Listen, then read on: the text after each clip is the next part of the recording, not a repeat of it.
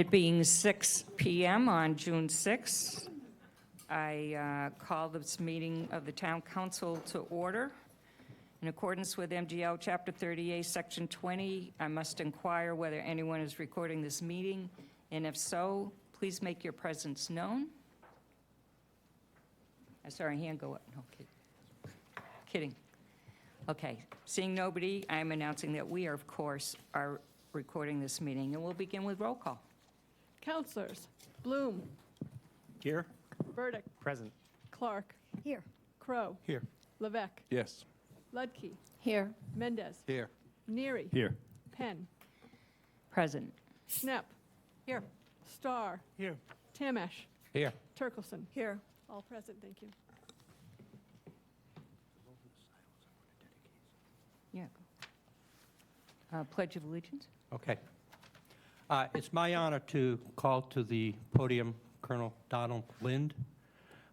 Colonel Lind is retired. He served a total of 37 years, 5 months, and 29 days in the U.S. Army.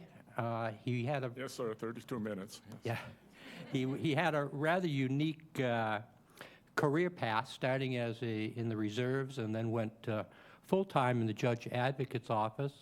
And he also was rather unique in that he started as an enlisted man and ended up a colonel.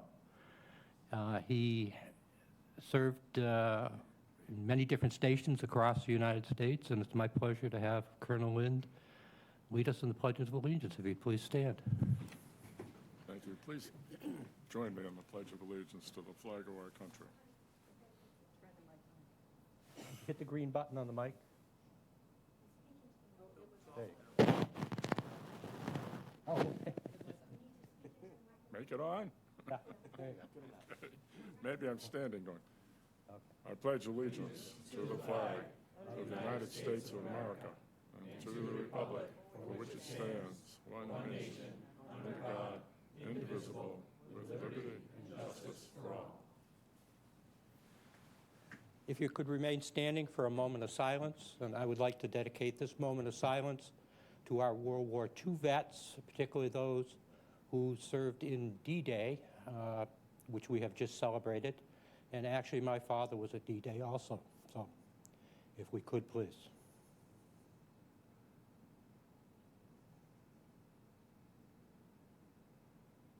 Thank you.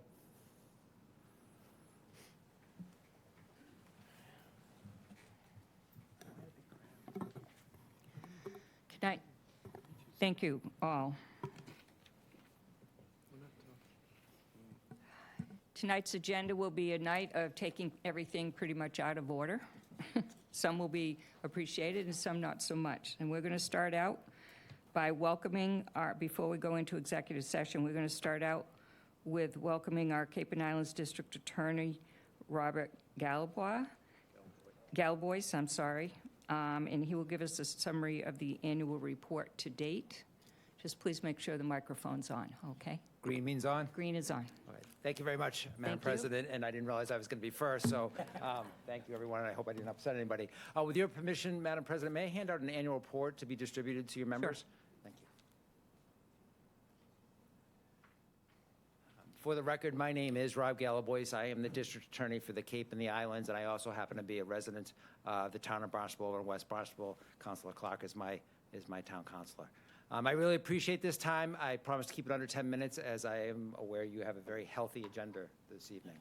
And I just want to touch very briefly upon a couple points that I mentioned last year, and I appreciated being allowed to speak last year. I hope to come before the town council at least annually with some updates, but I know there are several members, so I just want to touch upon a couple things I mentioned last year, and then a couple new things, and then I'll take my seat. So as you know, I was sworn in January of 2023, and my very first order of business was to swear in Jessica Alumba as my first assistant. For those of you that may not be familiar with the organization of a DA's office, the first assistant is the one that's essentially in charge of all of the cases. In our office, we handle approximately 7,500 cases on an annual basis across our 5 district courts, 3 superior courts, the appeals court, the Supreme Judicial Court, and the juvenile courts. The first assistant is also in charge of all of our employees, ultimately. We hover between 60 to 65 employees at any given moment. Just arrived at our office, having about 22 years of experience as a prosecutor in 3 different prosecuting offices: Plymouth County DA's office, Bristol County DA's office, and the Attorney General's office. And she handled, I believe, approximately 20 homicide cases before arriving at our office. It was a distinct pleasure to appoint her to that position, as she was the first woman ever to hold that position in the 48-year history of the Cape and Islands DA's office. So I still hold that as, to date, my proudest moment. I also want to share that as I was working towards getting this particular office, an issue that resonated wherever I went was the need for a mental health court. For those of you that may not be familiar with what a mental health court is, it's a specialty court session when a professional actually comes right into the courtroom and works with the struggling defendant to identify what is the core issue that brings this person into the criminal justice system. And as we all know, when you make that identification, you can then treat that core issue, reducing recidivism, making us all safer. When I was running for the job, we were the only part of the state that did not have a mental health court session. So I am very happy to announce and very grateful that Judge John Julian, the presiding judge of Barnstable District Court, took the reins on this and got it launched. I believe it formally opened up in September of last year, and Judge Teresa Wright is the presiding justice. We were asked to appoint a prosecutor from within our office to represent the DA's office in the mental health court. And when I asked the question who wanted to do it, very quickly, Shauna Suve, you might recognize that last name. Nelson Suve is a longtime Barnstable police officer. Shauna Suve is his daughter, and she has a bachelor's degree in psychology. She asked to be the prosecutor. We appointed her as such, and I can let you know the docket has been growing steadily and healthy in the mental health court session, and it's off to a really prosperous start, so we're very excited about that. Turning to now, like, what's gone on in the past year or so since I've last appeared before you, an issue that candidly was not really on the radar when I first took office was human trafficking. My second week on the job, I was invited to attend a coffee session with a guest speaker, Jasmine Grace, who's a survivor of human trafficking. This was in the middle of January 2023. When I walked in that the Great Awakenings coffee shop that night, there was about 25 people. There was one other gentleman. The rest were women. And the gentleman was a big, strong, strapping man in a blue uniform, turned out to be the chief of police for Orleans PD, Scott McDonald. So after listening to the incredibly compelling story by Jasmine Grace, I rang up Chief McDonald and went down to his office a day or two later just to ask him, what were you doing there? And he explained to me that he had a goal. He was trying to set up a human trafficking task force within the law enforcement agencies across the Cape. He wanted every single police department to commit a representative from that department, officer or detective, to this task force. I was inspired. I went back to my office, started talking with my staffers saying, what can we do? So we formed our own human trafficking task force of civilians. Folks that joined us were Cape Cod Path, some of you may have heard of them, People Against Trafficking Humans. You've got the Treasured Life Initiative that's based out of Osterville. We had Health Imperatives, Children's Cove, Cape Cod Healthcare, and they bonded together and started holding quarterly meetings and trying to figure out how we can promote awareness to the issue of trafficking, human trafficking. Keeping in mind, we are a prosecuting office. I went to our Cape Cod delegation. We did not have a human trafficking prosecuting unit within our office, so I essentially and candidly begged for funds to try to launch such a unit. And they listened carefully, and they gave us those funds. I went to a woman named Vanessa Madge, who worked in the Attorney General's office, handled HT cases across the state, asked if she'd be interested in coming down here to Barnstable and the Cape and the Islands to launch our HT unit, and she was agreeable. Shortly after her arrival, she began working with Daniel Whitney, who is our Director of Community Programs, and they applied for a particular grant. This grant is administered by the Mass DA's Association. The pot's $1 million. You have 11 DA's offices that compete for it, with the application ceiling being $100,000. So this office had never applied for it before. They got to work on it. As they're filling out the application, we learned the pot's been cut from $1 million to $450,000. Nevertheless, we submitted the application with our request for $100,000 and gave out the justifications why. Shortly afterwards, we were notified that we were awarded $97,051. Yes, yes, thank you, thank you. So, what do we do with the money? We gave $50,000 to an outfit called My Life, My Choice. That was founded by a survivor in the Boston area, and they had a presence in Boston and in the greater Boston area, but had no presence down here in the Cape and the Islands. So with these funds, they were able to come down and work with essentially adolescent and teenage survivors of human trafficking. We gave $10,000 to the Independence House, who everyone here knows, and they worked with the adult side, or the adult survivors of human trafficking. And the balance we gave to law enforcement partners and our members in our own office to engage in trainings, and they just came back from an annual conference in Dallas. So we consider the launching to be successful so far. I've been on a tour across the Cape and the Islands, various stakeholders, Chamber of Commerce, Cape Cod Community College, the YMCA, Department of Children and Families, Cape Cod Regional Transit Authority, and I want to recognize Tom Cahere because he was extremely receptive to it. And what we've been doing has been asking for help in promoting awareness to HT. We came up with a hotline.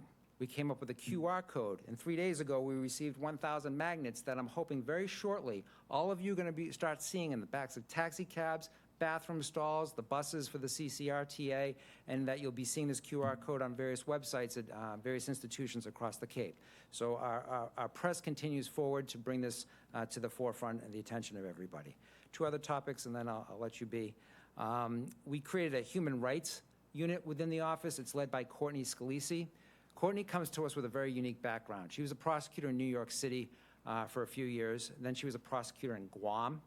And then she was a prosecutor in Anne Arundel County in Maryland, just outside of Baltimore. Why all that movement? Her husband's in the Coast Guard. But she brought that rich experience to the Cape when she joined us last summer, and she agreed to lead our human rights unit. All of you may be aware we've had some high-profile matters just in the short time that I've been in office. One occurred here right on Main Street, and it was recorded in the video, went viral, so to speak. We've also had an occasion where we had a white supremacy group tag signs on telephone poles outside of black-owned businesses in Martha's Vineyard. We had a near drowning in Chatham. We've had some writings on the wall on the Mashpee Wampanoag Language Reclamation Office, and there are a few other high-profile offices. Courtney is very well skilled and has launched investigations to all those matters and is handling all those matters that I just mentioned, and I look forward to announcing the results of the investigations as they draw near. The last topic I wanted to talk about was community engagement. Again, as I was running for this job, that was another issue that resonated pretty much wherever we went. The need for deeper community engagement by this district attorney's office. A lot of people didn't know what the DA's office did, and certainly didn't know people inside the DA's office. So we created a new position, the community engagement officer, one of Barnstable's own. Some of you might recognize the name. Her name is Kelly Quealy. She worked in the DA's office for about 12 years as an administrative person before getting this job. She's a lifelong resident of Barnstable, and I charged her with a task. We created a new community coalition. There's going to be a chapter in every single town and on each island. There's one meeting here in Barnstable in a couple of weeks, and we gave it a nice little name of DA and Us. And what the goal is gathering here in Barnstable about a dozen folks, people that have never engaged in civic work in their life. Some of the local elected officials have been asked, and the hope is that we be able to keep our finger on the pulse on the communities that we represent. It was keenly noted by one of our staffers that when you look at Cape Cod from satellite, you see one Cape Cod. But as we all know, we have 15 different towns. Not only would I suggest we have 15 different Cape Cods, a lot of us represent ourselves from what village we come from, so we have much more than 15 different Cape Cods. This is, again, another way for us to try to keep a finger on the pulse of what's going on. The mere 17 months that I've been in office, I've noticed such things where over here I may have an uptick in fraud cases with the elderly. Over here it might be hate incidents going on in schools, and over here the opioid crisis might be raging more than other particular communities. So this is just another layer and another resource as we work with our law enforcement partners to keep a finger on the pulse. I really appreciate your time. I'm going to leave with this. Shortly after I took this position, I learned that the Northwest DA's office, that's Franklin County, Hampshire County, they're big towns, Northampton, Mass, many of you probably have heard of it. They pretty much mirror our population, about 260,000 people. That's almost us to a person when you look at Barnstable County, Dukes County, and Nantucket County. Of course, our summer population is just off the charts. But when you compare us with the annual population and the number of courts we actually have a higher criminal caseload. When I took office, our annual budget was $5.5 million. Theirs was $8.5 million, or 60% higher. So you can imagine the number of phone calls that I had. I learned this when I went out for a meeting shortly after being elected, coming down the Mass Pike with our Cape delegation saying, realize I'm first-term DA, realize I'm first-year first-term DA, but I'd like a 60% increase in my budget so I can offer the same level of services as they do out there in Western Mass. Why am I bringing this up? This September, my team is starting to put together quite the agenda to explain why we're going to be making such a request to juice up our budget so we can provide the same level of services. I am then going to go back on the tour and ask for community support. So I am going to be asking if I can come back in September with some specifics. This is what we were looking to do, and this is what it would cost. I'm just trying to put this on your radar screen right now. I realize it's been, my time is up. I really appreciate your time, and I'm going to leave some extra annual reports on the table if you would allow, if anyone wants to grab it on their way out. Thank you very much for that thorough report, and you're always welcome. Thank you very much. I appreciate it. Have a good night. So I move we go into executive session pursuant to General Law, Chapter 30A, Section 21A3, to discuss strategy with respect to litigation, since a discussion in open session may have a detrimental effect on the litigating position of the town and town council. Specifically, the council will discuss litigation strategy with respect to Park City Wind LLC's proposed offshore renewable wind project in the town. The council will return to public session after the executive session. I need a second, Second. and we need a roll call vote, please.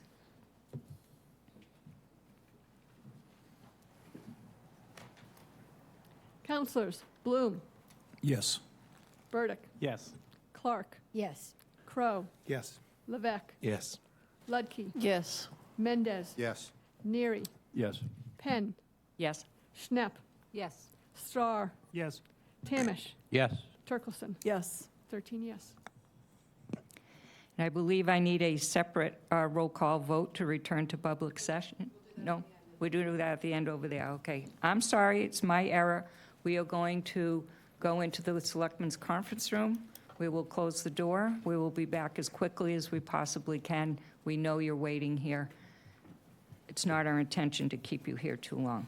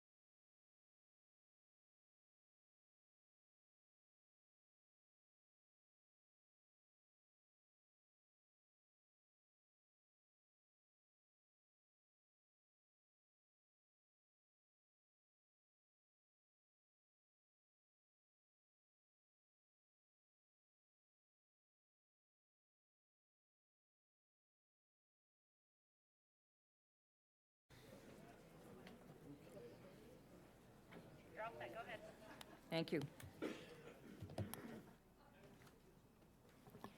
We are back in public session. Thank you for your patience. And next on the agenda is public comment. So you had 3 minutes. Please identify yourself, state where you live, make sure, sign in, make sure the microphone is on. I think that's all the rules. Thank you. Good evening. My name is Gary Peters, resident of Barnstable and a member of the steering committee of Save Greater Dowses Beach. We did notice that most of you noticed our group out front as you came in this evening, which was meant to remind the council of the issue of the risks that offshore wind infrastructure to the town of Barnstable, and that this issue has not diminished in the minds of local residents. On the contrary, resistance to these projects appears to be growing as more towns on the Cape become threatened by the prospect of additional projects.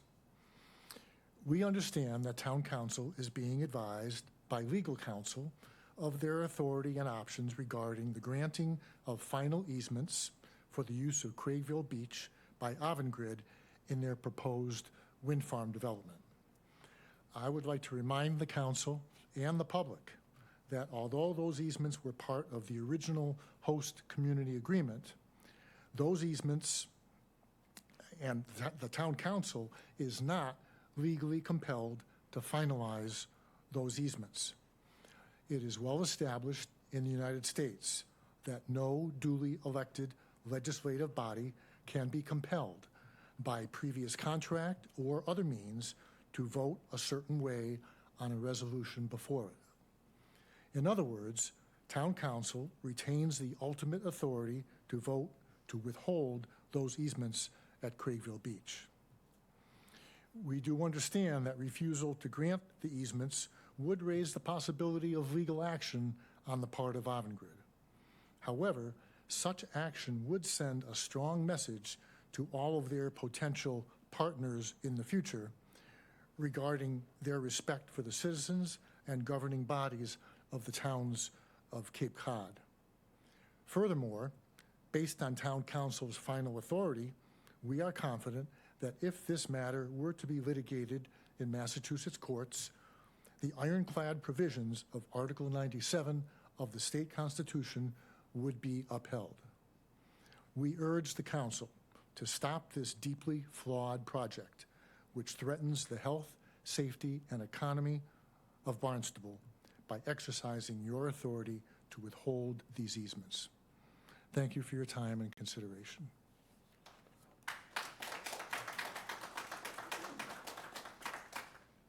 Good evening, councilors. I'm Hector Gunther, also on the steering committee of Save Greater Dowses Beach.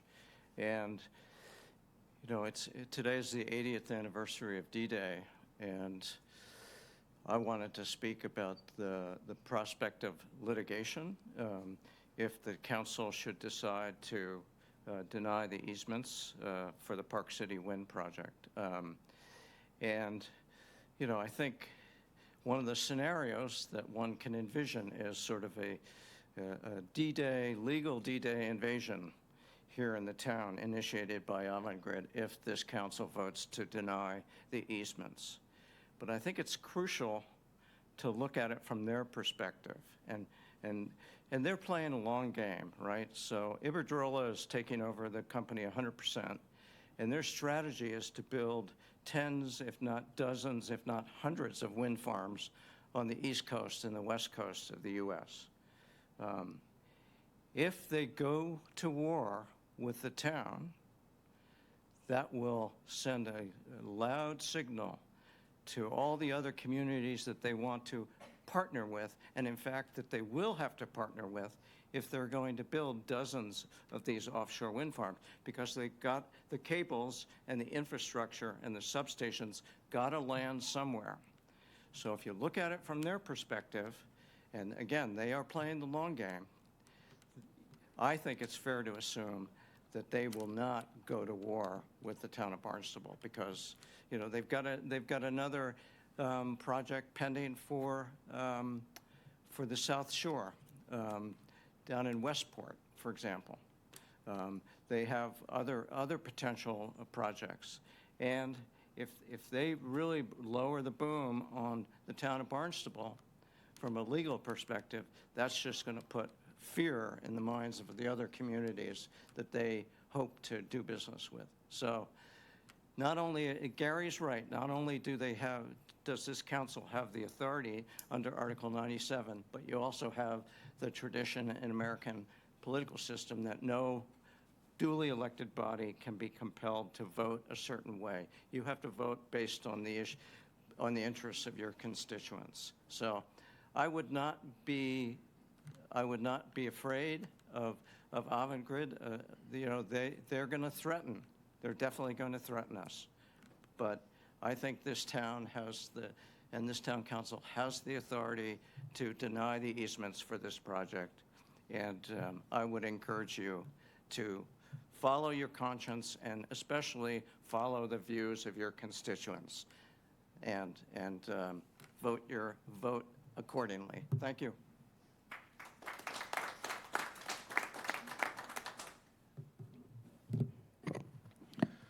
Hello, everybody.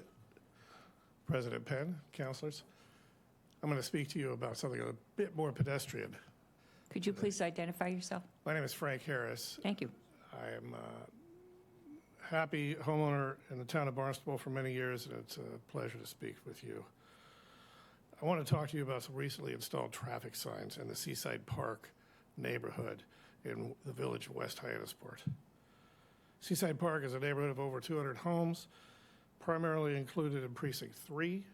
Some of it's in Precinct 4. The area, also known as the Avenues, was created a little bit over 131 years ago. My family's owned homes in Seaside Park since the early 60s when my aunt, Helen Harris, who actually used to be a Barnstable town councilor, bought there, and I've owned a home there since 2013. Like all the other neighborhoods in Cape Cod, the population increases significantly during the summer. Seaside Park has historically had the association just installed informal traffic signs throughout the neighborhood.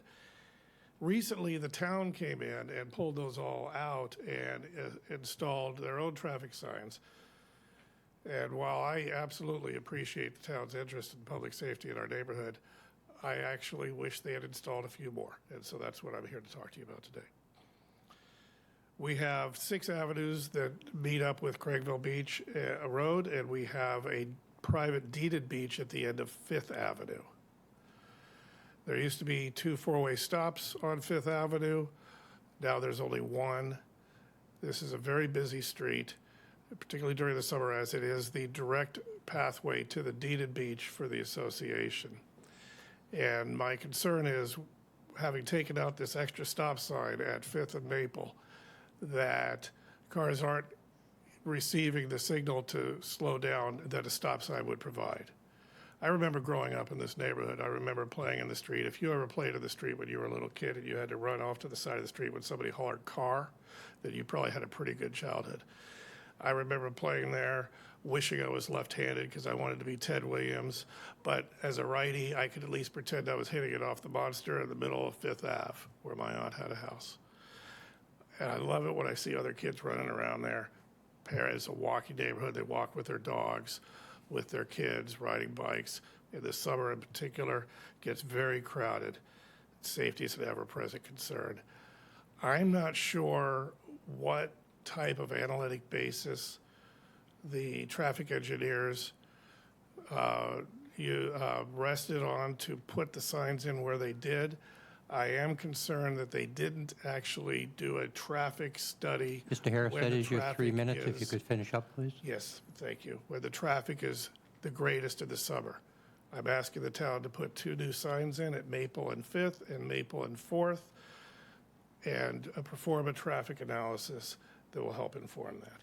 Thank you again for your time. Thank you.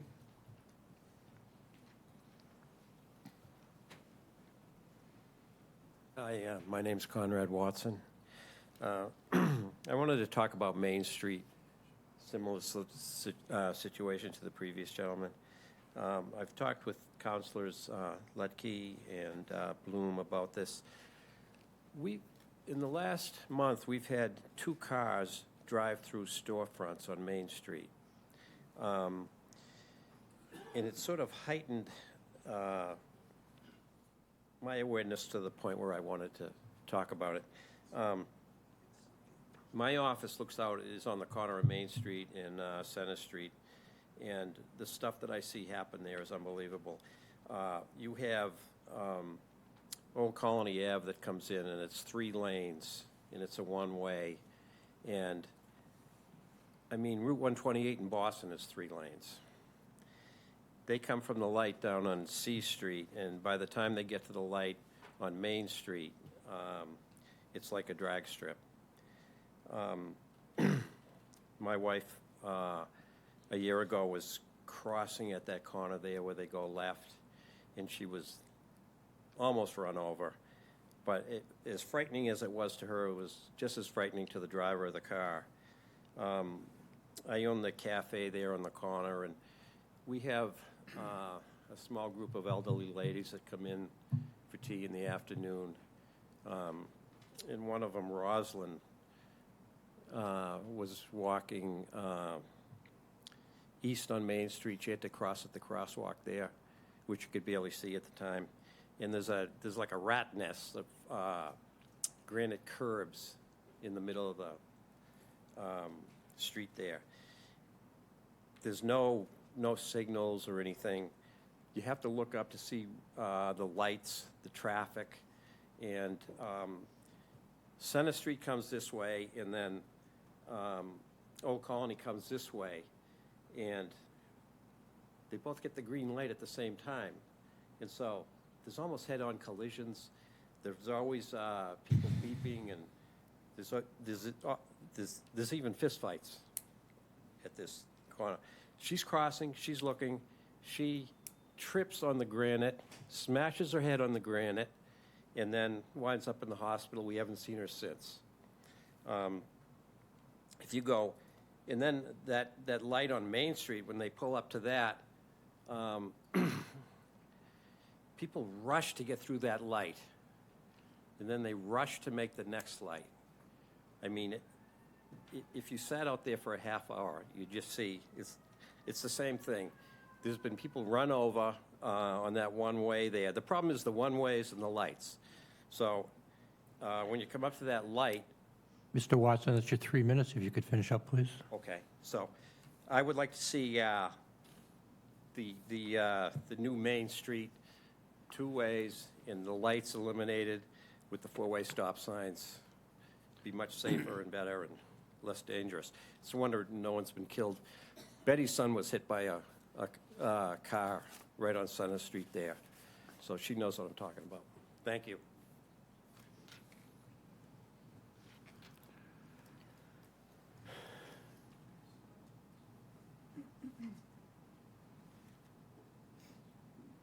Good evening.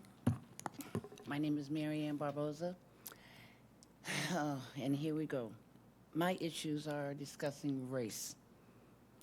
I brought this issue before the board a while ago,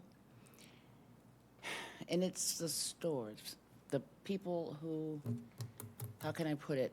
It's gotten worse, okay? I know we had issues with the police, but we don't. I'm not saying the police are where they should be. It's not 100%, but at least the police know if they're doing something. If people complain to the chief, as like the previous chiefs, we're taken serious and something's done.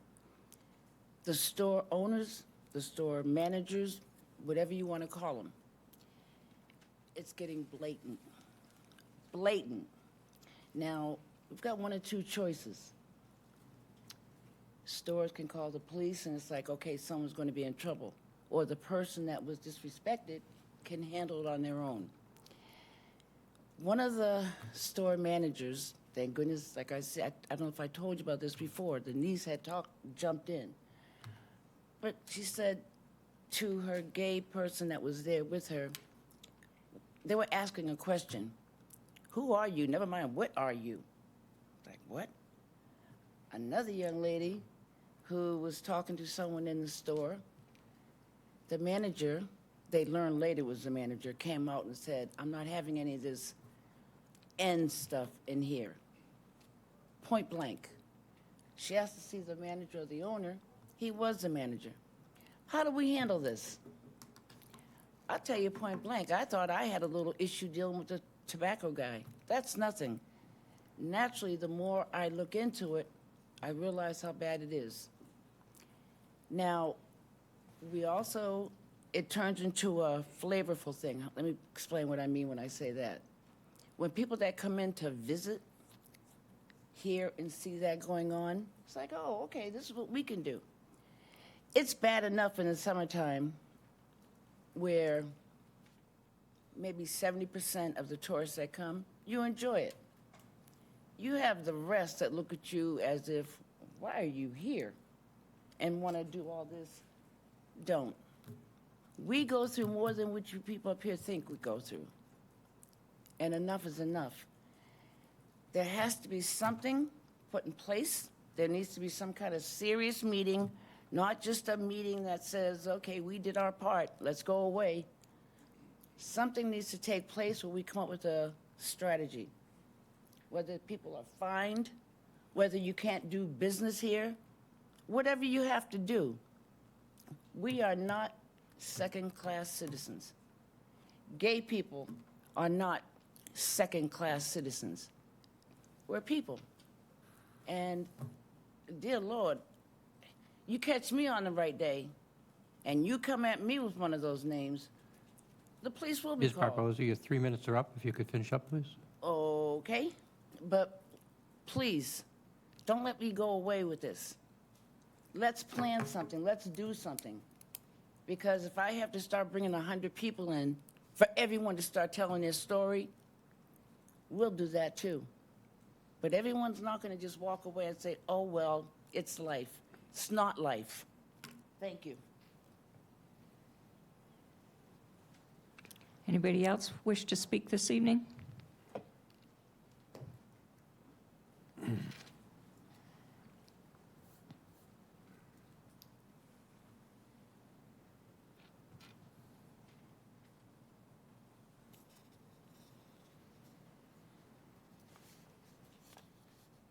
Good evening, councilors, and President Penn. I didn't even plan on saying anything tonight, but what Gary and Hunter said just needs to be supplemented with two little things. Number one, I've practiced law for a long time and litigated a lot. And the one thing I never was afraid of was litigating. Never back down. Sometimes you have to reach a settlement. I don't even know whether as counselors, there's a risk for you approving something and having it come back on you individually. I don't think so, but I wouldn't want to see that happen. And the other term that I would really like to see abolished in the community in general is done deal. Done deals do not exist unless you let them exist. So I hope that those are things you give thought to as you deliberate and make the decisions that are very burdensome to you. For a lot of you, you're new to this, and it's a huge decision to make. For those of you that have been on the council before, you know what the issues are. You know how to weigh them. But I think that there's ability here to really sit down and talk about it and come up with a decision that's going to be in the best interest of the town and the best interest of yourselves. Thank you. Thank you.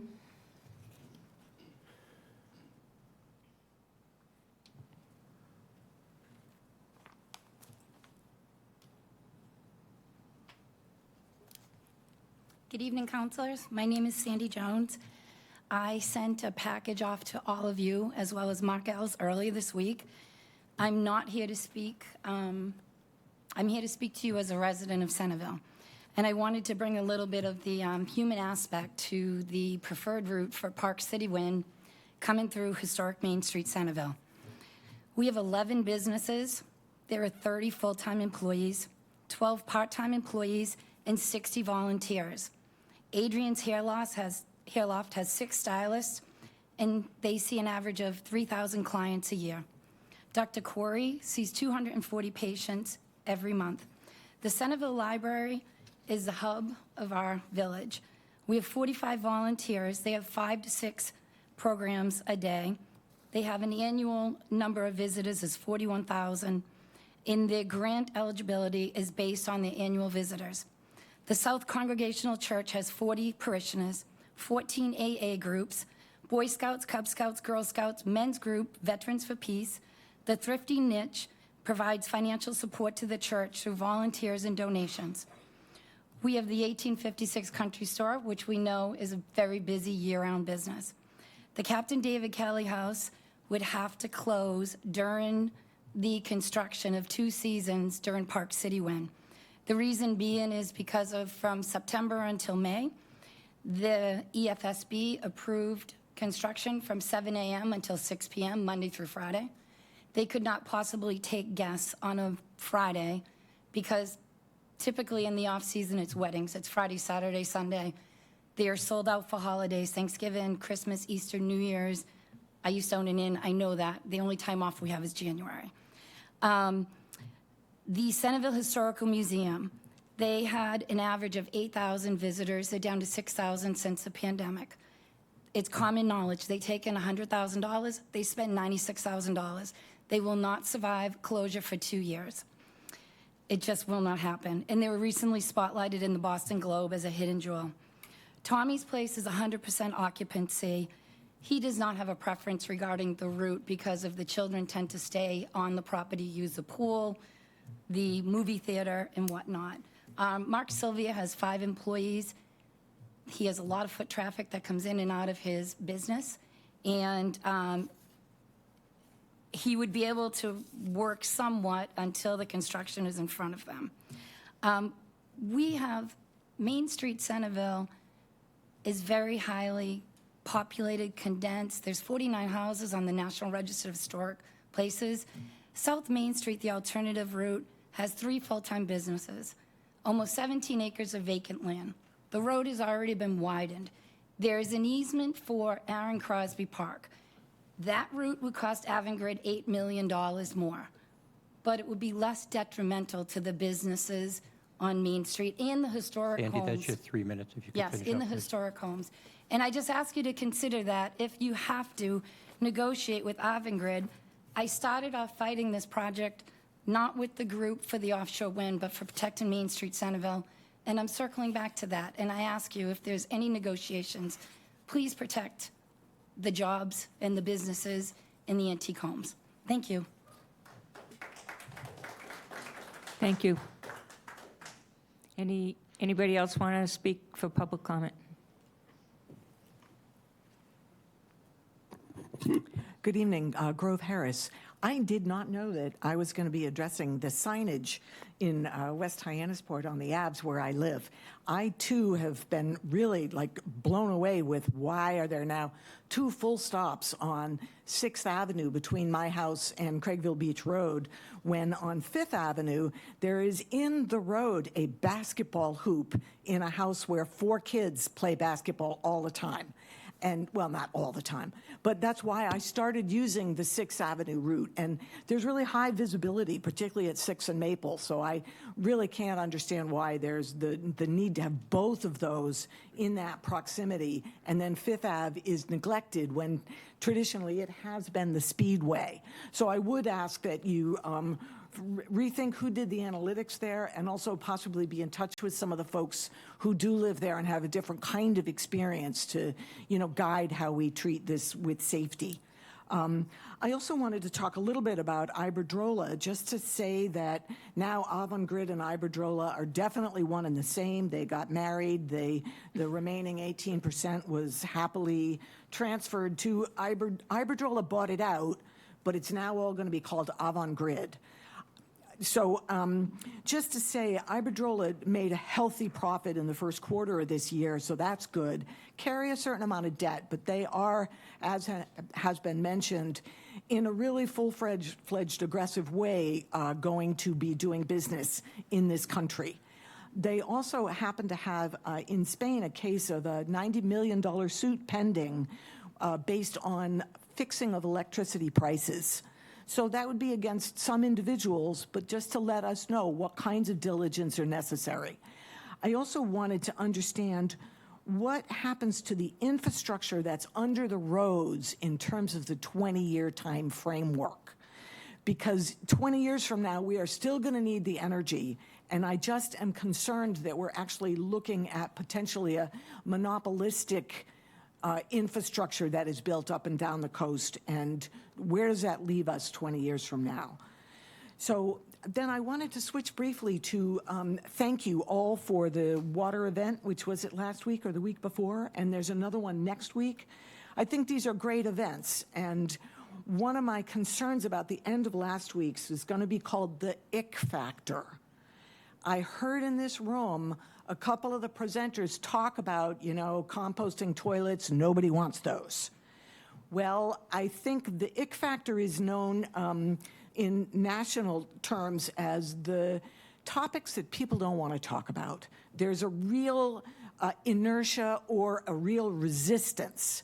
But in terms of composting toilets, we need leadership on the part of this town to make sure that people are talking about the reality. Now, we know it's complicated. There are composting toilets, say, at Herring Cove down in Provincetown. These are open pit composting toilets, perfect for a beach year-round. You would not want one in your home. But we talked a little while ago about needing to have some kind of an innovative center so that people Ms. would Harris, your 3 minutes are up. If you could finish up, please. Thank you. Would people to be able to explore the reality of the new technologies, one of which is an incinerating toilet, many of which are the kind that are used in really high-end RVs and on boats, and there's a wide range of possibilities. We would be talking about $10,000 per home rather than $150,000 for sewerage. Thank you.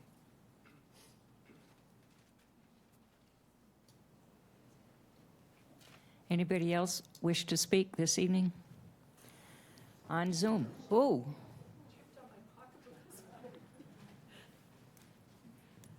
Roberta Mock, 80 Greenwood Avenue. I'm not very prepared, but I just want to reiterate how much against this offshore wind farm I am. There's things that are repercussions that we need to consider. For example, the substation fire we recently had created a lot of chaos. These substation fires are not, they have to be put out a certain way because they're toxic. There's one out in Otay Mesa, California, in Morro Bay, California. It took them 2 weeks, still going. All of that toxic fumes going in the air, putting our firemen at risk. The expense of replacing that. We're putting ourselves at risk with these substations with the batteries. It's this new technology with new problems that we have to consider when we make these decisions. I don't see why we can't put the brakes on, do our due diligence.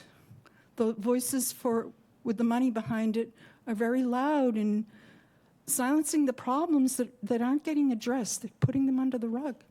That's one that concerns me. Another one that concerns me is this, and I don't understand the process, but I know they have to do something with the plankton. They bleach the water and heat it up to 90 degrees, creating an environment for that would interrupt the life cycle of the plankton, the lobsters, the seafood. I mean, we're dealing with dwindling numbers, and we have to deal with this process of bleaching the water to keep the stations cool. I think that's something that could create a lot of problems.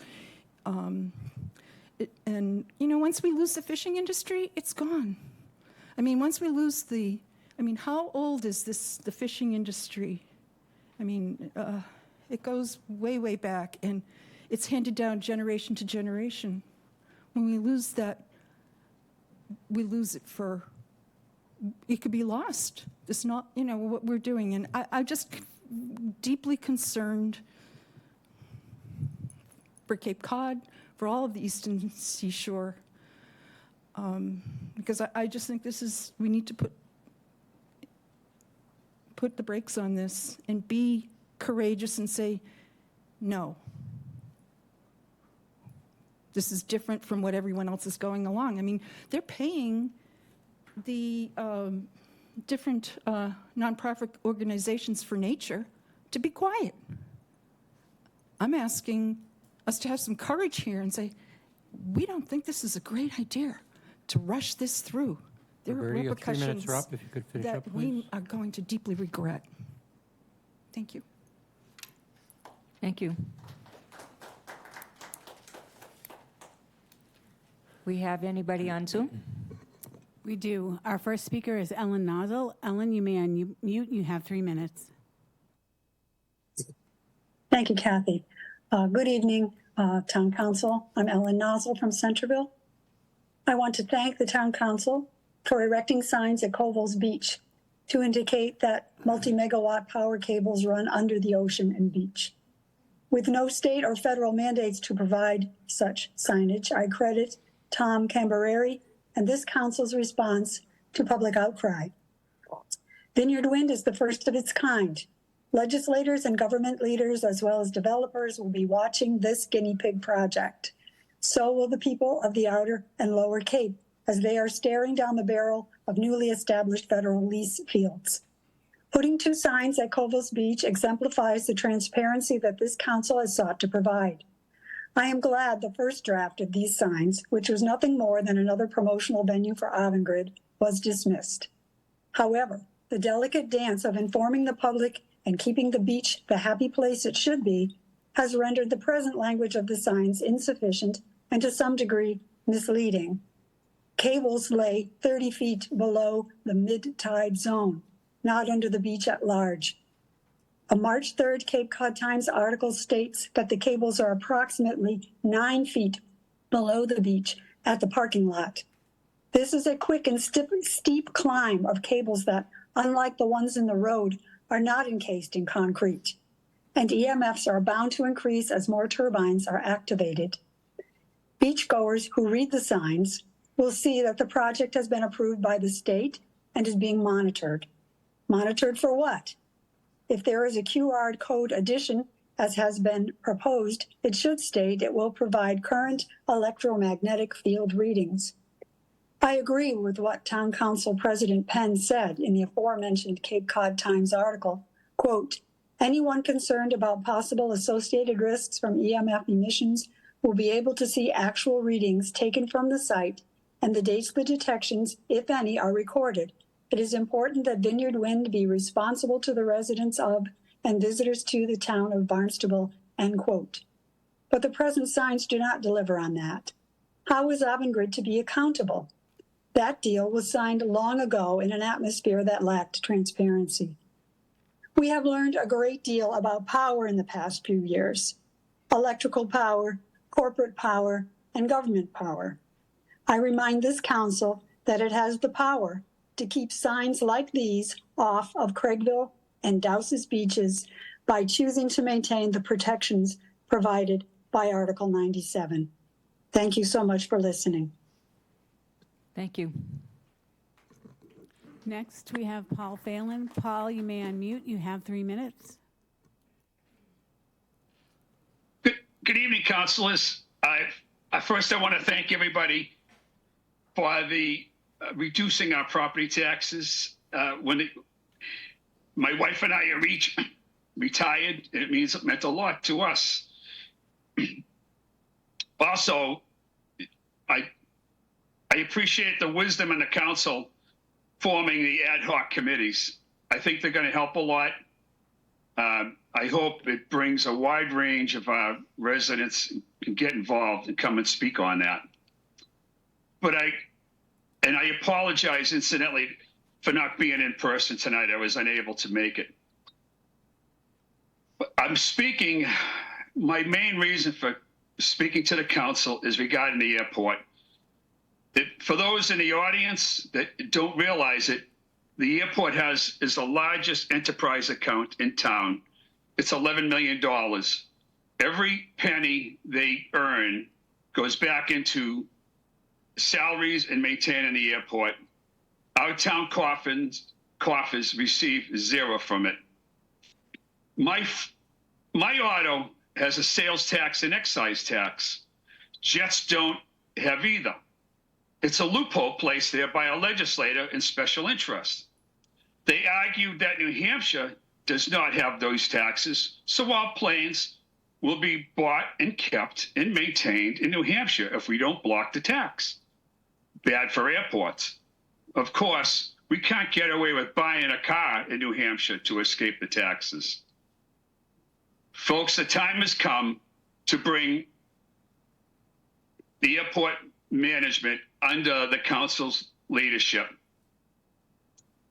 The 650 acres could be used for all residents and for better purposes, whether it be small business, residential, or recreation. I hope that you all will keep an open mind. We did see recently there was one airline that's coming in seasonally, and I want to emphasize this is just a seasonal airline coming in out of 40 airports that operate out of Logan. The time has come, councilors, to take a serious look at merging Cape Cod Ghost Airport with the Joint Base Cape Cod. Thank you all very much. Thank you. There are no further folks on Zoom. Okay. Last call for public comment. All right. Thank you all for your interest. Council response to public comment. Anybody on my left? Councilor Tamish. I would like to thank Sandy for her very succinct and thorough analysis of Main Street, Centerville. There's a lot there that you said that we should be taking into account, and thank you for the work that you did on that. Council Lucky? Yeah, I know we have a long evening, so I'll keep it brief, but we had some fantastic speakers tonight. Mary Ann, you always speak so beautifully, and I think having you speak tonight with the district attorney, Galibois, who brought up exactly the same points that you brought up. You two are in sync, and I think it would be excellent for the town of Barnstable to perhaps take the lead from what the district attorney has done in the focus areas that he's looking at to address exactly your concerns. And I was also impressed with the district attorney who went and got that grant money, and he immediately expended it.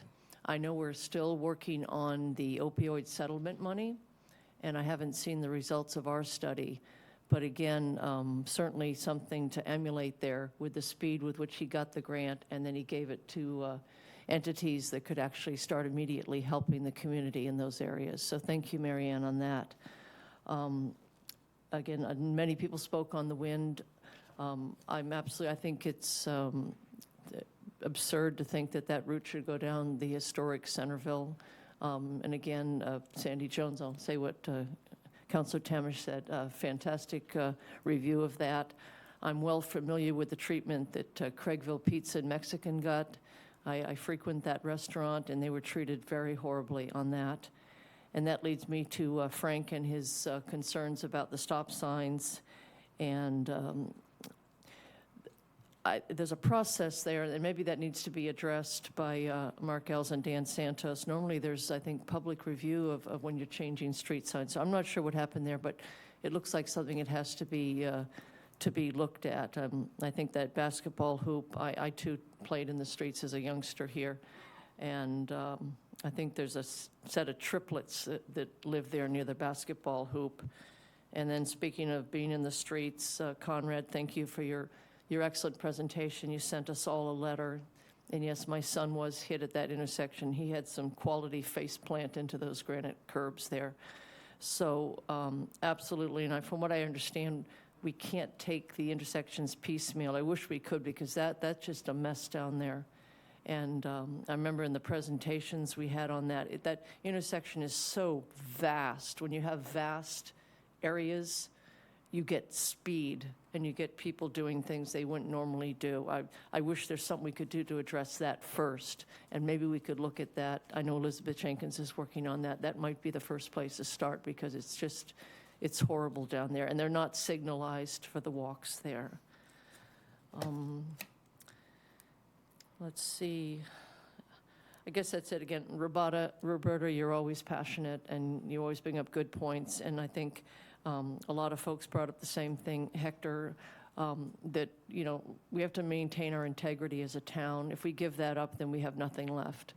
So we have to stand strong and not allow ourselves to be led into something that isn't really best for us. And someone said, you know, do what's right for the town. And I think those are important lessons for us to listen and do what's right for the town. Thank you. Anybody else, comments? Council Bloom? With regard to the great comments that were made by Dr. Harris and by Mr. Conrad, I think that there is a lack of respect out there that no sign is going to cure.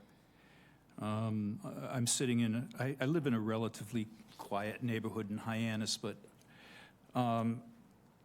it's not surprising to me when I can hear them, you know, racing in Hyannis, up and down the streets, racing. I mean, and it's not like, you know, they're, you know, taking one turn down the road. They're doing it over and over and over. Sometimes it goes on for 15 minutes. It's crazy. And so I think I think we also need a certain element of enforcement to deal with it, because those people are not going to respect the signs that we put up. And we need a little bit more respect in that regard, because someone will get killed. Betty's son almost did. Thank you. Anybody else? Council Crowe?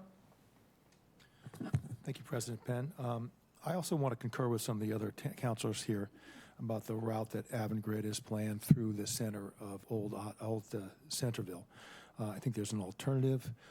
If we're going to have these come on our beaches, I think the company can do at least a little bit to alleviate the damage that will happen to these old villages that are quaint, and I'd like to see them choose a different direction also.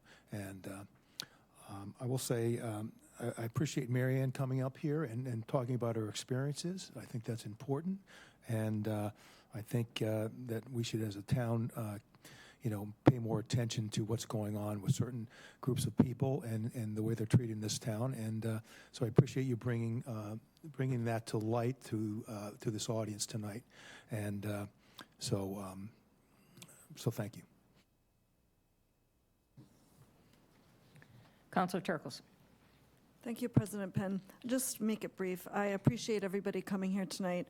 I met with the Woquacket Lake Protective Association on Sunday, and I asked to poll the audience how many people attended a meeting, and I think 3 out of the 55 people there have attended a meeting. So I appreciate people's advocacy, speaking up for what you believe in, coming, Marianne, and bringing us issues that might not be in my daily experience, but I'd like to know about those because I think that's important. So this is the place where we can come together and speak about things that are on our chests and respect each person's opinion and listen to one another. So thank you for that. All right, seeing no other takers on response to public comment, we'll move for town manager communications, which were pre-recorded, and we have a summary of bullets that were distributed for our convenience so we can remember everything. Does anybody have any questions for the town manager? He's sitting very patiently in the back row. He'd be happy to answer your questions.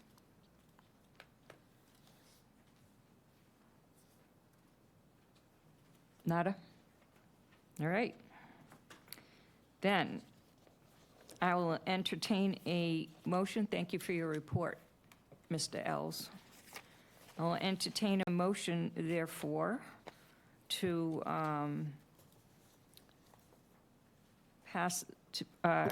to accept the minutes as presented. So, second. There's a motion and a second. Are there any comments, corrections, amendments, deletions? Seeing none? All those in favor? Aye. Anybody abstaining? Okay. Minutes are approved as presented. Communications from elected officials, boards, committees, staff, commission reports, correspondence, and announcements. On my left, Councilor Clark. Thank you very much, President Penn. I did attend the civics project at Barnstable High School this week, and I congratulate the students for their work. I was glad that the council approved the improvements to the bathrooms because there were 4 presentations on bathroom hygiene, along with affordable housing, teen mental health, and the cafeteria food. So I applaud and welcome our students for being civically engaged, and hope that they will join us on the council someday. Thank you. Any other announcements on my left? Council Crowe. Yeah, I just have a comment. It deals a little bit with the presentation by the town manager.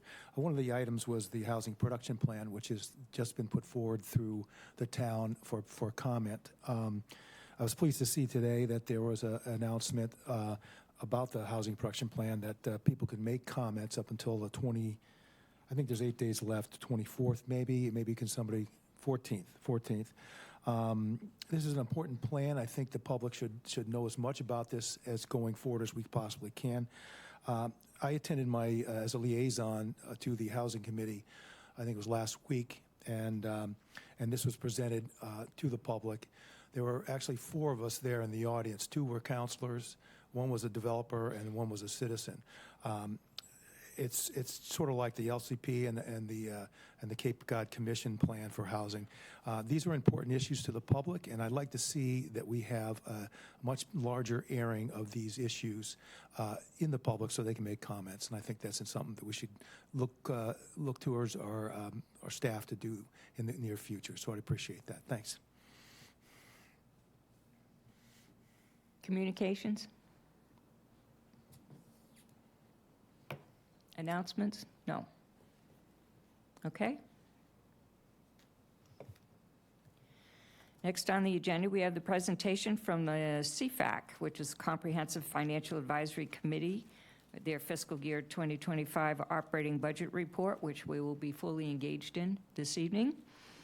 And representing them to do this presentation is Chris Lauzon. Did I say it wrong? Lauzon. Lauzon. Excuse me, Lauzon. I'm so sorry. Yes. I apologize for that. It's all right. He's a committee member, and he's going to take us through it. I appreciate that. Good evening, councilors. Before I get started, I just wanted to say I appreciate Vice President Tamish, the moment of silence for our D-Day veterans. I'll mention my great-uncle. He's a West Barnstable resident, about to turn 100. He was on the beaches of Normandy 80 years ago, so we appreciate him today and every day. Lynn has the report up on the screen there. I know all the councilors received it. Hopefully you all reviewed it and enjoyed it. We put a lot of hard work into it. I was small party to it. My colleagues really did a lot of good work. A couple of them are here tonight. Obviously, Finance Director Mark Milne does a great job. Craig is our town council liaison. We appreciate him and everyone else. I don't want to get too bogged down in the details. I don't want to go line by line. We'll do kind of a high-level analysis. Just starting on page 3, there are several concerns that were raised as we were reviewing the numbers. And it's not obviously an insignificant amount of money. The general fund and the enterprise funds, it's over $250 million for fiscal 25 that's being proposed. And that continues to go up steadily year after year. So some of the concerns that we found while analyzing the numbers, the 2 largest cost centers are the schools and the employee benefits, and those continue to rise year after year. And some of the way that the town has compensated for that is with reserve funds. And there's been a heavier reliance on state aid as well, which did not come in for fiscal 25 where it was expected to. So that puts pressure on the finances of the town. And the town has been very fiscally responsible for a long time. That's been borne out by the fact that we haven't needed budget overrides. A lot of other towns, even here on the Cape, have overrides on an annual basis. So Barnstable really has done a great job with that for a long time. But the growth in those two parts of the budget, which are the two most significant parts of the operating budget, is concerning, and that needs to be something that's looked at by the town council carefully to manage those costs, because obviously it's unsustainable to use reserve funds to try to balance those budgets. Second item we found concerning was the increase in the enterprise fund reliance on other sources other than the user fees. The enterprise funds generally are self-sustaining. The Youth and Community Center receives a lot of assistance, but generally speaking, they sustain themselves through user fees. But over 20% of the budget now for the enterprise funds is coming from other sources. So again, as that increases, it puts pressure on the town's resources. I mentioned state aid. Again, the town is becoming more and more reliant on state aid, but that's not a consistent item that we can rely on. The amount, again, that we expected for 25 didn't materialize, so obviously that takes resources away from other parts of the town's budget to compensate for that. So we just urge caution in relying on increases in state aid year after year. There have been significant increases for several years now, but again, fiscal 25 didn't materialize.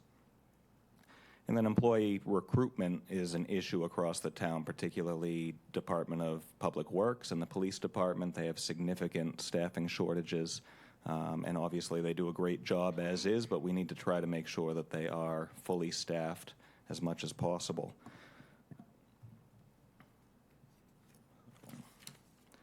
If we can go on to page number 4, I just want to point out on that theme of increased state aid and reserve funds, if you look at that chart, general fund intergovernmental aid, primarily Chapter Fund 70 education aid, it's almost $30 million. And that's the revenues for the general fund this year. And then at the bottom, reserve funding over $6 million. So $36 million of the general fund revenue is coming from state aid and reserve funds. Like I said, that's not something that's sustainable long term. Because the town has been fiscally prudent for a long time, we have access to those reserves, and that helps on a year, in particular years where we need that, but you can't rely on that year after year or those resources will be depleted. So that's just something that the committee wanted to bring to the attention of the town council, because that is cause for concern as the years go on. And then on page 6, it demonstrates the amount that the general fund has grown over the years. If you look from fiscal 2020, $170 million, it's grown to $213 million in fiscal 25. That's nearly a third in 5 years. So that sort of growth is not sustainable. Again, we've seen a lot of reasons for that. You have increase in permits, obviously property taxes as the cost of property has gone up. Inflation and interest rates have actually been beneficial for the savings of the town. It costs more to borrow money, but we're also making more money on the savings that the town does have. So you've seen the revenues of the town go up significantly year after year for the past 5 fiscal years, particularly 23 to 24, and again from 24 to 25. But long term, we need to be cautious about that, because that's not going to continue indefinitely. And from there, and please ask questions or whatever, I just want to do a, high-level analysis of some of the most concerning parts of this. Jumping all the way to page 19, we look at the sewer commitments. Obviously, comprehensive wastewater management plan, that's the most significant thing that the town is facing and that the town ever will face. If you look fiscal years on those charts from 25, the expenses and the funding, it's favorable right now, but as you go towards fiscal 29, you start to see a deficit. So the town has been able to cover the costs of CWMP adequately to this point and will be for the next few years, but we're looking at a significant shift starting in fiscal 29, and unless new revenue sources are identified, that will get worse as the years go on. And fiscal 29, we're only 4 years away from that, so decisions need to be made relatively quickly how that's going to be addressed.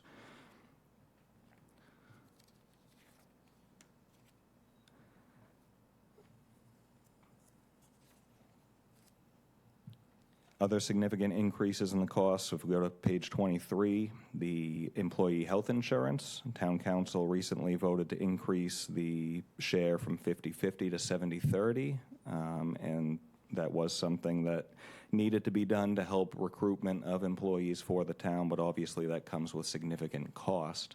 And that's an indeterminate cost until the open enrollment is over, obviously, depending how many people sign up. But that adds a tremendous amount to the budget. Debt service also is increasing.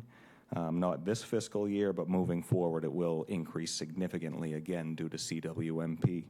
And if you look at that chart further down, 5-year plan from fiscal 24 to 25, a little under $300 million for the CWMP. From fiscal 25 to 29, it goes to $430 million. So again, fiscal 29 is going to be an inflection point for the town, and we need to be prepared to deal with that. So just looking ahead at what all of those things mean, again, CWMP is the primary concern financially for the town. Our current revenue sources, traditional lodging taxes, local meal taxes, short-term rental taxes. Cape and Islands Water Protection Fund has been very helpful with that. Low-interest loans, which are aided by the town's AAA rating. Obviously, like I said, the town has been very good fiscally for a long time, and that helps us with borrowing money. Then you have general fund contributions, sewer assessments, which will increase as it comes online, and use charges for new customers. In the past, CFAC has advised possibly a water infrastructure investment fund and local taxes on real estate transfers as funding sources. The water infrastructure investment fund would only address a small portion of the needs, estimated at $4 million annually. And then a local tax on real estate transfers would require legislative action, which there is something pending at the moment. We'll see what the results of that are. But given all of those things, though, it is increasingly likely that an override will be needed at some point. So again, we urge the town council to act sooner rather than later on that. Really, by the end of the next calendar year, a decision needs to be made to plan for fiscal 29 and moving forward. The staffing concern, just to wrap up with that also, CFAC would advise a salary study. That was something that was brought up when we had discussions with the DPW to examine the salaries that are being offered to potential employees, from laborers all the way up to engineers and other professionals, just to see if they're in line with the private sector and how the town can get them more in line so we can recruit the people that we need. And on the police department end of things specifically, we maintain a civil service requirement, which that complicates the hiring process. A lot of police departments have gotten rid of that requirement, so we urge the town council to move forward on removing that requirement if it makes sense to do so. That's all I've got for, analysis of some of the concerns. Like I said, if anyone has any questions, I can do my best to answer them, or I can direct you to Mark, certainly. And I appreciate your time. Thank you for the overview. Questions, comments? On my left. Councilor Levesque. Thank you, President Penn.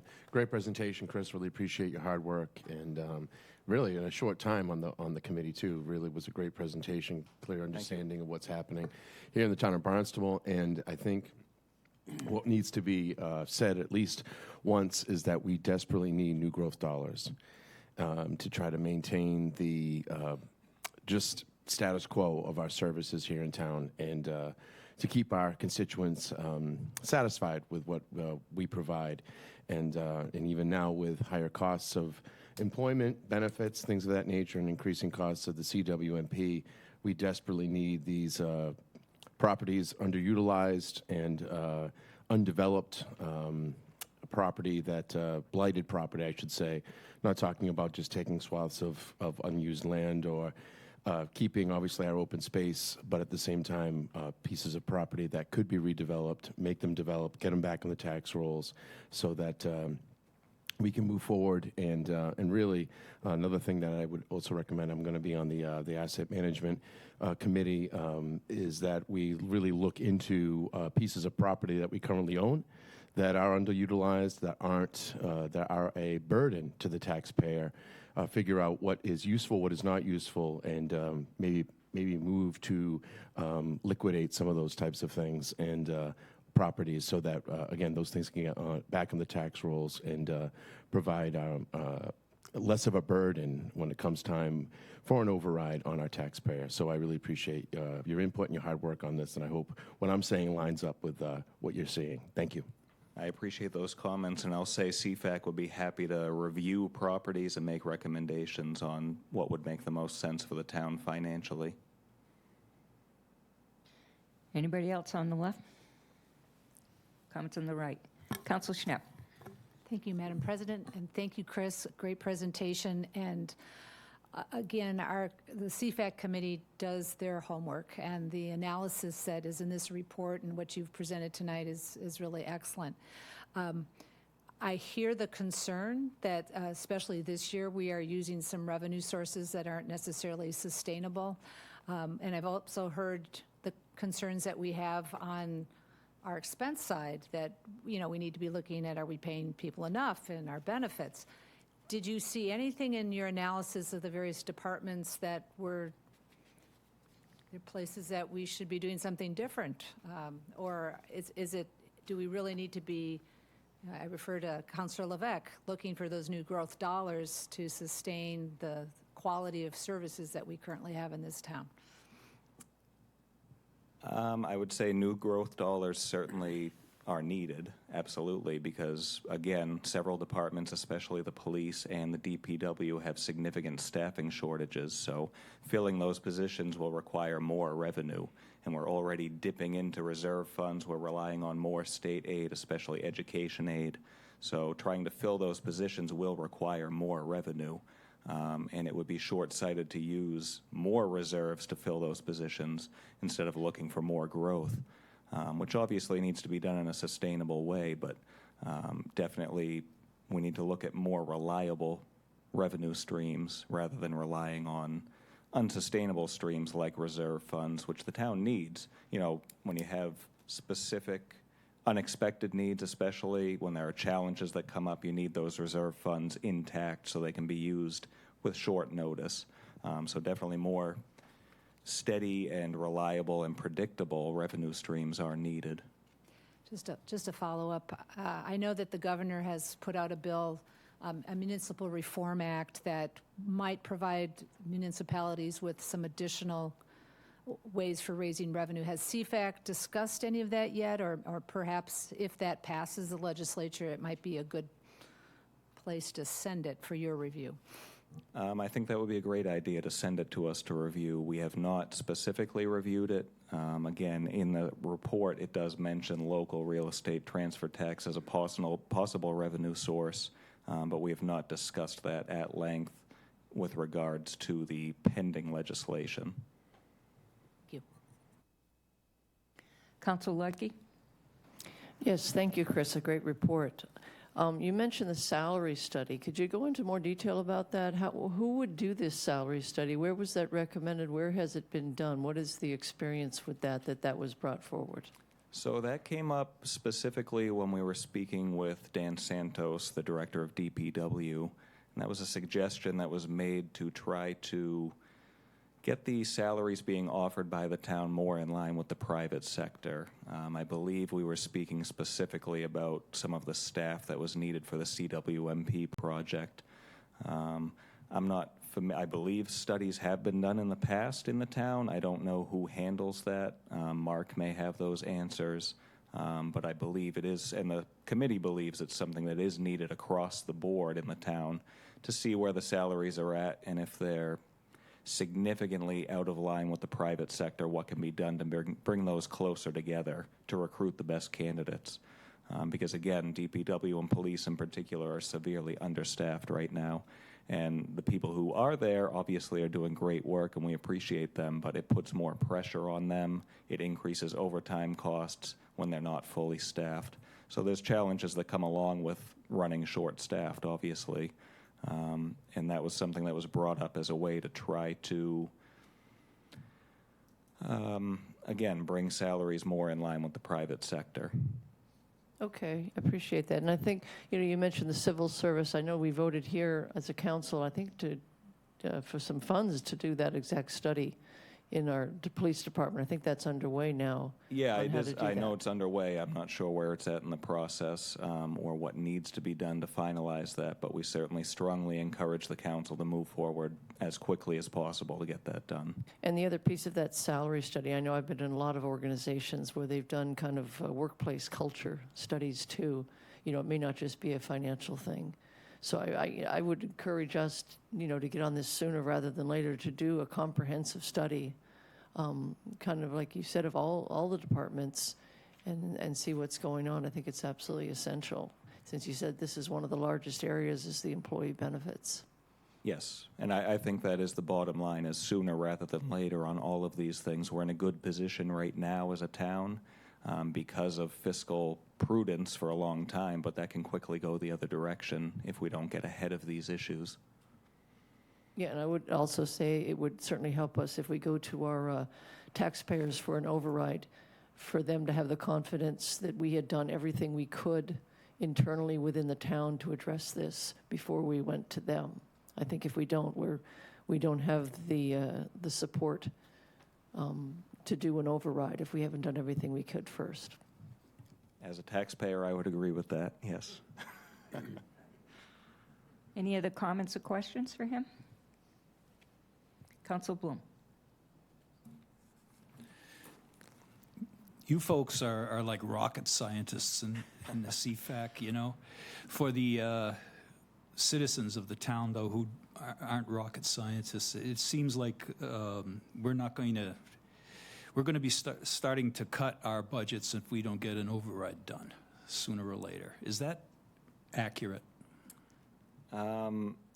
On my own behalf, which I'm not a rocket scientist, I'm a mechanic, just so everyone knows, but speaking on my own rather than for the committee, I believe an override is inevitable at some point. It's just a matter of how significant that's going to be.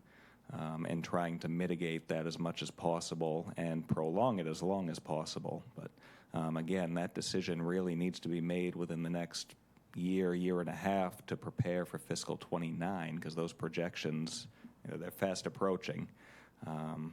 So that needs to be done sooner rather than later, and I think it behooves the council to move quickly on that. So going back to what Betty said, we want to show the citizens that we're looking for alternate routes to collect money. We don't have much time to do that, do we? No, again, the assessment of the committee is that by fall of 2025, calendar 25, a decision's going to need to be made. Okay, thank you. Any other comments, questions? Councilor Tamish. Excuse me. I just wanted to thank Chris, and also here is Hector Gunther and Jim Sproul from the committee. And I can't see behind you, Chris, if there's anyone else here, but thank you for the work that you've done on that. Tremendous amount of work.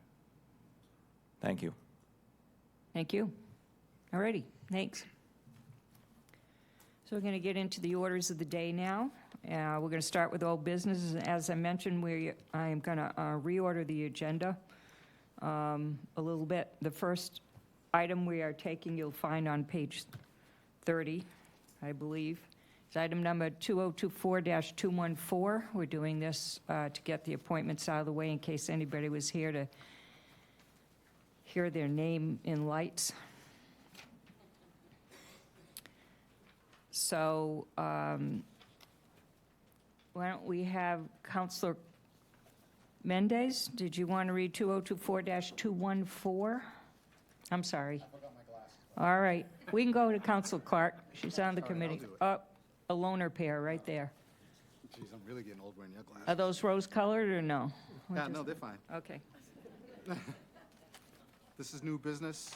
I'm sorry, old business. Item number 2024-214. Is your mic on? Okay. Appointments to a board, committee, commission, ad hoc committee to assess and recommend strategies for housing creation within the town. Mary Ann Barboza, registered voter. Hilda Hay, Chair Housing Committee. Rick Presby, registered voter. Laura Schufelt, registered voter. May be acted upon majority vote. Second. All right, we have a motion and a second. This just requires a majority vote. Is there any questions, comments, discussion? All right, all those in favor signify by saying aye. Aye. Great, thank you for that. Next item is item number 2024-215. Council Clark, do you want to read this? Page 31. Gladly, President Penn. This is old business may be acted upon by majority vote. Item number 2024-215, appointment to a board, committee, or commission. Resolved that the town council appoints the following individuals to a multiple member board, committee, commission. The committee to review and assess zoning and review the town's use of regulatory agreements. Ken Alsman, registered voter. Christopher Kuhn, registered voter. Catherine Campos Ledeck, registered voter. And Bob Schulte, registered voter. Okay, that's a motion. I need a second. Second. We have a motion and a second. Any discussion? All those in favor? It's unanimous. Thank you very much. Next item is 2024-220.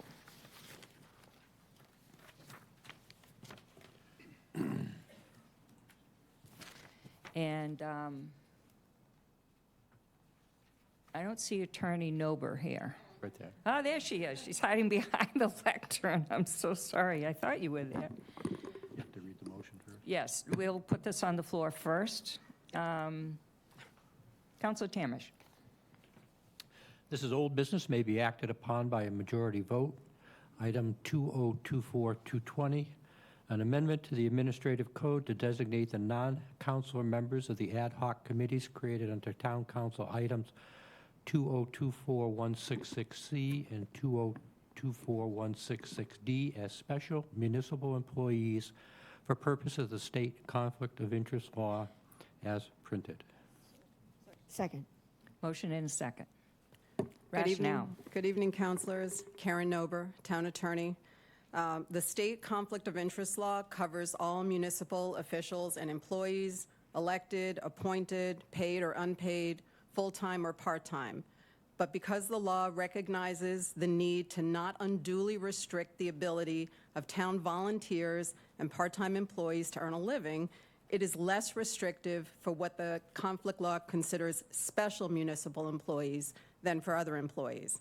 So those who serve on unpaid part-time boards or commissions are considered regular municipal employees for purposes of the conflict law, unless the position has been expressly designated as having special municipal employee status, and that occurs by vote of the town council.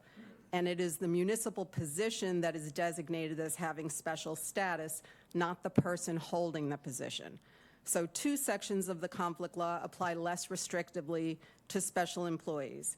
All other sections of the law apply the same to regular municipal employees and to specials. So the town's boards, committees, and commission members have been classified by the town council as special municipal employees. So by designating the members of the recently created ad hoc committees as special municipal employees, the town would be consistent in how it classifies its volunteer board members. And designating the unpaid members of town boards as specials encourages those who wish to serve on such boards by not placing undue restrictions on their ability to earn a living. So that's what this vote would do. Any questions? Everybody good? All those in favor? Aye. It's unanimous. Thank you. Thank you. Next item is 2024-226. Councilor Schnepp, did you want to read this? It's a reappointment. Thank you, Madam President. 226? Yes, Where is, what number is that? 34. page 34, I'm sorry. Okay. This is an item of old business that may be acted upon by a majority vote. Item number 2024-226, reappointments to a board, committee, or commission. Resolved that the town council reappoints the following individuals to a multiple-member board, committee, commission. Airport Commission, Wendy Bearworth, as a regular member to a term expiring 6/30/2027, and Norman Weil as a regular member to a term expiring 6/30/2027. Second. We have a motion and a second. Any discussion? No? Okay, all those in favor signify aye. Betty, it's unanimous. Thank you. Next, we're going to take care of two items that involve our schools. Item first on the item is a public hearing. It's item number, page 8, item number 2024-186.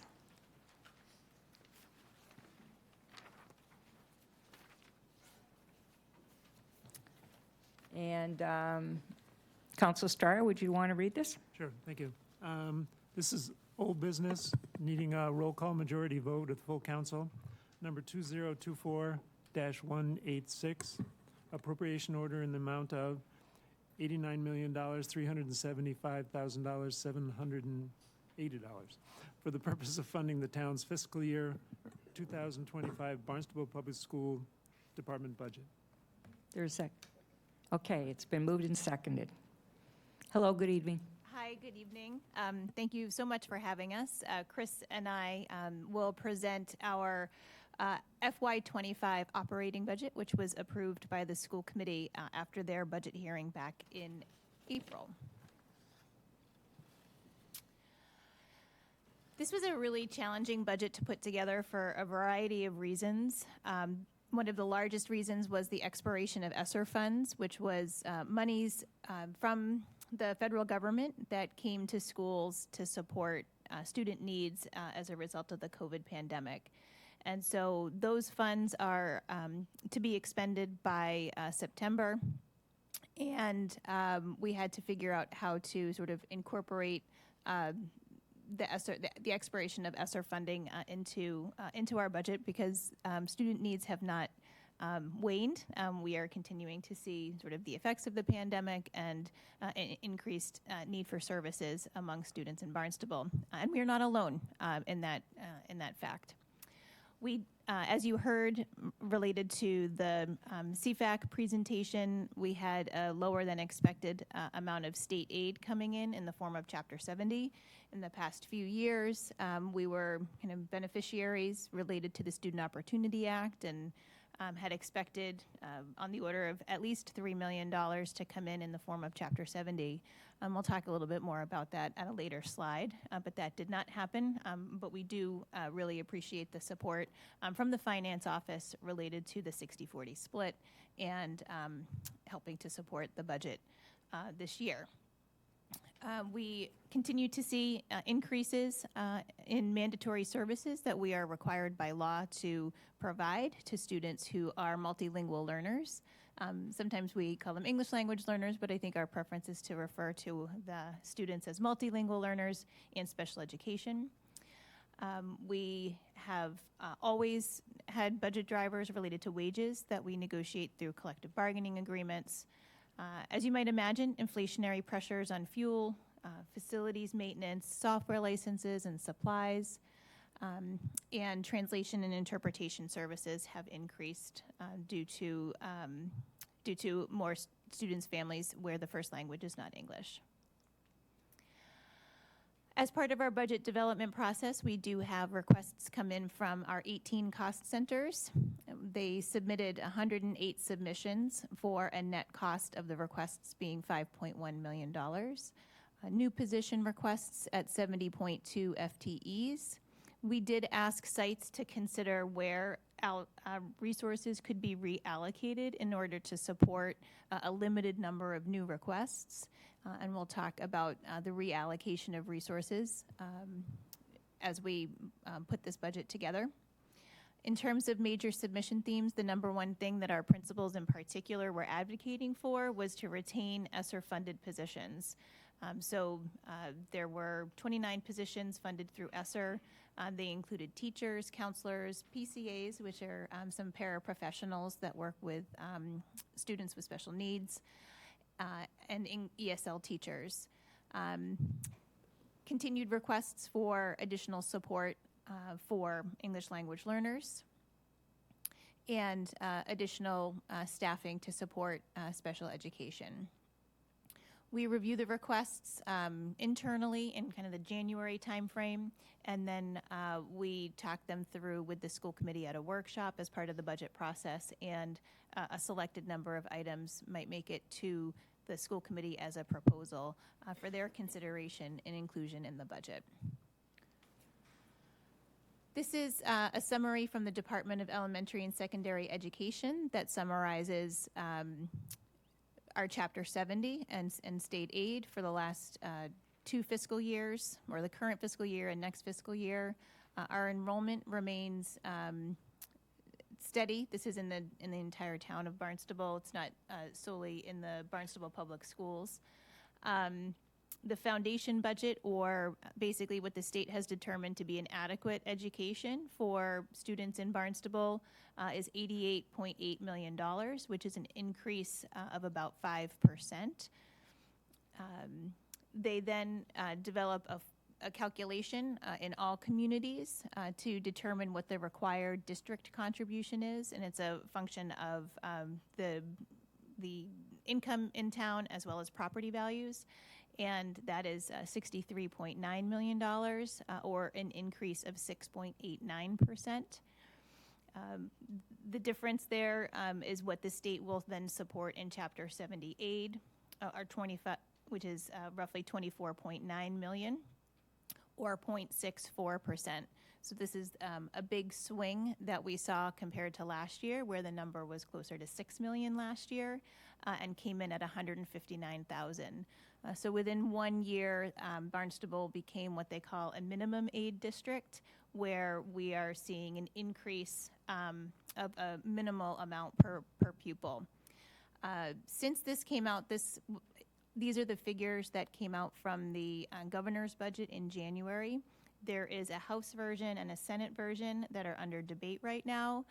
So that number, I think oftentimes they settle at a higher number. And so I think that number could go up something around $583,000. But that is still to be determined until the state sets their final budget. The required net school spending, therefore, with all of that combined, is right around that $88.8 million, or an increase of 5%. And the target aid share is 17.5%, but we're seeing 28.05% of the Chapter 70 contributing to the foundation budget. Do you want to add anything? I don't. We always include enrollment trends within our presentations, and these enrollment trends go back for the past 10 years. The enrollment trends are really important in terms of the factors here then go into the foundation budget calculation, as well as helping to support the Chapter 70 aid that we see. So we're seeing some continuing trends in terms of students whose first language is not English and English learners increasing. Students with disabilities is remaining relatively flat. High needs is a category that combines English language learners, students with disabilities, and economically disadvantaged into one category. And we did see a little bit of a decrease in terms of the students who are economically disadvantaged, but it's relatively minor.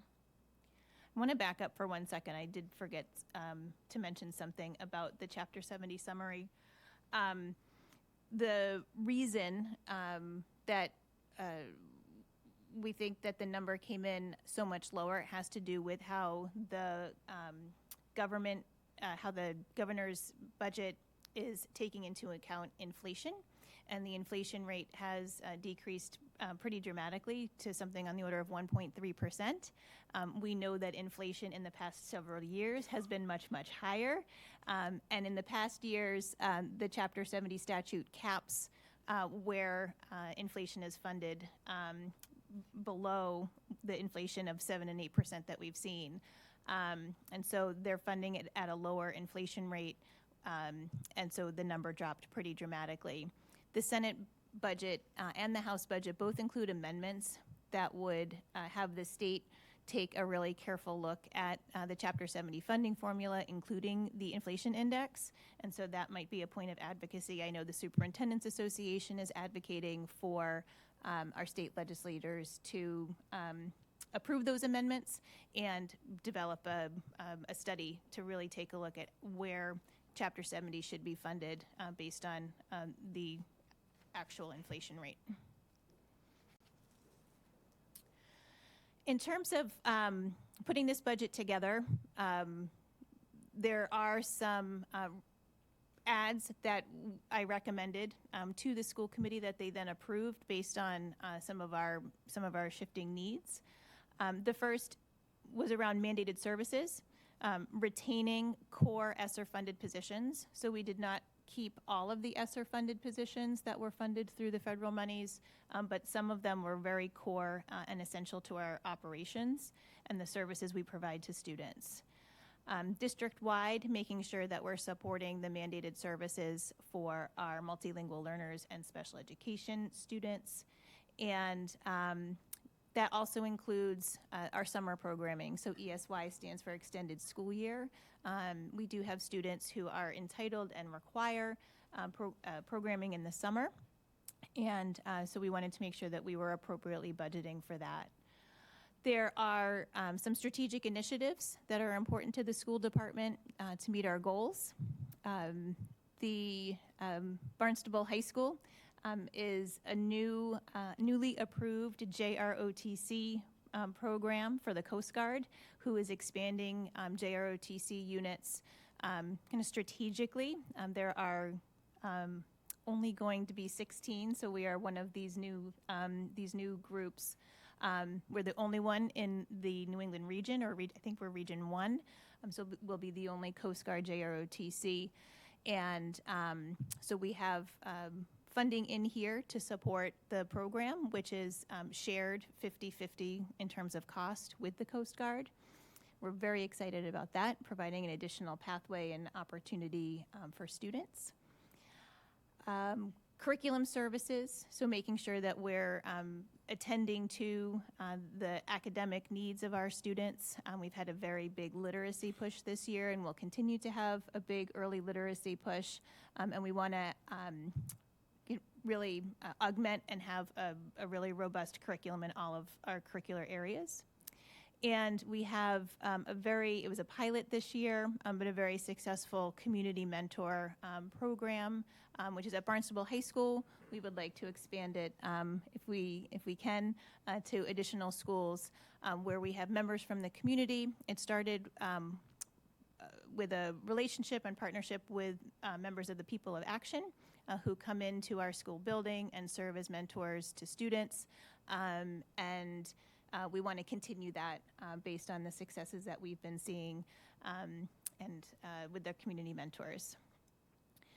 In terms of enhancing operations, we have some modest increases to specialist educators like art and science and technology at our youngest elementary schools. This is to make sure that there's equity across our schools in terms of students having access to art and music and science.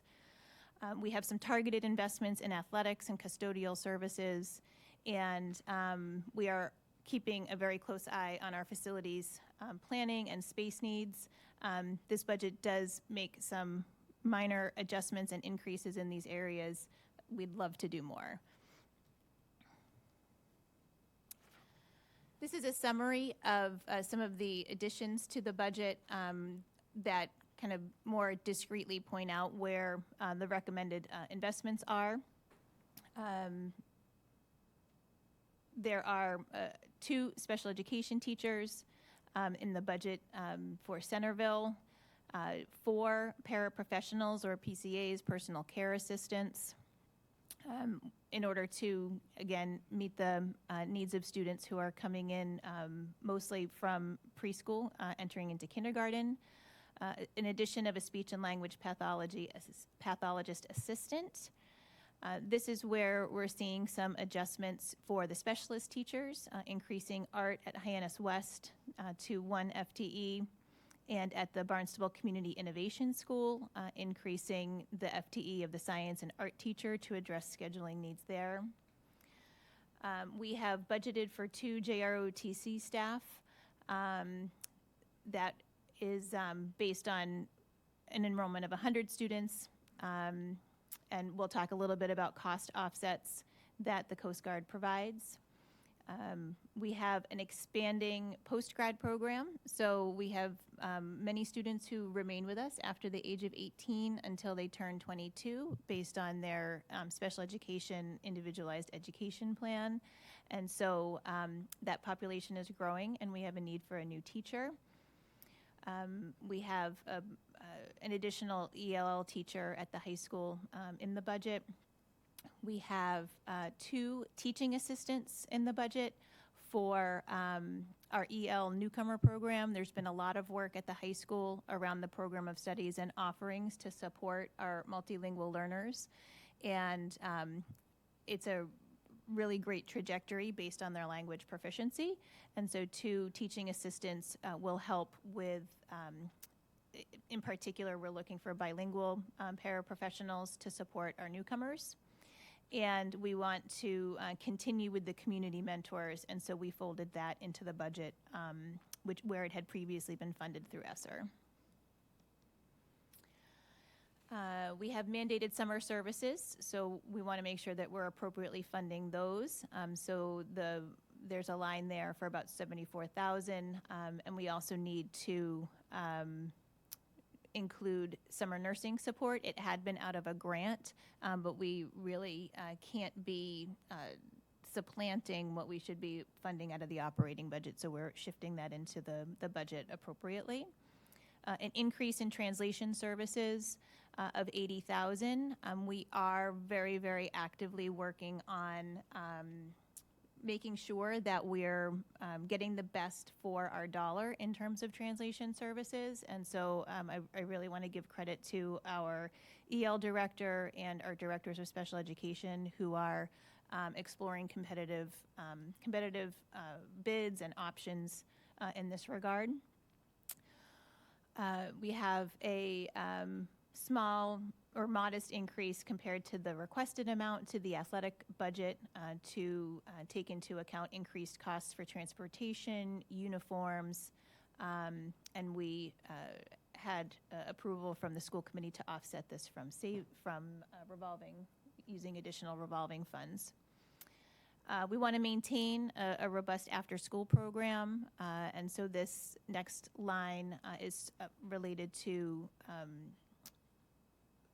transportation for students with late buses. We have thriving extracurriculars. These are critical in terms of keeping students safe and engaged and together and engaged in productive activities.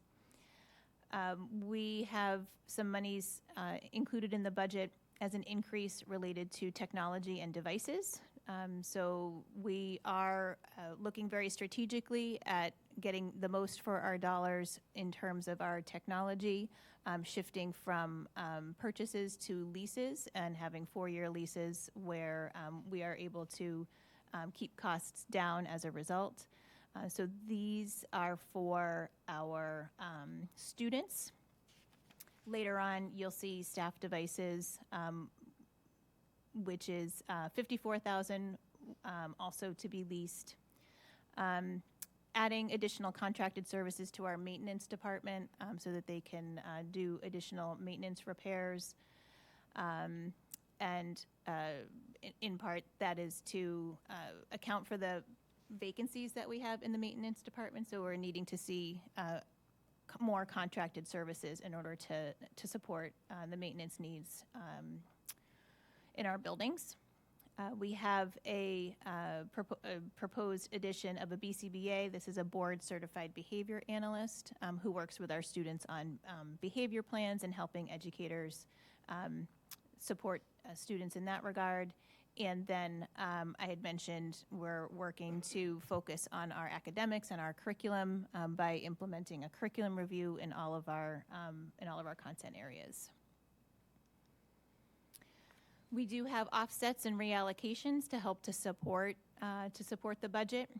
We anticipate a 50% reimbursement from the Coast Guard for the staffing for that program. They will supply the curriculum, they supply the uniforms, they do a lot of training with their staff, so they're actually very good partners in this regard. We increased the use of savings per a school committee discussion on March 6th to support the athletic department. It's not savings, revolving? It was savings. It was savings, sorry, savings, just to be clear. Professional development funds, we're shifting to support the curriculum review. That is in the order of 50,000, cutting that cost down by half. We went through very carefully all of our supply expenses and reduced by 5%. And we did that based on estimated spending at the point in time when we were developing the budget. We reallocated 24.1 staff positions. We absorbed as many as we possibly could through retirements and resignations.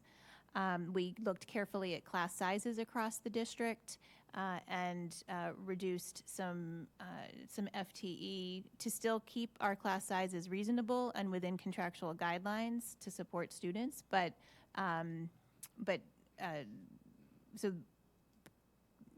We were able to consolidate some sections, in particular at the United Elementary School. And we also looked at our vacant positions and decided whether or not we needed to fill them or if we should move in a different direction. And so we had a part-time Medicaid coordinator position. We have since worked with the town finance department and brought in an admin assistant to support Medicaid and other functions in the central office. So we eliminated this part-time position, and we've had a vacancy for an admin assistant for our ELL department, and so we removed that from our budget as well. For a total, it's a total of 24.8 in your binder.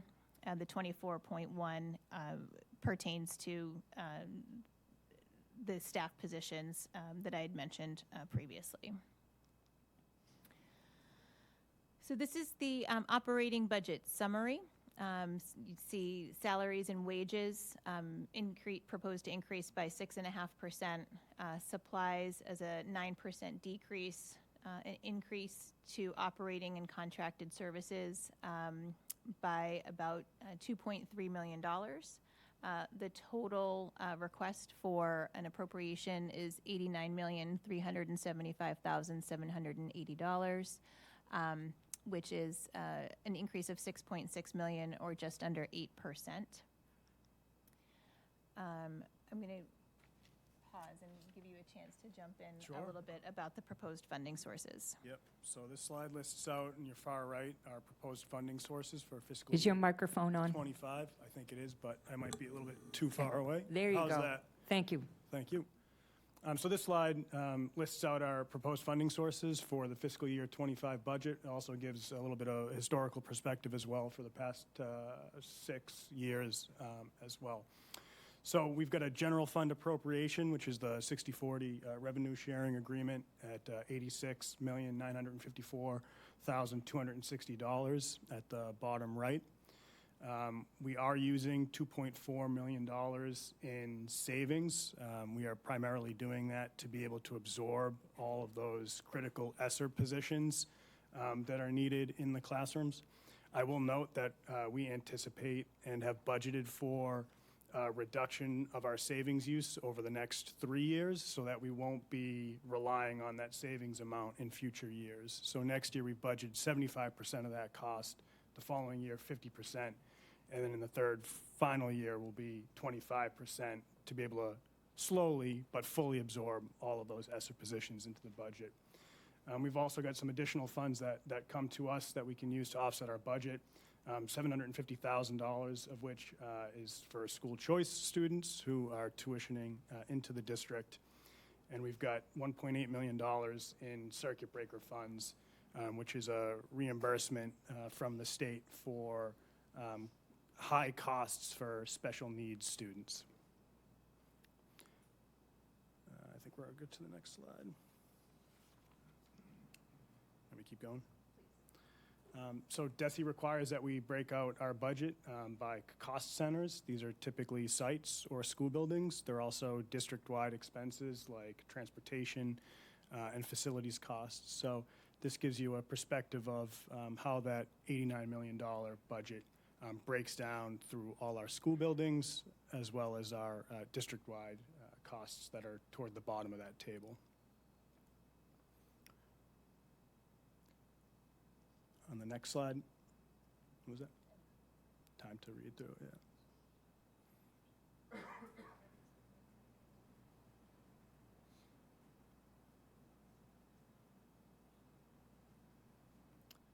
And then the last slide is a little bit different view, which is just summarizes that $89 million into general DESE functions or cost categories. So what we're spending on administrative costs, what we're spending on instruction, where you'll see your classroom teachers and associated costs, which are a majority of our expenses there in the budget, and then some other things like operations and maintenance, programs with other schools, which is our out-of-district tuition for special needs students, as well as pupil services. So just a different perspective on where the money is being allocated by category.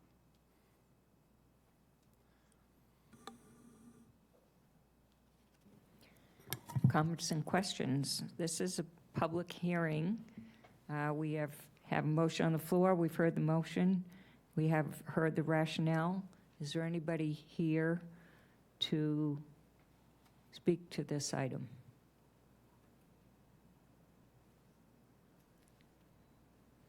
No. Okay. So I will entertain a motion and a second to close the public hearing.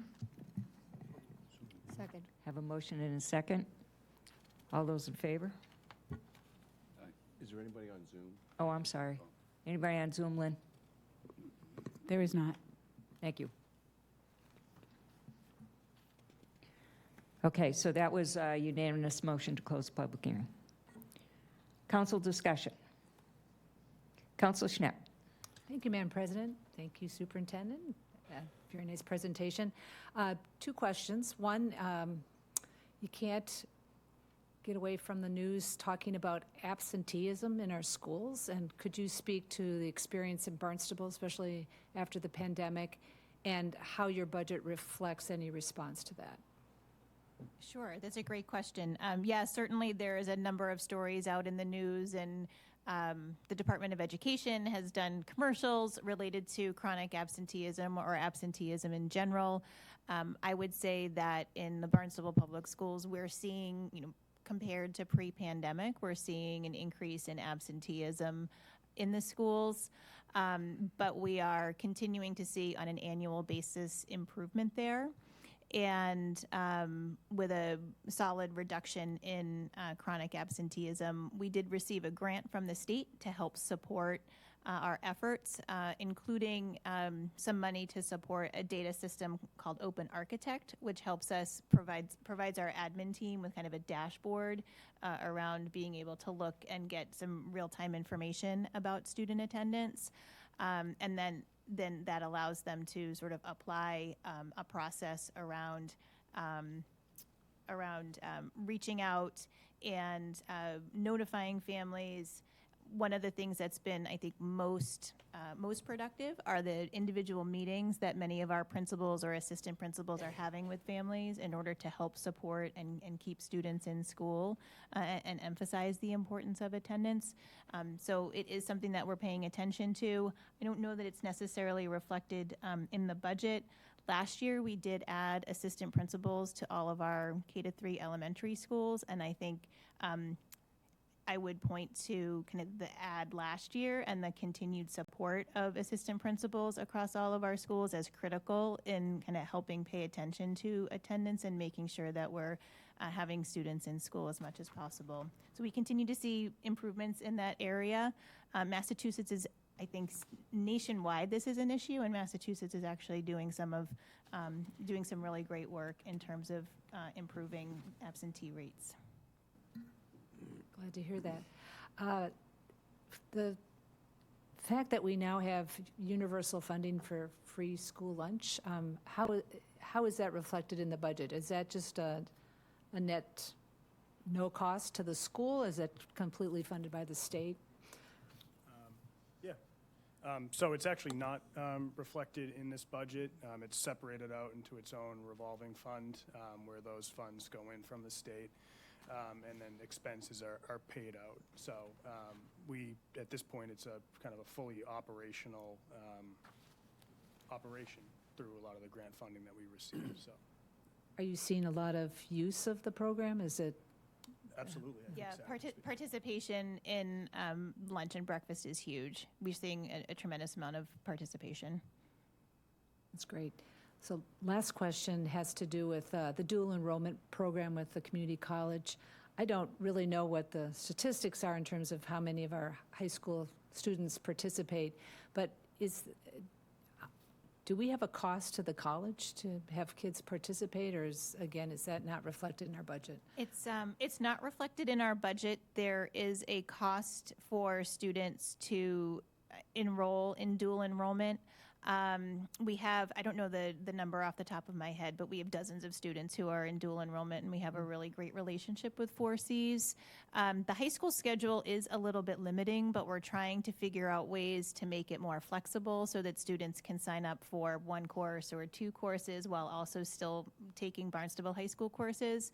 I think most of the students, but not all, take full dual enrollment with a full complement of courses at 4Cs. So the cost is sometimes offset. We do have some money from the state, I don't know if it's a grant per se, but we do have some money from the state to help support students due to economic disadvantage. And so they can take courses, I think it's 2 classes at no charge to them. And then there is a cost to families at times for the credits. So the cost would fall on the family, not the school. Yep. If I have, maybe one, thank you. I noticed that, or you mentioned that you have revenue of about $750,000 for school choice. In our municipal budget, the cost for school choice going the other way is in our other requirements section. It's not actually in the school budget. It's about a 2-to-1 ratio. Are you finding that to be the experience that we lose 2 for every 1 we bring in, or is that? We certainly, I think for a while, even before my time here, there has been a pattern of more students selecting or requesting to school choice out of the district than in. We've taken a little bit of a look at patterns there. There does seem to be a bit of a geographic influence where many students who live close to the Yarmouth line might school choice into DY and similarly on the western side to Mashpee or to Sandwich. So we are seeing a bit of a geographic trend there. We do keep really close tabs on school choice.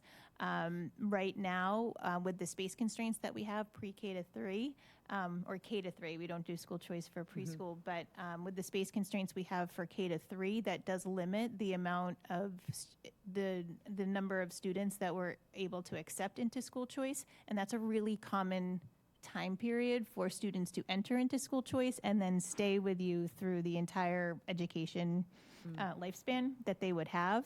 But we do keep really close tabs on it. We're sending school choice acceptance letters out of my office currently because we just kind of went through the application process. But we are limited in terms of how many students we can accept, based on some of our space constraints. Okay, thank you.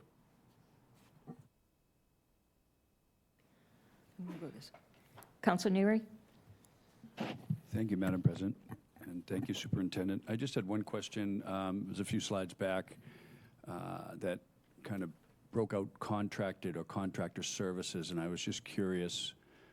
It just so happens to be almost the same amount of money that you're taking out of the savings. I know they have no relation, but I'm just curious what those contractor services may involve. Is it transportation or buses or something like that, or maybe the top 2, 3, 4 items in that specific?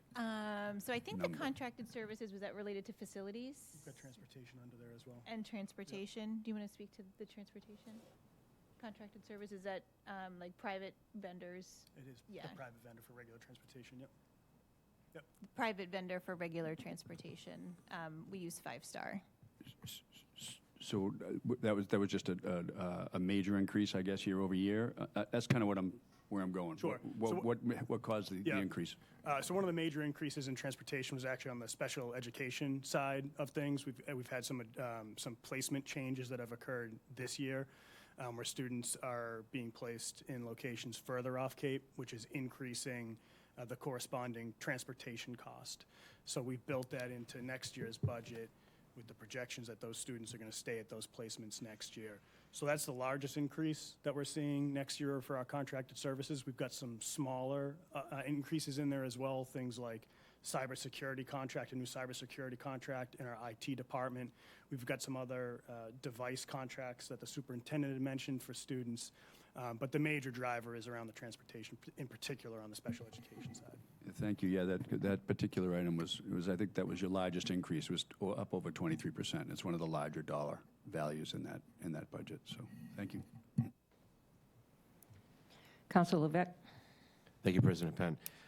Just looking at the numbers there with English as a second language, English as a first language, the economic development not going down, not going up, but rather going down. And I just think that goes to show and speaks really to the fact that our immigrant population, hardworking people, that and those numbers, because of that, don't necessarily correlate, but that leads to my next question is the fact that we are in a housing crisis.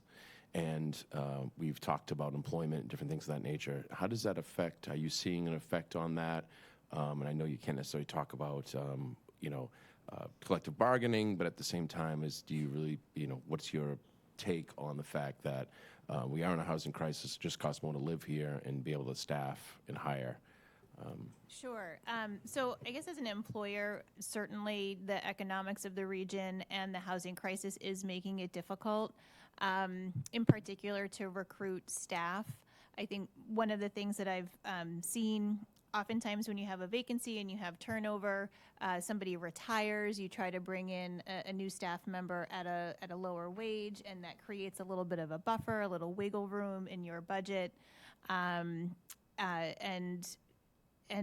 we're seeing, I think, more people who are maybe relocating, maybe at a higher salary, able to afford here, if they can find a house, or maybe they have a house and they're relocating to it. And so some of the wages are continuing to be at the high end, and we're not seeing sort of that savings. So that's one thing. We are losing some candidates where people will accept an offer and then struggle to find housing and then have to back out of the offer. Maybe they live, they may not be able to relocate. So that is something that we're seeing as well in terms of the employment side. And yeah, I think, certainly it's a conversation that comes up when we get into collective bargaining, in terms of what the affordability is of the area. I think in terms of our students, we do have, we do have students, we don't talk a lot about it, but there are students who are homeless and fall under certain protections, and we have obligations under the McKinney-Vento Act to support them and provide transportation. And so, we do have students who are doubled up. We have, students who are living in cars, living in vehicles, and our staff do amazing work to help meet their needs. So things like the Red Hawk Food Pantry, which is out of a high school, which had its grand opening this year, supported by many community organizations, and helped Stop and Shop helped establish it. Are critical ways in which we can help support our families. And if you saw any of the press around the opening of that, people talked very passionately and sincerely about some of their own experiences. So we're seeing it, I think it's something to keep in mind for employment and for staffing, but also for our families. I appreciate it. And sometimes people just don't hear those types of stories and understand where we are in regards to housing, and that these children just don't have a place to live, or just the housing of what their conditions, even if they have a place to live, what they are. So if I could follow up, please, the property values and the fact that the valuations are up, and the fact that, can you explain, I kind of have a good understanding of it, but it took me, an education from Finance Director Mark Milne. Can you correlate that to the state aid that we get, and the fact that because of valuations, we may not necessarily get the state aid that we've gotten in past years? Sure. Again, related to the housing crisis. Sure. So the municipal growth factor is a component of the Chapter 70 formula, so they do take into account the town's economics, so the town's wealth, and they also take into account the town's property values as well. There are other factors that are incorporated into that, but those two do calculate out and contribute to what the municipal contribution was that the superintendent listed out earlier. Thanks. I appreciate you answering that question. And again, I think great presentation and a lot of hard work put in. And to our residents, it's consistent. The budget's consistent to past years. I think it's 62 cents on the dollar, and that's very consistent to what we've done. And again, also one last thing, commend you and say thank you on a personal level. When the shooting took place in late June last year, late June last year here on Main Street, there was some concern from the council, myself, Vice President Cullum at the time, and you were willing to meet with us along with some school committee members. It really wasn't our lane per se, but we had some concern and some input. We wanted people of action to be kind of brought to the table a little bit, and you listened to us and you considered that, and that's been put in place, and a lot of great people there, and I appreciate you renewing that and seeing the value in that, because I believe it's really made a difference in the high school, not only with the students, but also with the teachers, and really being that go-between and being that buffer, and people, the great women of people of action and the people that they've brought in to help. I just want to commend you on that and say thank you. Appreciate that. Thank you. Council Crowe. Thank you, President Bennett. Real quick question. What does ESSER stand for?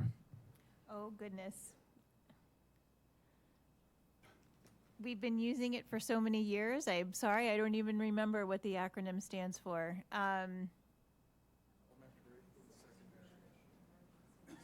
Economic emergency relief, elementary and secondary schools emergency relief funding. Okay. No wonder you don't remember. Councillor Lucky. Yeah, just a couple of things. Congratulations on the Coast Guard Junior ROTC. Are you working with any of the other armed forces to look at their programs? We looked, when we initially were thinking about bringing in a JROTC unit, we did consider which armed services, and the school committee ultimately chose to pursue the Coast Guard. At the time, the Navy is full. They are not expanding. They are not developing new Coast Guard units. I believe the Marines were also not in the process of expanding any units. And I don't recall the specifics or the details related to the Army and the Air Force, but there was also a piece too around kind of our geography and the resources in our area, and where we might be most competitive in terms of kind of putting a new unit. I think that from a capacity standpoint, we need to commit to 100 students being enrolled in the program within 3 years. The Coast Guard gives us a 3-year grace period to build up to that. Not all of the units do that. Some of the ones that are more established expect you to kind of come out of the gate with the program with 100 students committed. And so it just seemed like a good fit. Kind of on a personal note, having reached out to the different branches, the Coast Guard was very, very responsive, and came to a school committee workshop to talk about what the unit might entail. And so ultimately that was the direction that was chosen. No, I agree. It seems like a great fit. Thank you for that We insight. did evaluate, we did evaluate which service. And then what's the graduation rate? I'm sorry, I don't have that off the top of my head, but I can certainly email it to you. Yeah, and it's really nice to have that program for students to age 22. Mm-hmm. And then just overall, Karma, it seems to be a theme tonight with the district attorney talking about the community relations, some of the things that he's doing, with Marianne Barbosa talking, and with your efforts in terms of your high-needs students. You told me that's a kind of a wrap-up of a number of areas that I think the public schools are a great melting pot. And I think you do a great job. I mean, I'm a user day in and a day out with my children. So thank you for doing that, and thank you for going out of the way to make it work with the challenges you have with the English as a second language and the economic challenges. Thank you. Can I may I respond to that? Sure. Just to, I guess I think of the English language development component as an opportunity, and really believe in the value of although I'm not acting that way because I only speak English, I really do feel the value of bilingualism or trilingualism, and I'm so proud of our students who graduated with the seal of biliteracy at the amazing graduation we had on June 1st. And something that you might not know is that we had 65 adults graduate from our adult ESL classes that we're running as a function of our Title III grant from the state. So that's not coming out of operating budget, but we have 6 teachers teaching adults English at night, and summer enrollment is underway. So thank you. Okay, any other questions? All right. It's time to vote. So it's a roll call majority vote.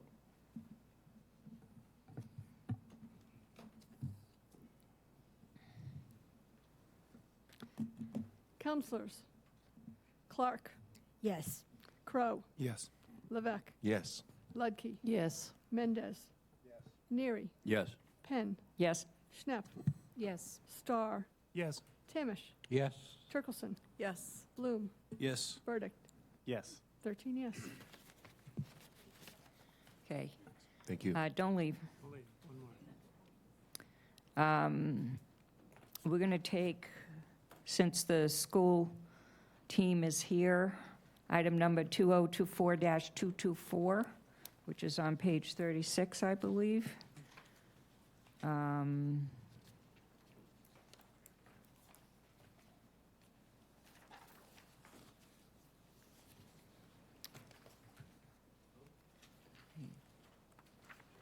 Counselor Starr, do you want to read that? Thank you. This is on new business, may be acted upon with a majority vote.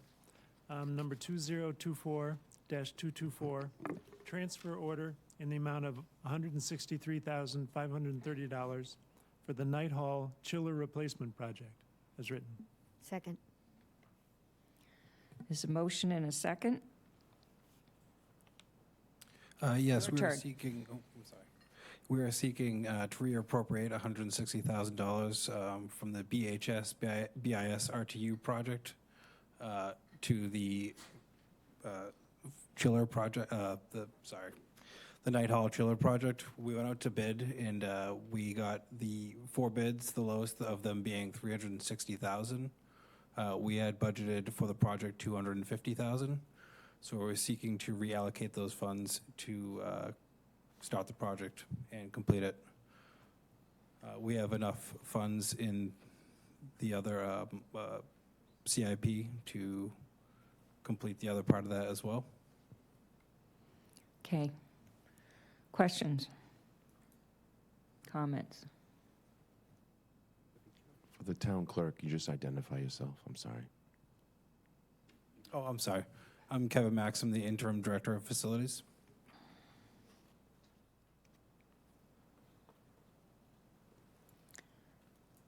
Okay. Yes, Council Clark. Thank you very much, President Penn. Thank you for this.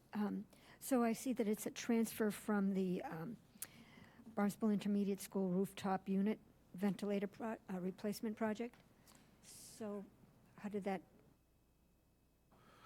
So it's a fund that is used for replacing the BHS/BIS RTU projects. We're kind of going through them in phases. With this fund in particular, we actually received a grant of $1.5 million, not included in this $4.1 million. So we have a little extra money to play with there. Any other questions? No? All right. I believe this is just a majority vote, no roll call. So all those in favor of the transfer? That's, anybody opposed? No. That's unanimous.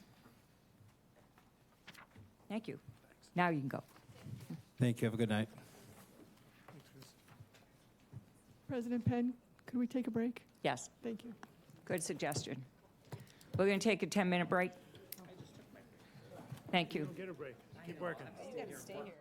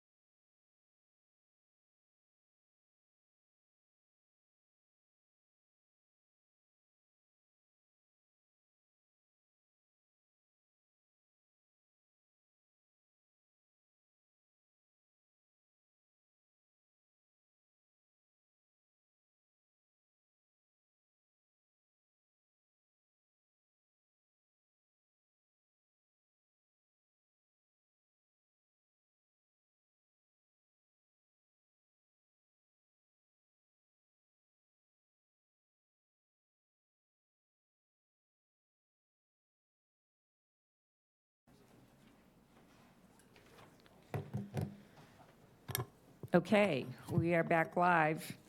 And in keeping with our confusion tonight, we're going to do item 2024-206, community preservation item, and 2024-207. So first on item 2024-206,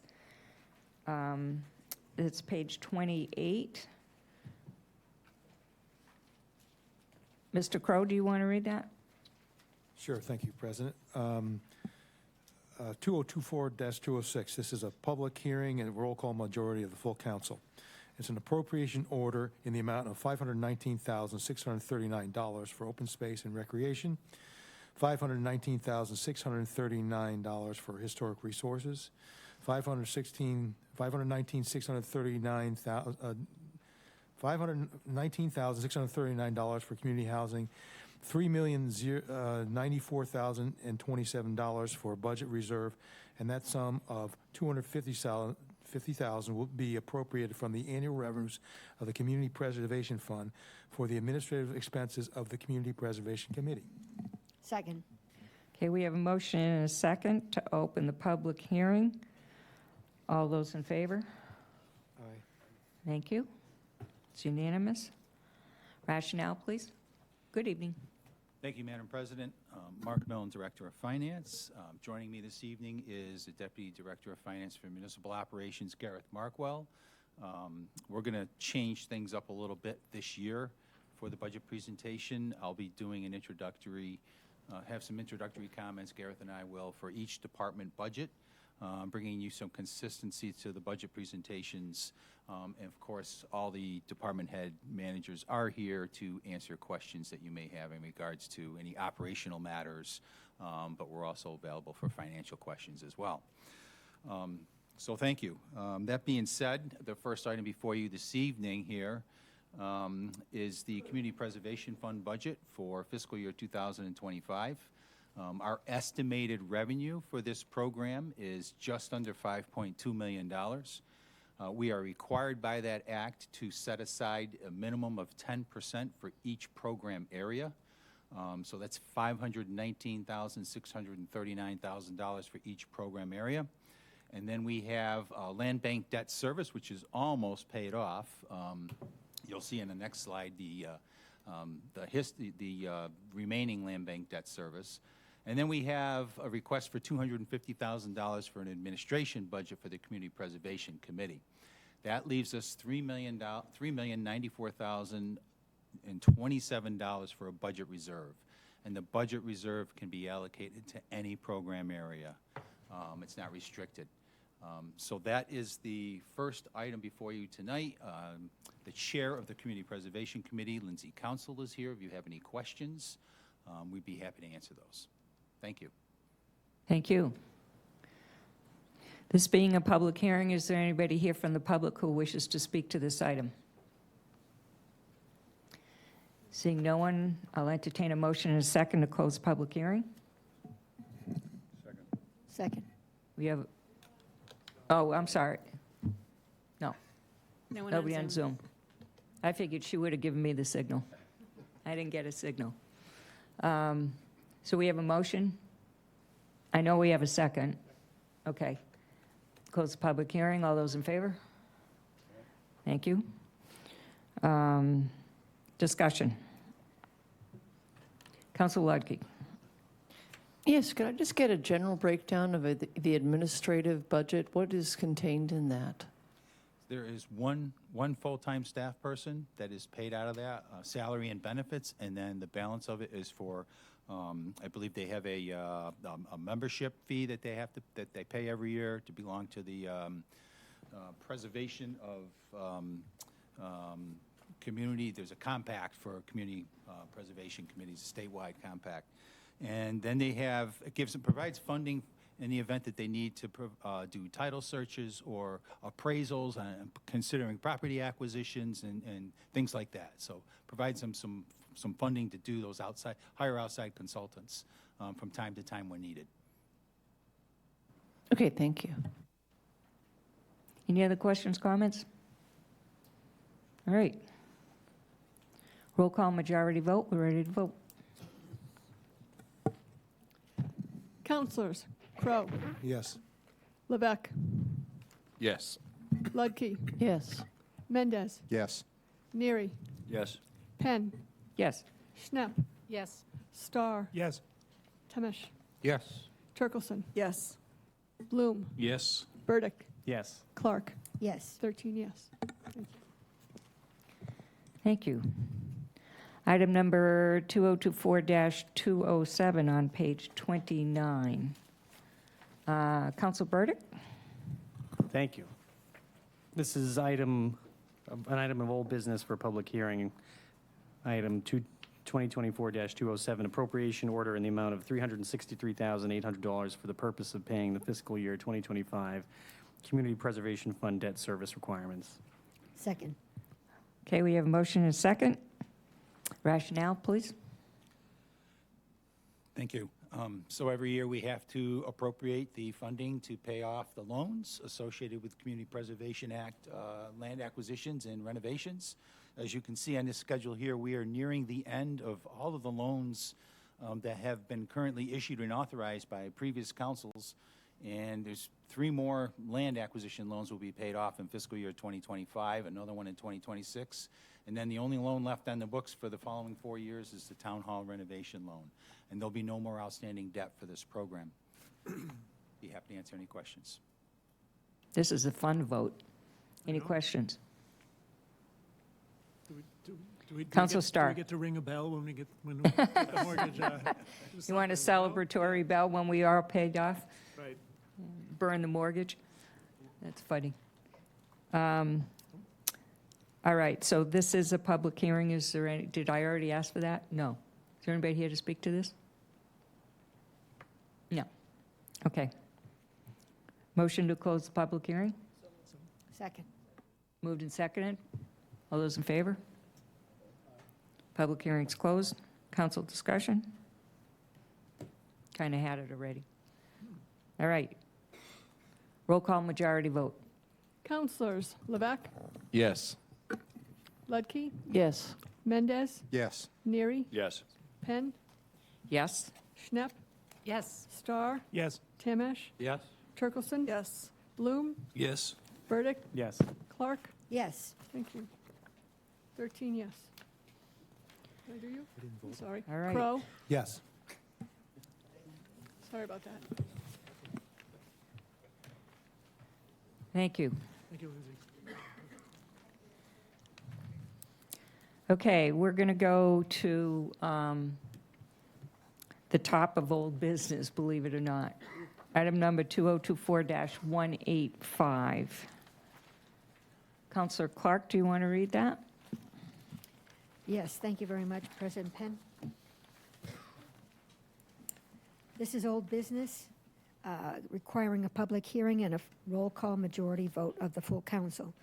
Item number 2024-185, appropriation order in the amount of $11,918,799 for the purpose of funding the town's fiscal year 2025 Airport Enterprise Fund budget. Is there a second? Okay. Rationale, please. Thank you. So joining us here this evening are Airport Manager Katie Service, along with Assistant Manager Matt Elia, to answer any questions regarding this budget. The fiscal year 2025 proposed budget for the direct operating expenses of the Airport Enterprise Fund are increasing $846,000 to $11,918,799. This does not include the indirect cost charges for the operations that are paid to the general fund. Indirect cost charges are part of other appropriations.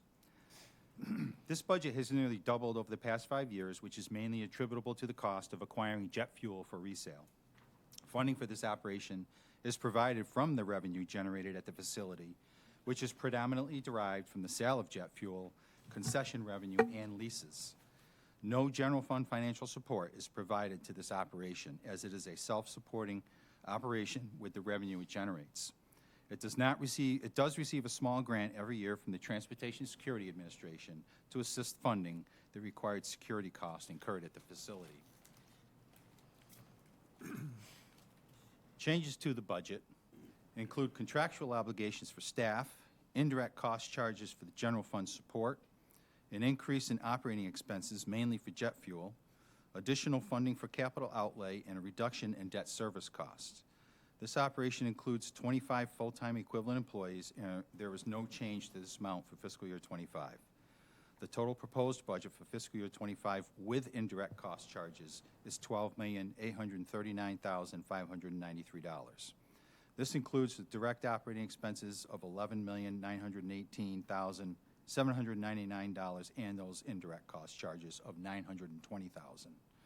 The appropriation only includes the direct operating expenses. Thank you. Thank you.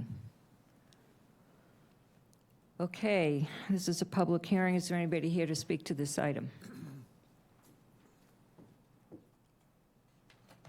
Not online either. Nobody here to speak to this item. I will entertain a motion and a second to close the public hearing. So, second. Moved and seconded. All those in favor? Public hearing's closed. Council discussion. Council Lucky. Thank you.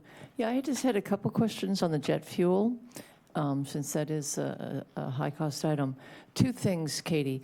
Have you looked at the impact or factored in the impact of that expanded ramp at Nantucket? I don't know if that's going to be finished this year or not, because I know you had the program where the folks from Nantucket would come over and buy fuel. And the second part of that question is, I know you had said that JetBlue did not buy fuel from you, or very small amounts. Is American Airlines purchasing any fuel? So good evening, everyone. Thank you for having me. Katie Service, Airport Manager. In regards to the jet fuel, I'll make one correction to Mark's opening statement. We did an analysis to see where our top revenue producers are, and we have just recently flipped to our land leases for non-aviation being our highest revenue producer. So that's our non-aviation land leases such as WS Development, HMI Parking, Reef Parking, Steamship Authority that rents parking from us, as well as Suffolk Construction that's renting parking for us. This is critical to our operation to make sure that we diversify our revenue streams appropriately for the downturns that happen in any business. Make sure you have a very diverse revenue stream for the airport. So we're happy to say that. In regards to fuel, we have a lot of users that are not necessarily just coming from Nantucket. Yes, we do receive some aircraft from Nantucket, but the vast majority are coming here to Hyannis because they have homes that are beyond the islands. They have homes that are located within the 15 towns of the Cape. So our revenue that is generated from the jet fuel is a mix. It doesn't really have a high tie to Nantucket, although we do receive some aircraft that come in during the season from Nantucket due to some parking constraints that are associated there. But the airport definitely holds its own with its activity on the airfield. I hope that answers your question. You know, I was just curious about the expansion of the ramp on Nantucket. And then, is American Airlines buying any fuel from you? Yes, both American and JetBlue do buy fuel from us. JetBlue does not buy as much as we had hoped, but we do have a lot of fuel that we are selling with other general aviation users. Questions? Council Starr. I did one quick question. So what is the revenue you get from WS Development, which means sort of the Kmart Plaza for? Sure. So we receive just over $1 million. I believe it's 1.3 million this year is where we're at. Plus, we also will start receiving gross revenue payments. The original lease that we had with WS Development will expire in August of this year. Our new lease will take precedence after that. That's when we'll start receiving the gross revenue payments from their sublessors. Okay, thank you. You're welcome. Any other questions? Okay. We are ready for a roll call majority vote. Councilors Ludke, Yes. Mendez, Yes. Neary, Yes. Penn, Yes. Schnepp, Yes. Starr, Yes. Tamish, Yes. Turkelson, Yes. Bloom, Yes. Burdick, Yes. Clark, Yes. Crow, Yes. Levesque, Yes. 13 yes. Thank you. Thank you very much. Thank you. Thank you for your patience with the CPC. We already did item 2024-186, so we'll go to item number 2024-187. Councillor Turkelson? Thank you, President Penn. This is an item of old business requiring a public hearing with a roll call majority vote of the full council. Item number 2024-187, appropriation order in the amount of $18,709,328 for the purpose of funding the town's fiscal year 2025 Barnstable Police Department budget as written. Second. We have a motion and a second to open the public hearing. All those in favor? Okay, hearing is open. Rationale, please. Good evening. Gareth Markwell, Deputy Finance Director. The FY25 Police Department budget is increasing $1.5 million over the FY24 approved budget. The budget growth history has averaged approximately 6% per year from the period of FY21 to FY25. Most of this operation is supported by taxes. Changes to the budget include $1.1 million to fund contractual obligations to personnel, including 2 additional sworn officers that are partially offset by a COPS hiring grant, an increase in hourly rate for jail attendants. $125,000 is being added in training funds to provide additional training beyond that's currently required. An increase in funding to main contracted technology services and hardware and software support and licensing fees, and an additional $224,000 for the new taser and body cam program for sworn officers. Reductions to the FY25 proposed budget include a transfer of $33,850 to the school department to fund crossing guards, and the removal of $108,654 for one-time expenses in the FY24 budget for recruitment and other costs. The total FTEs for this operation will increase by 1.2 full-time equivalents to 147.5 personnel. Thank you. So this is a public hearing. Is there anybody here to speak to this item? Nobody online? Okay. I'll entertain a motion and a second to close the public hearing. Second. All those in favor? Oh, roll call majority vote. No. No. Not to close the public hearing. I'm sorry. I was pushing ahead. Thank you. All right, council discussion. Council Schnapp.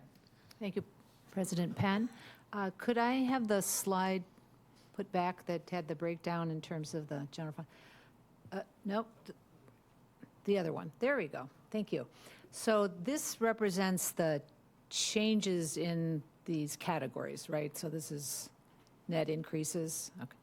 Could you let us know what the current total of technology contracted services are for the police department?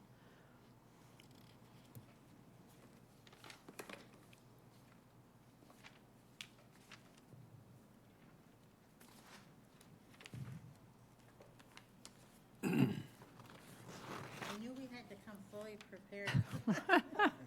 Sorry, Ann.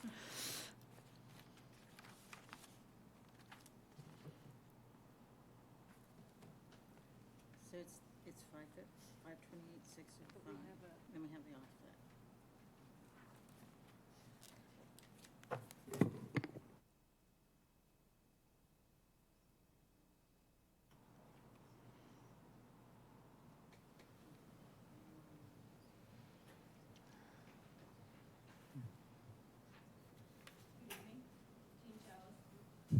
Good evening, Jean Chalice, Chief of Police.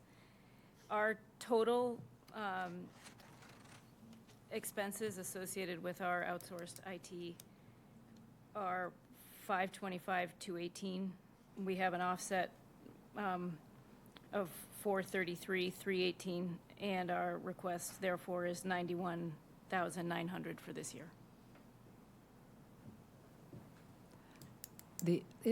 Because that 433 was already in the budget. Okay, so the total expense is about $500,000 for your That's correct. contracted technologies? That's okay. correct.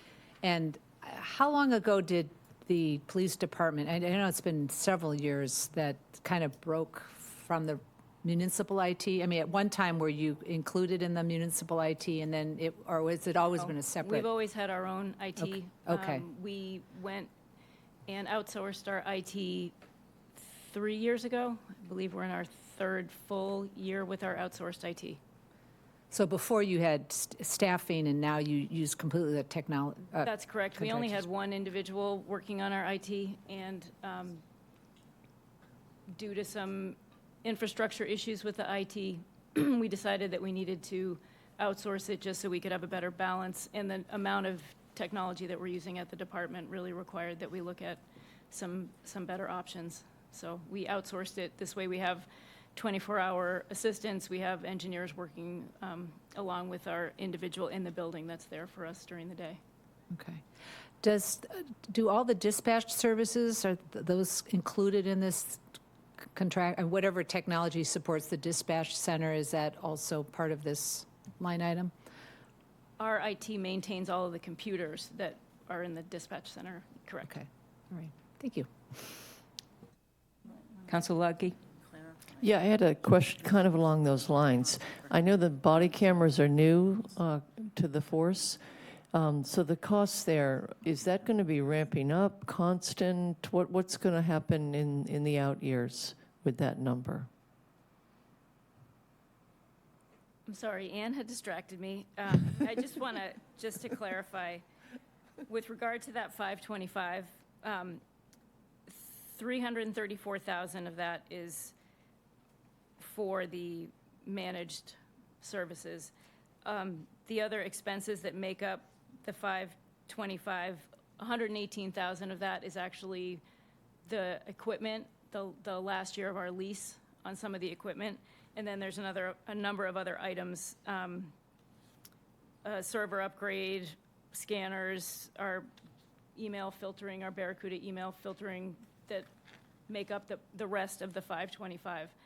But I'm sorry that I did not hear your question, so can you repeat that? No, that's fine. No, I had a similar question with the body cameras. I think the body cameras are new to the force. What is this number going to do? What does this number represent? Is this fully equipping it? Is it a partial equip? How will this, go into the future? Just a quick, broad overview of that. So the body cameras are not, the body cameras are, that the cost for the cameras is $115 per year. We were awarded a grant of just over $150,000, and that provided all of the equipment. So that was the actual cameras, the holders, the chargers, the cords, everything as far as physical equipment. The $115 every year is for storage and the data management. So you just cannot purchase those services through the grant. They don't allow you to do that. So that $115 is an annual cost for 5 years. Okay, and then, so what's the 224? 115 is part of that? Yes, so 115 is part of the 224. The other 109,000 is for a taser lease. And so we've always owned our tasers, but this year Taser is not allowing departments to purchase the equipment anymore. They're transitioning to a lease program. So our tasers that we have now are being phased out. We had our X26 tasers, the original ones, for almost 10 years, and they were fine. The new tasers that we have, they don't have the longevity anymore, and Taser is phasing these pieces out. So moving forward, Taser will only allow departments to lease equipment. And that's also going to be a 5-year lease, and it will be $109,000 a year for 5 years. The lease will allow us, if there's ever an issue with broken equipment, they'll replace the piece right away. Okay, thank you. Any other questions, comments? Okay. So we've had our discussion. It's time for a vote. Counselors, Mendez, Yes. Neary, Yes. Penn, Yes? Schnepp, Yes. Starr, Yes. Tamish, Yes. Turkelson, Yes. Bloom, Yes. Burdick, Yes. Clark, Yes. Crow, Yes. Levesque, Yes. Ludke, Yes. 13 yes. Thank you. Thank you. Counselor Bloom, do you want to read the next item? It's 2024-188 on page 10.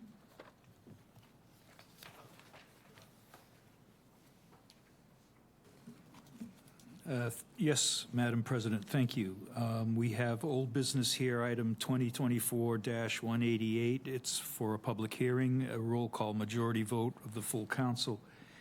Appropriation order in the amount of $2,394,019 for the purpose of funding the town's fiscal year 2025 planning and development department budget. Second. We have a motion and a second to open the public hearing. All those in favor? Thank you. Hearing is open. Rationale, please. Thank you, Madam President. Joining us tonight is Director of Planning and Development, Elizabeth Jenkins. The fiscal year 2025 proposed budget for the Planning and Development Department is increasing $64,594. This operation generates about $500,000 in revenue a year from various fees and parking, like parking fees and fines and other licenses and permits. About 79% of the funding for this operation is provided from taxes. The changes to the proposed budget include almost $98,000 for contractual obligations for staff, offset by the elimination of a part-time administrative assistant position, the department's share of a leased vehicle, and a reduction of $10,000 in fees paid to the contracted vendor for parking citations. The total full-time equivalent employees in this department, included in the general fund budget, is 19 positions. Thank you. Thank you. This is a public hearing. Is there anybody here to speak to this item?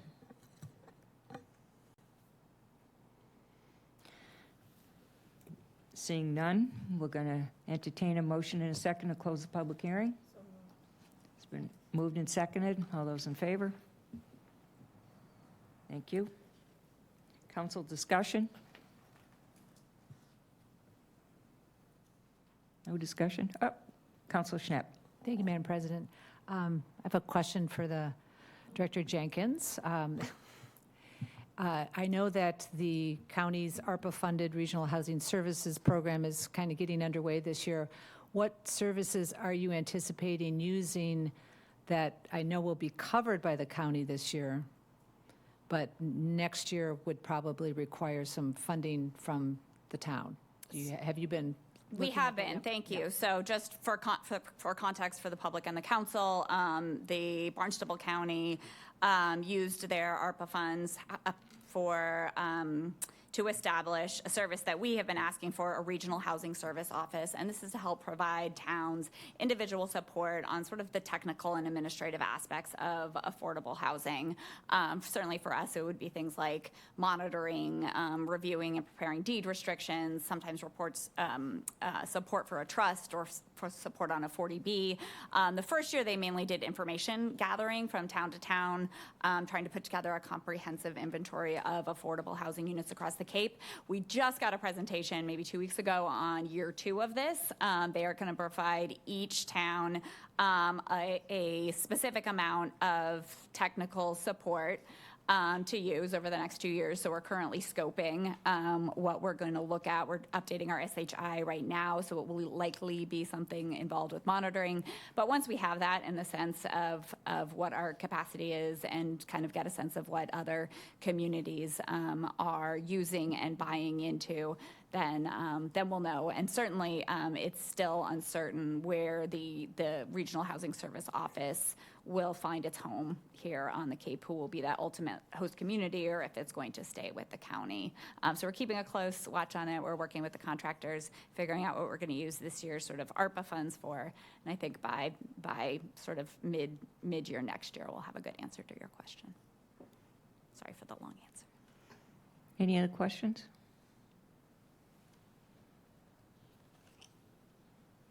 Okay, I guess we're ready for a vote.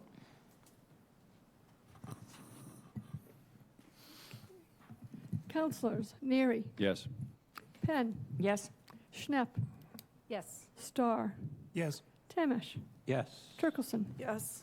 Bloom, Yes. Burdick, Yes. Clark, Yes. Crow, Yes. Levesque, Yes. Ludke, Yes. Mendez, Yes. 13 yes. Thank you. Next item is 2024-189 on page 11. Counselor Tamish, do you want to read that? Old business up for a public hearing, roll call majority vote. Item 2024-189, appropriation order in the amount of $2,887,734 for the purpose of funding the town's fiscal year 2025 Community Service Department General Fund budget as written. Second. So we have a motion and a second to open the public hearing. All in favor of open the public hearing? Thank you. Rationale, please. The FY25 proposed budget for the Community Services Department General Fund budget is increasing $297,087. The average increase in the budget from FY21 to FY25 is 5% per year. The operation generates its revenue from predominantly waterside activity, including beach parking revenue and beach permits. This equals approximately 80% of its direct operating costs, and the remaining 20% is supported through taxes. Thank you. Oh, no. Oh, you're not done. For FY25, the budget change includes $173,293 for contractual obligations, the addition of a financial supervisor position offset by the elimination of the Youth and Family Outreach Coordinator position, $21,000 for funding for transportation staff at the Adult Community Center that was previously funded through a formula grant, additional funding for the Summer Leisure Program, funding of $49,500 to continue with the contract beach gate monitoring program, and a transfer of $5,000 to the Department of Public Works, who are taking over the management of portable restrooms at our beach facilities. The full-time equivalent employee count for this operation is 15.45. Thank you. Thank you. Okay. We have a motion. We've heard the rationale. This is a public hearing. Is there anybody here to speak to the community services presentation? Seeing none, I would entertain a motion to close the public hearing. In a second.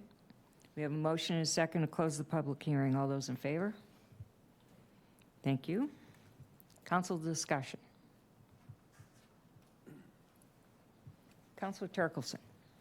Thank you, President Penn. Under financial supervisor, what is the role of that person that's maybe separate from our already amazing finance department that we have? Please introduce yourself. Chris Ganello, Director of Community Services. So it was restructured, the Community Services Department was restructured 2 years ago, and we eliminated some positions, and we tried to get leaner and meaner and try to get some symmetry within the divisions.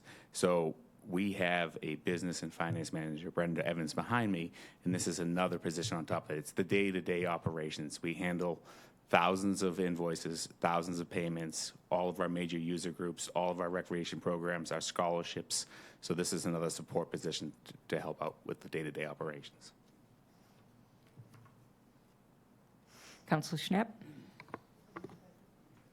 Is your mic on? No. Thank you. Thank you. Thank you.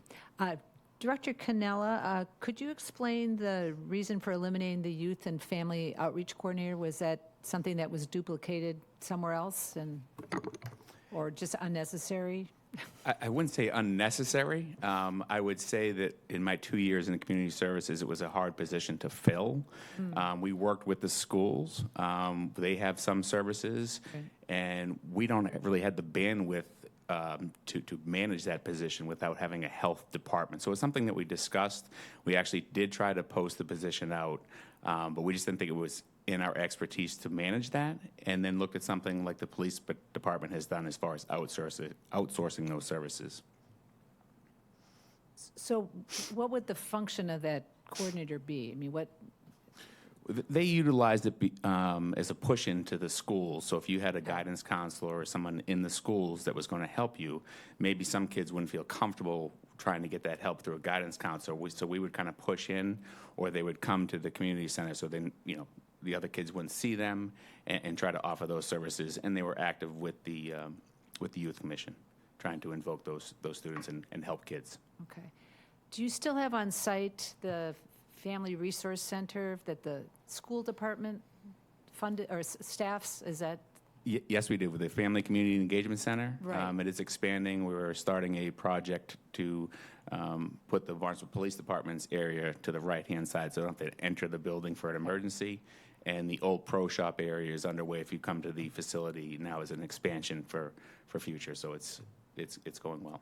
So it sounds like there are some of these activities that are going on anyway, just not necessarily under your department. That would be correct. Okay, great. And just another question on the transportation staffing. Is that the funding for the COA for the, what does that relate to? That was the pilot program that we had that we first came out, and it's been very successful. So now that's a full-time commitment from the town. It's our own blood in the game, so to speak. So that was the 2 part-time positions to run it. It's been very successful. Tuesday, Wednesday, Thursday right now, 9 to 2, and that's what that money is for. Great, thank you. Thank you. Councilor Luggie. Yeah, just to follow on to Councilor Schnapp's question, you mentioned when you were answering her that position would have made more sense if you had a health department. What does that mean? What is this? What is the health department? Well, I think when we looked at all of in some of the stuff that we have in our knowledge, in our wheelhouse, golf courses and everything else, is it a school function? Is it a community services function? Where does it fit?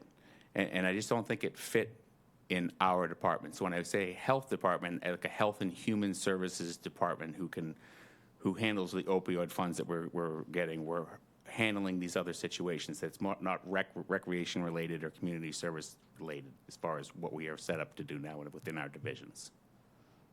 But we don't have a health and human services department, so that's why you pivoted to the schools, I guess. Is that? Correct. Okay. Councilor Tamish. The beach gate security contract says it's from mid-October to mid-May. Actually, it's a 2-part question. So what do you do in the summer there? And we also recently approved gates for the automatic gates, which I was under the impression the security was going to be going away because the gates would be automatic. Could you address that? Sure. To answer the first part of your question, we retain management with DPW to manage those locations, prime season being the extended shoulder season. Currently, DPW is opening and closing them. I think we had some questions when we were doing the automated gate about with a person to get you out of there versus just, hey, there's a gate that's automated that's closed. So the 2-part question is DPW manages the securing of those in the shoulder seasons, and a collaboration between the Department of Public Works and Recreation is in charge of opening and closing during the season. So that's the first part of your question. I believe that's answered. The second part is the automated gates, and that's going to be something we're going to implement as we do these projects as a CIP. So in the interim, when we did the pilot program, we closed them from pretty much Indigenous Peoples Day, October 14th this year, through middle of May, to have those closed by a private security company. We're trying to do that again until the automated gates come online. Anybody else? Okay. I guess we're ready to vote. Counselors, Penn, Yes. Schnapp, excuse me, Schnapp, Your vote. Yes. Starr, Yes. Tamish, Yes. Turkelson, Yes. Bloom, Yes. Burdick, Yes. Clark, Yes. Crow, Yes. Levesque, Yes. Ludke, Yes. Mendez, Yes. Neary. Yes. Okay, 13 yes. Thank you. Item number 2024-190 on page 12. Counselor Crowe, would you read that item? Thank you, President Penn. This is item old business. This is 190. Yes. Item number 2024-190. It's open for a public hearing, roll call majority vote of the full council. It's appropriation order in the amount of $3,892,161 for the purpose of funding the town's fiscal year 2025 golf course enterprise fund budget. Second. Okay, we have a motion and a second to open the public hearing. All those in favor? Hearing is open. Rationale? Thank you. The FY25 proposed budget for the direct operating expenses of the Golf Enterprise Fund are increasing $201,501 to $3,892,161. This does not include the indirect cost charges for this operation that are paid from the general fund. Indirect cost charges are part of other appropriations. This budget has averaged a 5.3% increase per year from FY21 to FY25. Funding for this operation is provided from the revenue generated at the two facilities, which predominantly derived from green fees and memberships. No general fund financial support is provided to this operation as it is self-supporting from the revenue that it generates. It does receive assistance from the Community Preservation Fund to offset the annual loan payment from the original open space acquisition. FY25 is the final year of the acquisition loan payment. A total of $219,299 in golf course reserves will be used to balance the FY25 proposed operating budget.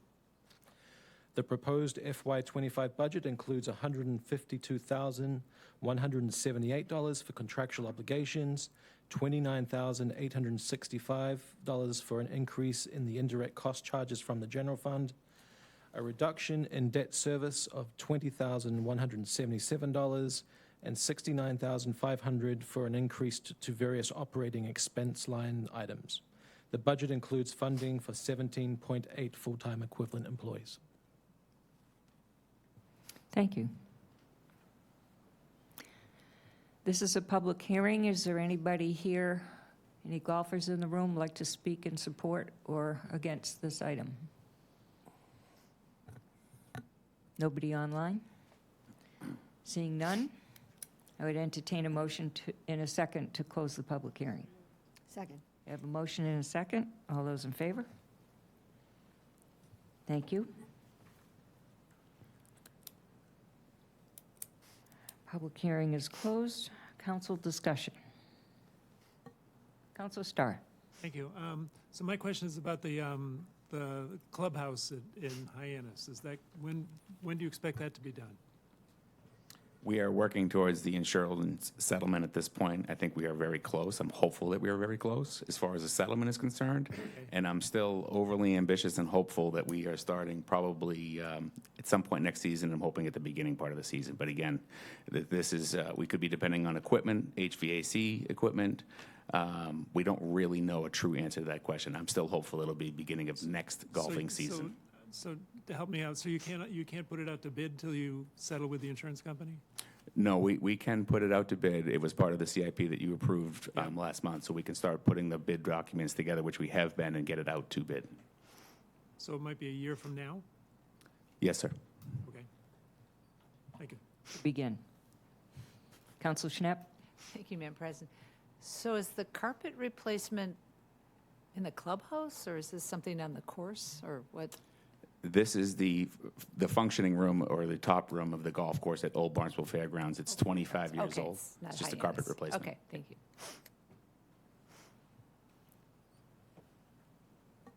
No, Gordon, Good? yes, Okay. question. Anybody else? All right. I actually have A follow-up? well, it's the Councilor next item Schnapp? down. Thank you.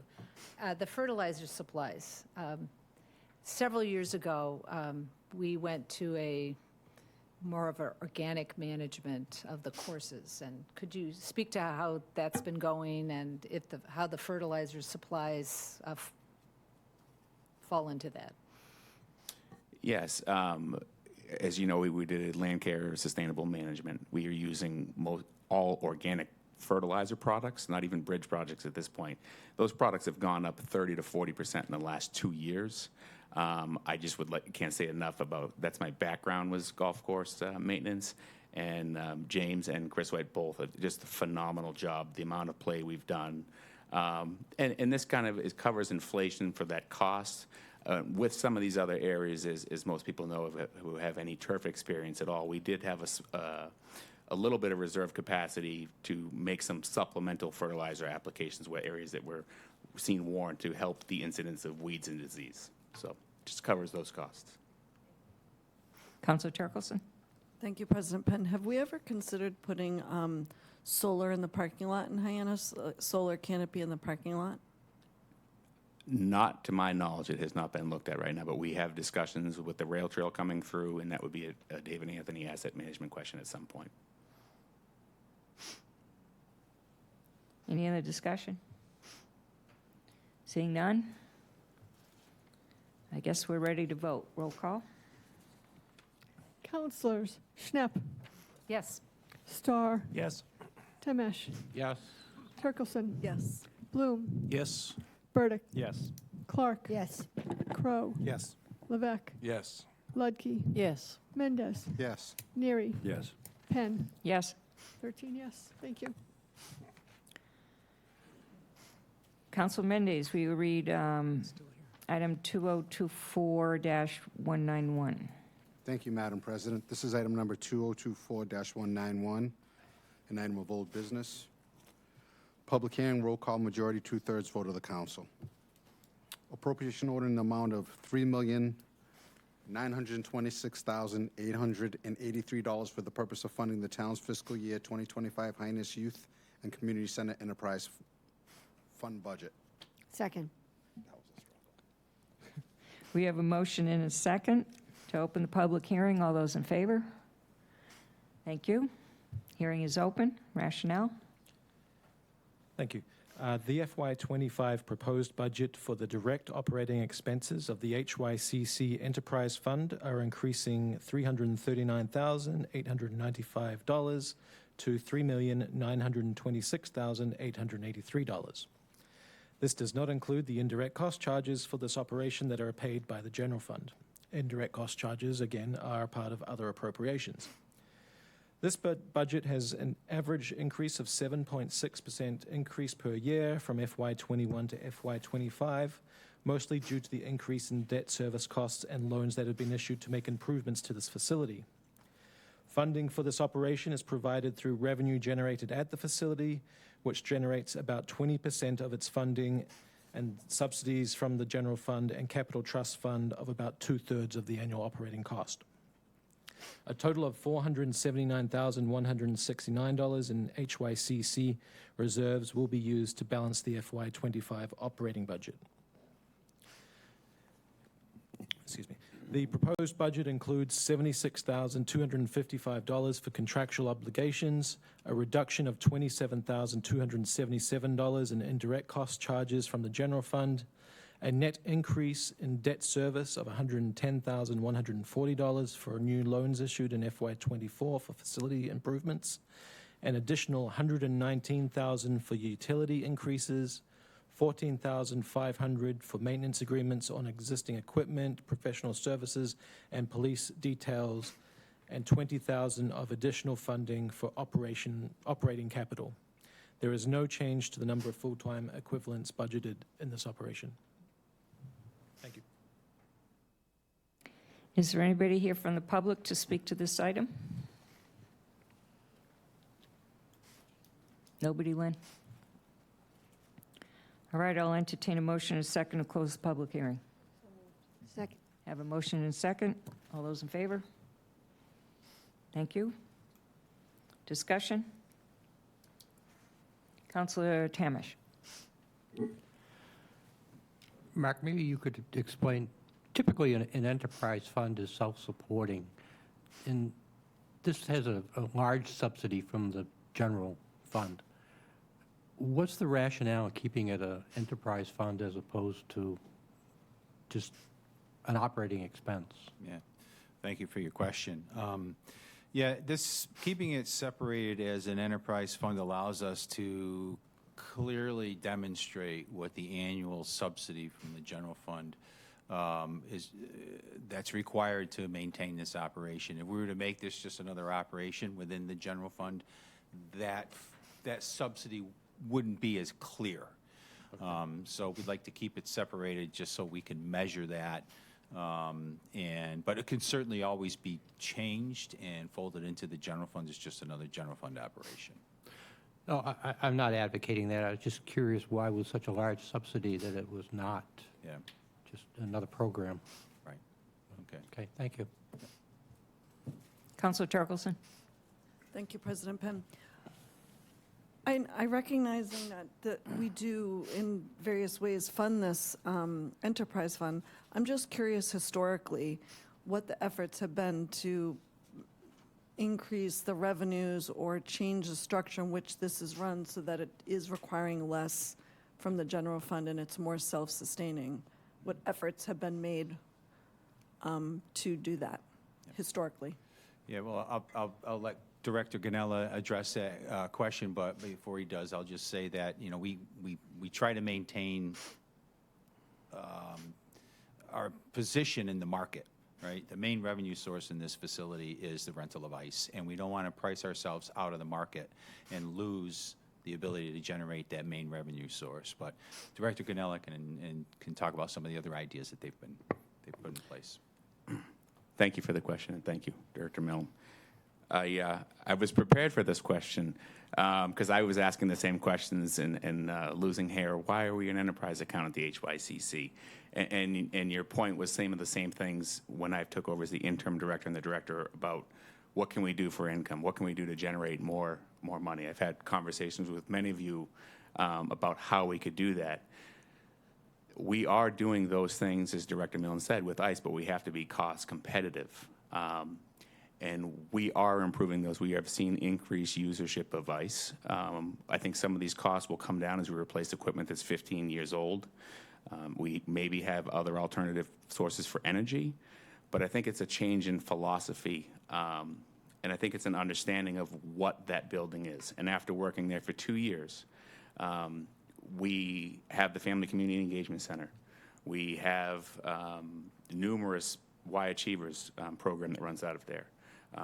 People of Action were mentioned numerous times tonight. We're looking at trying to implement an after-school program.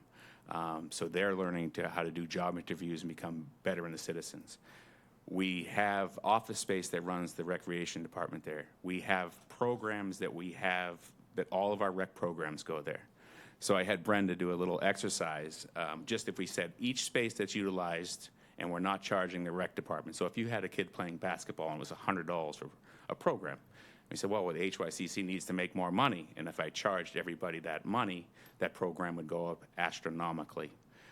If we charged everybody who we think we should charge, or we should charge, costs would go up for all of our taxpayers who already pay to subsidize this building, and it would be another $1.5 million in revenue, still not equating to a balanced budget. So that's the kind of the philosophy change that I've had, and looking at what it is. We are definitely looking at ways for revenue increase. I can't thank Planning and Development and Amy Harwood enough. The advertising piece since COVID has come back up. We are constantly looking at adding additional programs. Coaches practice is a new thing we just launched this year. So if you're a certified coach and approved by Mark Bordeley, our manager, you can come out there. More summer activities. We are constantly looking, but I think we all need to keep in mind that this is a community center.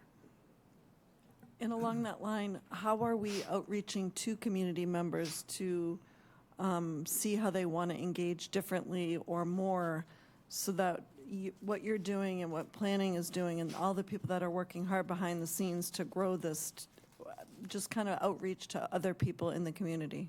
Is that happening?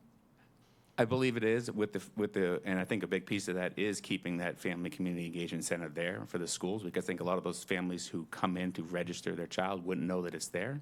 I think the outsourcing is there when you have programs, and we have an opportunity to have programs that we might run at other campuses run at our facility.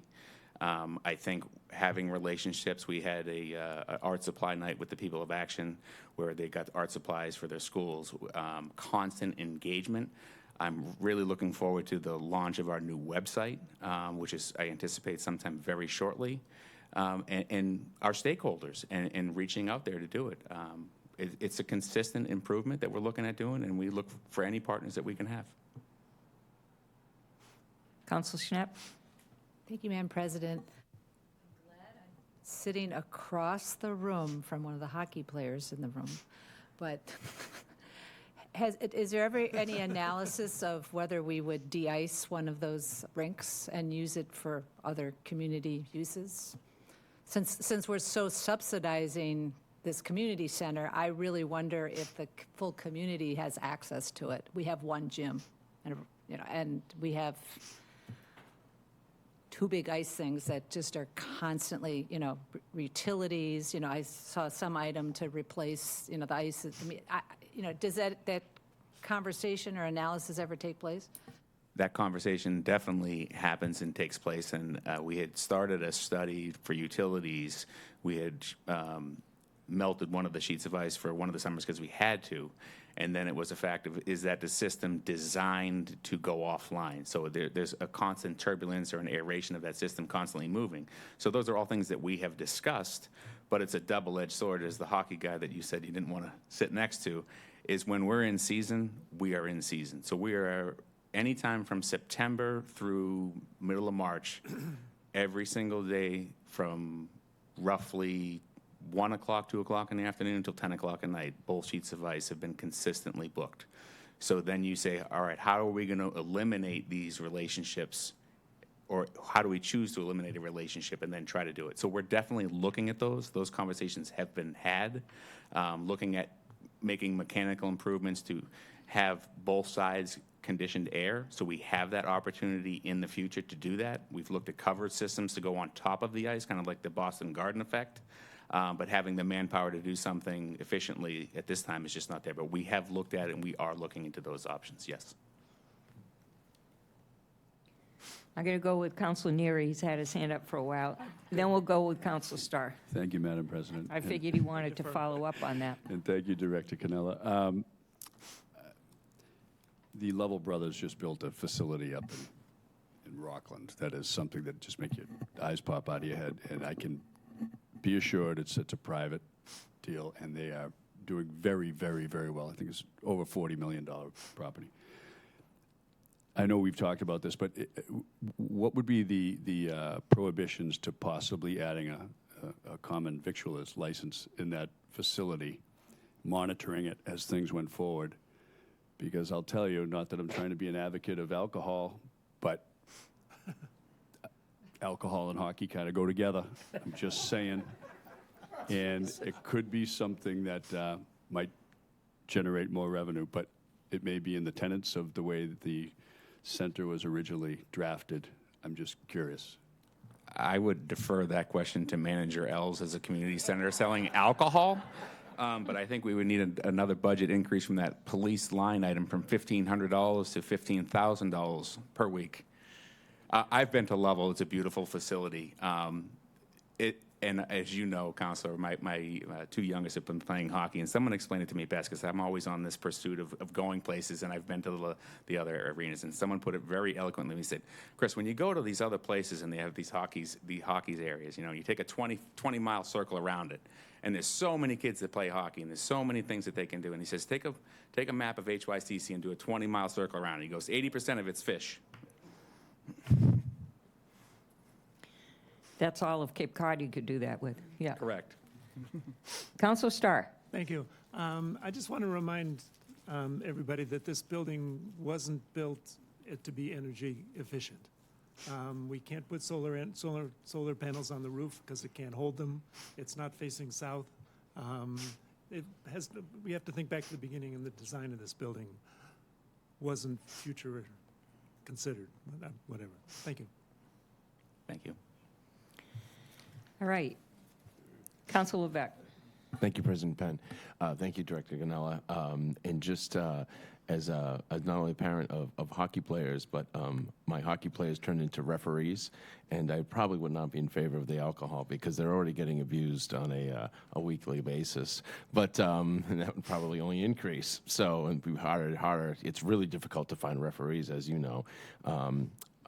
For hockey games, because we have so many and unlimited population of referees. But that all being said, can you just discuss currently, because we talked about, it was just brought up that, melting the ice and using the facility. I believe Butler is the rink to the left as you walk in. That is capable of being, melted ice and used for other things. And I believe we have done that. I believe it was used for a volleyball camp, different things like that. And so to kind of answer some questions that were brought, but the fact that I don't believe Kennedy can be, and if it was, it wouldn't be useful because it's sand. Is that correct? That is correct. It's kind of flip-flopped. When they built it, the Kennedy side has a sand base for people that don't know, so if you melt it, it's sand. And there's 1-inch pipes that run every 8 inches horizontally down the whole entire rink, where Butler, the other side on the left, has a cement floor. And we have, for other reasons, but you have to also look at the fact of how much energy savings, how many people you're going to have to deter away, and then how much does it cost in energy to then create and make ice, paint ice again. So those are the things that you try to waive. Thank you. Thank you. All right. Council Lucky. Yeah, just one last question. Just curious along this whole financial piece. I know you finally got the food service going again. Are they making a go of it? Are they making a profit? Are they going to stick around? We are putting out a formal request for proposal very shortly. That was a 7-month lease to have the little sandwich shop there, and I'm hopeful that we'll have an opportunity to get a couple of selections there. Okay. Discussion done. We're ready for a vote. Councilors Starr, Yes. Tamish, Yes. Turkelson, Yes. Bloom, Yes. Burdick, Yes. Clark, Yes. Crow, Yes. Levesque, Yes. Ludke, Yes. Mendez, Yes. Neary, Yes. Penn, Yes? Schnapp, Yes. 13 yes. Thank you. 2024-192.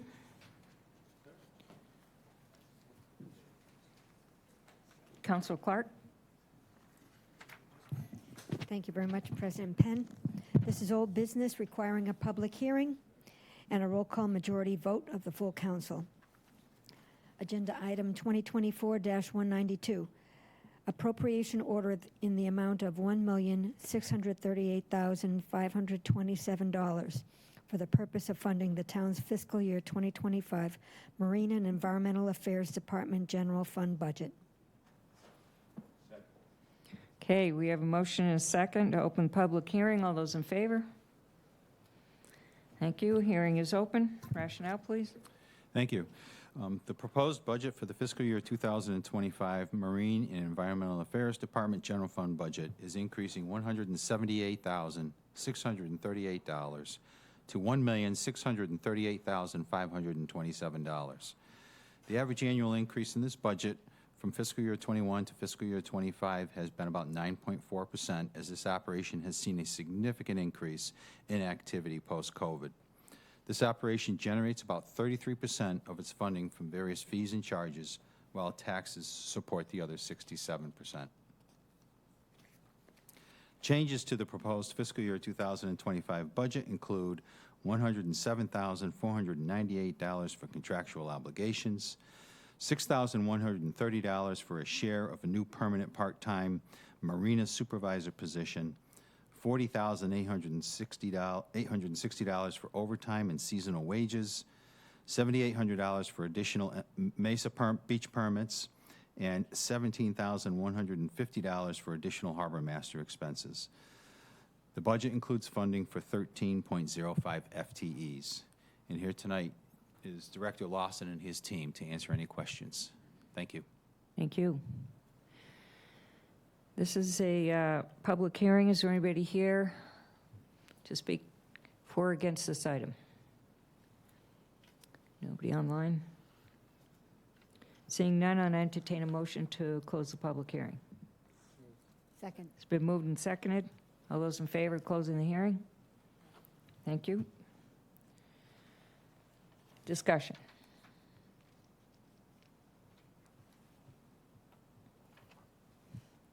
I could move real quickly on this if there's no discussion. I guess we'll entertain a motion. Counselors, Tamish. Yes. Turkelson. Yes. Bloom. Yes. Burdick. Yes. Clark. Yes. Crow. Yes. Levesque. Yes. Ludke. Yes. Mendez. Yes. Neary. Yes. Penn. Yes? Schnapp. Yes. Starr. Yes. 13 yes. Item number 2024-193, Council Levesque. Thank you, President Penn. This is old business, public hearing, roll call, 2/3 vote, full council. Item number 2024-193, appropriation order in the amount of $780,068 for the purpose of funding the town's fiscal year 2025 Marina Enterprise Fund budget, as Second. written. We have a motion second to open the public hearing. All those in favor? Thank you. Rationale, please. Thank you. The fiscal year 25 proposed budget for the direct operating expenses of the Marina Enterprise Fund are increasing $66,782 to $780,068. Again, this does not include the indirect cost charges for the operation that are paid to the general fund, as those indirect cost charges are part of other appropriations. This budget has averaged a 2.4% increase per year from fiscal year 21 to fiscal year 25. The reduction in FY 24 was due to the expiration of the Prince Cove Marina acquisition loan, and we did have a bell ringing ceremony for that one. 90% of the funding for this operation is provided from the revenue generated at the marina facilities. A small amount of general fund support is provided, about $30,000, to cover the cost budgeted in this operation associated with the maintenance and utilities of the Bismore Park Comfort Station. A total of $25,180 in Marina Enterprise Fund reserves will be used to balance the FY25 proposed operating budget. Thank you. Oh, I've got a couple more Oh. questions here. The proposed budget includes $7,753 for contractual obligations, $45,632 for the operations share of a new permanent part-time marina manager, an increase of $8,130 in indirect cost charges from the general fund, a reduction of $7,075 in debt service, and $1,450 in capital outlay, and finally $21,922 in various operating expense lines. This operation includes the funding for 1.8 full-time equivalents. Thank you. Now we're set. Thank you. This is a public hearing. Anybody here to speak to this item? Seeing none, I'll entertain a motion to close the public hearing. Second. Moved and seconded. All those in favor? Thank you. Discussion. Council Schnapp. Thank you, Madam President. Could we hear a little bit more about the additional marina supervisor, please? Good evening, Derek Lauzon, Director of Marine Environmental Affairs. Yes, this new position, permanent part-time position, is going to assist our Harbor Master, Brian Taylor, in oversight of our 4 town marinas. There's quite a bit of vessels coming in and out of those marinas, and this will definitely help out. 10% will also be towards the general fund, because this supervisor will also supervise Blish Point Marina on the north side, which is a state-run boat ramp. I know last year, or the last couple of years, you've had more, what are they called? Not transitional, but... Transient moorings. Yeah, transitory... Transient moorings and slips. mooring. So are you keeping the same number this year as you had last year? We're looking to add to that program. Last year, we had 91 bookings for slips and moorings, and that was for just under $17,000. Part of our request in the general fund is to add to the transient program. And what areas are you usually finding those moorings? Well, just recently, we had the Fagawi sailboat race. We had folks coming into Lewis Bay and Hyannisport. Just recently, I saw some folks over in Katuitt. I know we have 2 in Katuitt. And our plan is to add some over into Barnstable Harbor. Okay. It's a little bit more difficult over there with the tides, so. Okay, thank you. You're welcome. Council Starr. Thank you. Quick question. So the personnel budget is 321,000 for 1.8 full-time equivalents. So they're summer people? Is that what there's something I'm missing? A lot of seasonal wages. Okay, there are yes. season, yeah. Summer, okay, thank you. Council Lucky. Yeah, I'm just curious, from what you said, do you have transient moorings in every mooring field in Barnstable that the town owns? Not in every mooring field. So it's where people can get access to the water. So in Katuitt, there's 2 right off of the Katuitt Town Dock. In Lewis Bay, we have 2 in Lewis Bay, and we've made an agreement with the Hyannis Yacht Club that they would pick them up and bring them ashore. They also have the ability to bring a small tender into the inner harbor and tie up and maybe walk up into Main Street. There are 2 in Hyannisport, in which we also have the same agreement with the Hyannisport Yacht Club, in which they can get picked up by their launch and brought to shore. Barnstable Harbor, we're adding one there this year. But those are the ones that we have currently.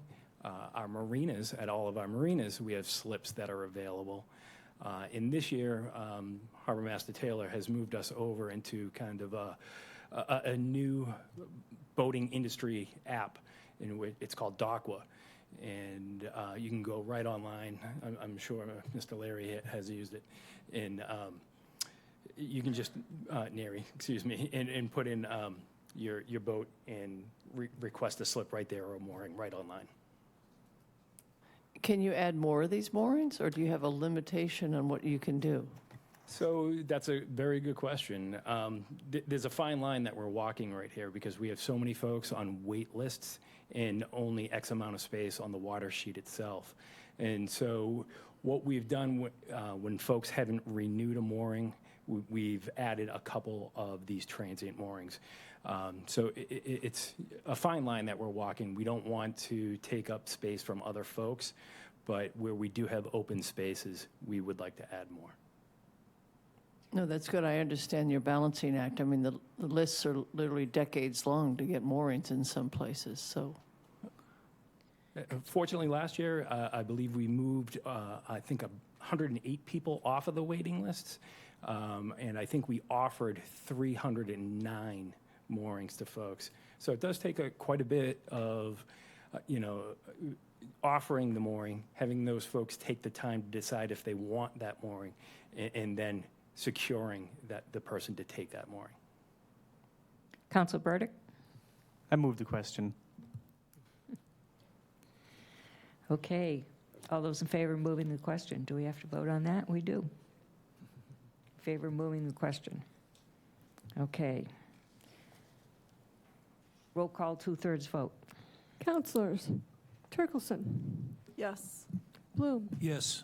Burdick, Yes. Clark, Yes. Crow, Yes. Levesque, Yes. Ludke, Yes. Mendez, Yes. Neary, Yes. Penn, Yes? Schnepp, Yes. Starr, Yes. Temish. Yes. Thank you, 13 yes.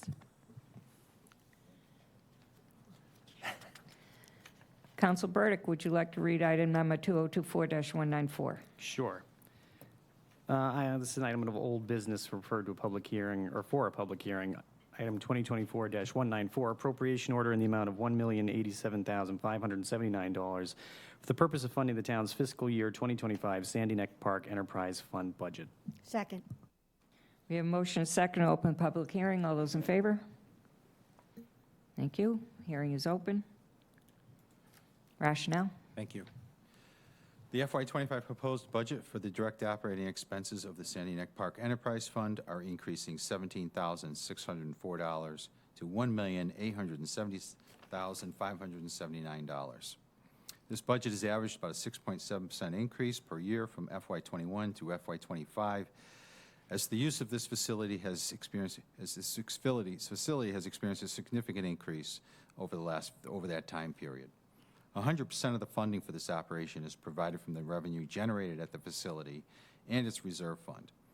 A total of $109,314 in Sandy Neck Park Enterprise Fund reserves will be used to balance the proposed FY25 budget.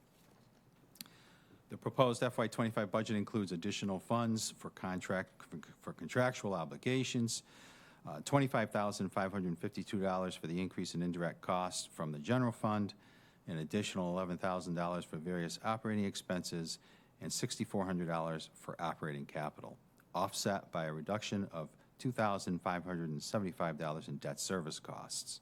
This budget includes funding for 5 full-time equivalents. Thank you. Thank you. This is a public hearing. Is there anybody here to speak to this item? Seeing none, I'll entertain a motion and a second to close the public hearing. Been moved and seconded.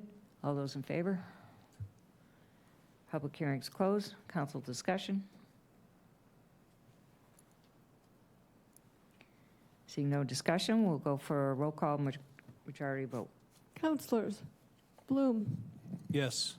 Burdick, Yes. Clark, Yes. Crow, Yes. Levesque, Yes. Ledke, Yes. Mendez, Yes. Neary, Yes. Penn, Yes? Schnapp, Yes. Starr, Yes. Tamish, Yes. Turkelson. Yes. 13 yes. Item number 2024-195, Councilor Starr. Thank you. This is old business, number 2024-195, appropriation order in the amount of $2,584,392 for the purpose of funding the town's fiscal year 2025 Inspectional Services Department budget. Second. We have a motion second to open the public hearing. All those in favor? Thank you.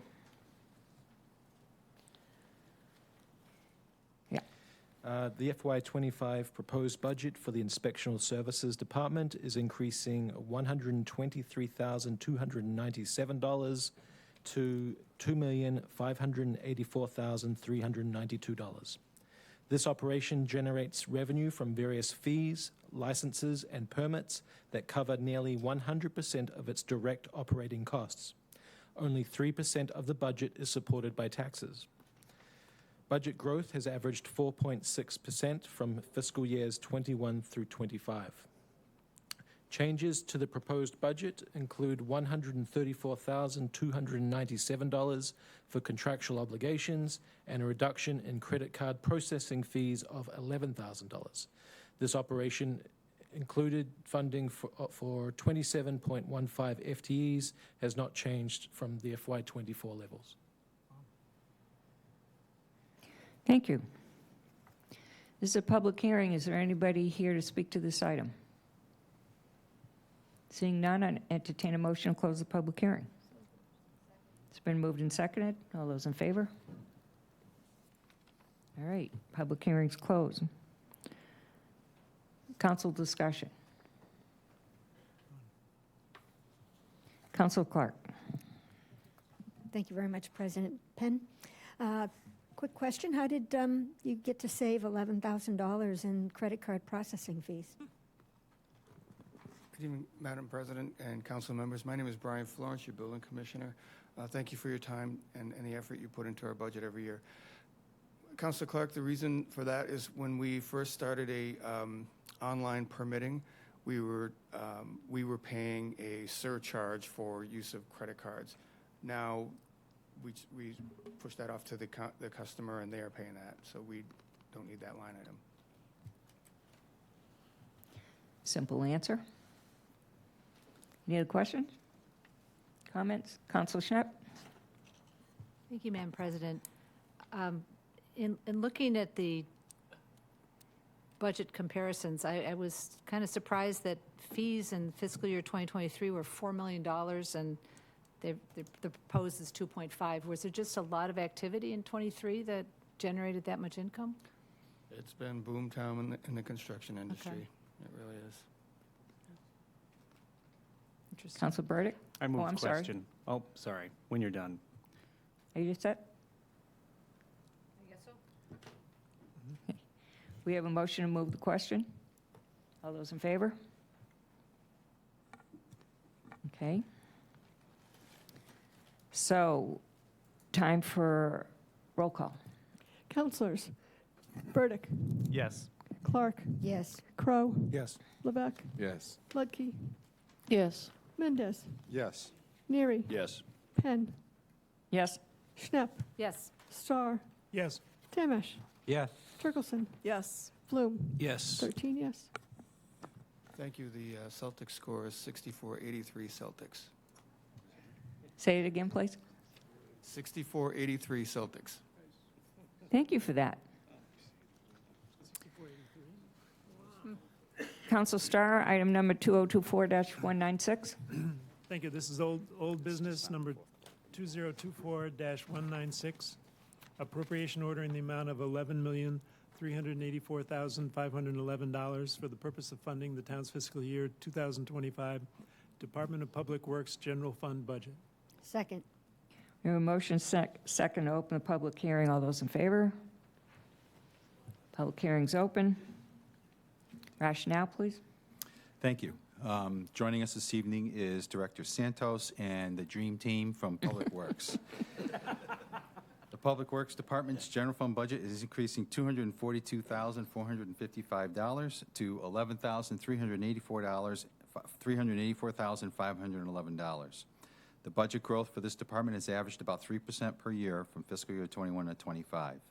87% of the funding for this operation is provided from taxes, while the other 13% is produced from fees, licenses, and permits, and other revenue generated by the department. Changes to the FY25 proposed budget include $100,455 for contractual obligations. Now, this includes an assumption for $300,000 in vacancy savings, as the department has several positions they are actively seeking to fill, and historical turnover rates indicate this assumption to be valid. Operating expenses are increased by $137,000, mainly for an increase in electric rates effective July 1, 2024. And $5,000 is transferred from the Community Services Department for the cost of portable restrooms managed by this operation. Thank you. Okay. This is a public hearing. Is there anybody here to speak to this item? Seeing none, I would entertain a motion to close the public hearing. Moved and seconded. All those in favor? Okay. Any discussion?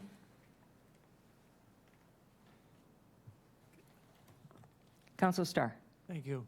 Can you, Mr. Santos, can you introduce, I don't know everybody in the front row. And they've stayed all this time. Just. Well, let them introduce themselves. Okay, let them introduce themselves. Rob Steen, Assistant Director. PJ Keller, Supervisor. Oh, no. I didn't. All right. Leading off, playing center field, Rob Steen, Assistant Director. PJ Kelleher, Supervisor, Structures and Grounds. Thanks. Sean Jones, Supervisor, Highway. Hans Kaiser, Supervisor, Water Supply Division. Tracy Regazio, Supervisor, Solid Waste Division. Andrew Boulay, Water Pollution Control Division Supervisor. Thank you. Thank you for that. Beat the Mavericks. All right, we're ready to vote? Yes. Counselors, Clark, Yes. Crow, Yes. Levesque, Yes. Ludke, Yes. Mendez, Yes. Neary, Yes. Penn, Yes? Schnapp, Yes. Starr, Yes. Tamish, Yes. Turkelson, Yes. Bloom, Yes. Burdick, Yes. 13 yes. Council Schnapp?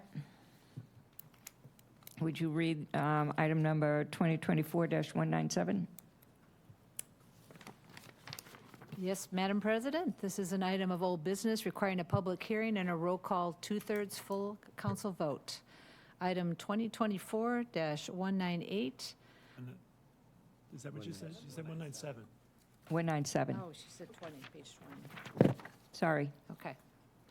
Item number 2024-197, appropriation order in the amount of $4,033,424 for the purpose of funding the town's fiscal year 2025 Department of Public Works Solid Waste Enterprise Fund budget. As written. There's a motion is second to open a public hearing. All those in favor? Thank you. Rationale, please. Thank you. The FY25 proposed budget for direct operating expenses of the Solid Waste Enterprise Fund are increasing $285,117 to $4,033,424. This does not include indirect cost charges from the operation paid to the general fund. The budget has averaged a 6.4% increase per year from fiscal years 21 to FY25, with the most of the cost increase being a result of increases in the volume of materials collected and an increase in the rate to dispose of those materials. 100% of the funding of this operation is provided from the revenue generated at the facility. No reserves are used to balance the FY24 proposed operating budget. The FY25 proposed budget includes an additional $128,737 for contractual obligations, $1,412 for an increase in indirect cost charges to the general fund, a slight reduction of debt service of $1,120, and $157,500 for additional operating expenses, which are predominantly the increased costs of disposal of materials. Thank you. Thank you. This is a public hearing. Is there anybody here to speak to this? Seeing none, I would entertain a motion and a second to close the public hearing. Moved and seconded. All those in favor? Thank you. Council discussion. Council Lucky. Yeah, just a quick question. I don't know if you've ever done it here. I know when I lived in New York for a time, there were rather significant fines if you didn't recycle and you put recyclables in with your trash. Ours seems entirely voluntary, with all sorts of recyclables going into the big trash areas. And, you know, you say your expenses are going up. Have we ever considered regulating that in any way to look at what people are disposing and encouraging more participation? I know you know, New York did the curbside pickup so they could issue the fines very easily, but I just wondered if we've ever looked at enforcing that at all. Good evening, Councilors. Dan Santos, Director of Public Works. No, we haven't looked at enforcement via fines. I'm not sure we could even do that. But I think the most effective thing that we do, and we step up from time to time, depending on how we see the amount of recyclables moving, is education. And through advertisement we get a grant every year, typically from the Department of Environmental Protection, and we've used that in the past to step up our education and letting people know about the recycling opportunities. So that's how we deal with that, and we haven't really pursued any thoughts of having a more rigid enforcement of that. I'm just afraid what you're going to do right there, but let me just ask one question. Do you do any metrics in terms of the volume of recyclables to judge whether your education is having an impact? Have you seen the volume, or are there metrics? Have you applied any metrics to see if there's success or not success? We have metrics. We haven't compared it to the educational efforts to see whether that's made a significant difference. Our numbers are pretty consistent. The other thing is, in recent years, it's actually ends up cost us more money to recycle than to get rid of trash. So that's been kind of a difficult situation, and I'm not going to suggest that it's a good idea to not educate people, because it still makes sense to recycle, and we should be doing that. But that cost has been a real factor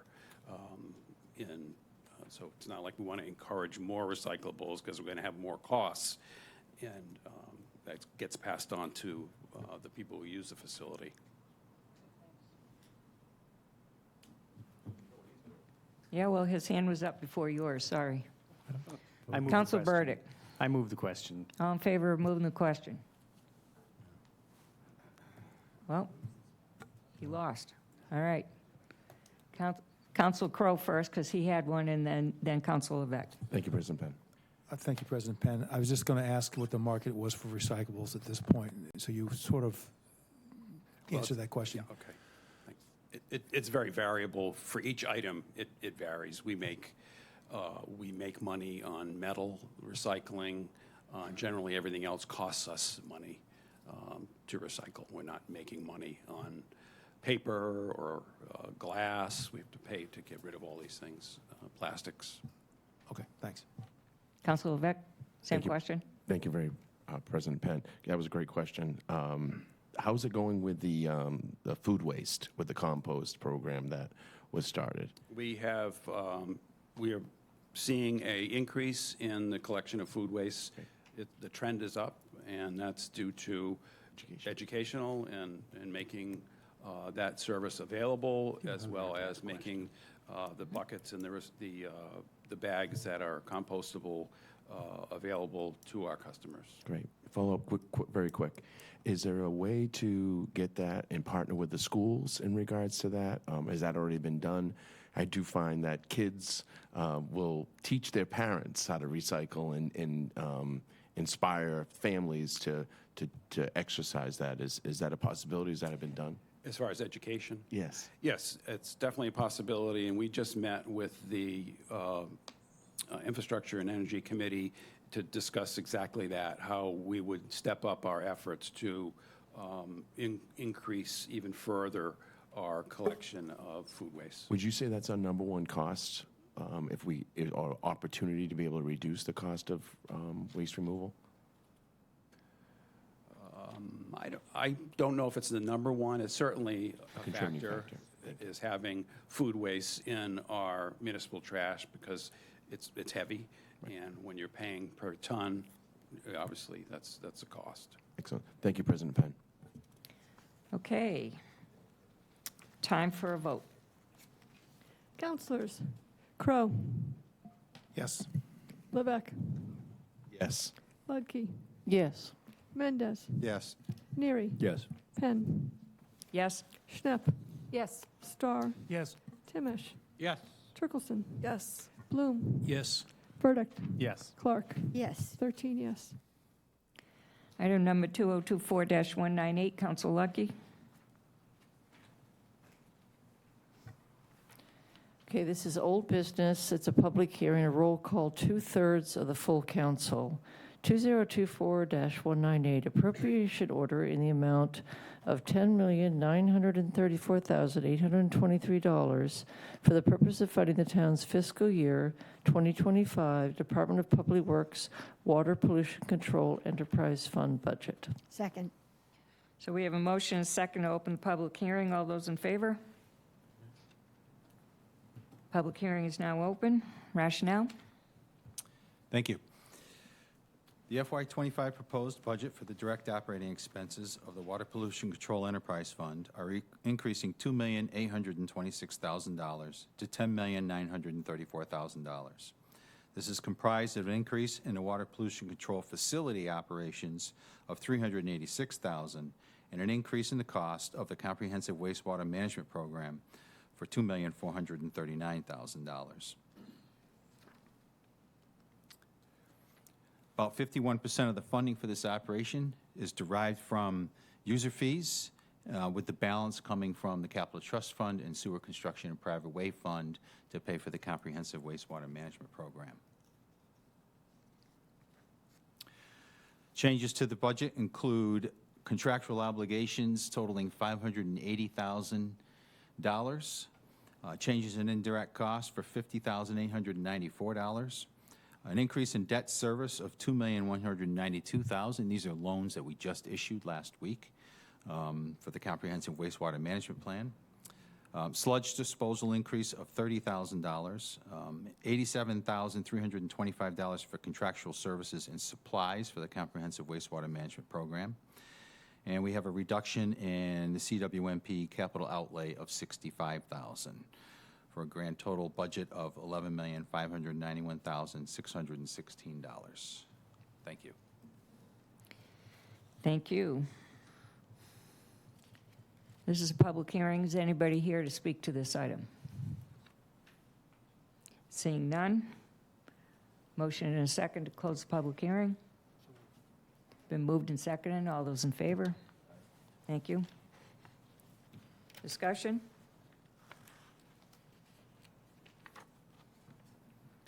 Okay, we're going to call for a vote. Counselors, Levesque, Yes. Ludke, Yes. Mendez, Yes. Neary, Yes. Penn, Yes? Schnapp, Yes. Starr, Yes. Timish, Yes. Turkelson, Yes. Bloom, Yes. Burdick, Yes. Clark, Yes. Crow. Yes. 13 yes. Thank you. Item number 2024-199, Councilor Bloom. Yes, thank you, Madam President. This is old business, public hearing, roll call of 2/3 full council. Item number 2024-199, appropriation order in the amount of $9,109,331 for the purpose of funding the town's fiscal year 2025 Department of Public Works Water Supply Enterprise Fund budget. We have a motion and a second to open public hearing. All those in favor? Thank you. Rationale? The Water Supply Enterprise Fund proposed budget for direct operating expenses are increasing $744,889, or 8.91%, to a total of $9,109,331. This does not include indirect cost charges for this operation that are paid to the general fund. Personnel budget changes include contractual obligations. Operating budget changes include additional funding for the outsourced management contract and increases in debt service for capital projects currently underway. There is no change to FTE or capital outlay expenses proposed. Thank you. Thank you. This is a public hearing. Is there anybody here to speak to this item? Seeing none, I would entertain a motion and a second to close the public hearing. It's been moved and seconded. All those in favor? Thank you. Council discussion? Like to go right to the vote? Counselors, Ludke, Yes. Mendez, Yes. Neary, Yes. Penn, Yes? Schnapp, Yes. Starr, Yes. Tamish, Yes. Turkelson, Yes. Bloom, Yes. Burdick, Yes. Clark, Yes. Crow, Yes. Levesque. Yes. 13 yes. Thank you. Thank you. Have a good evening.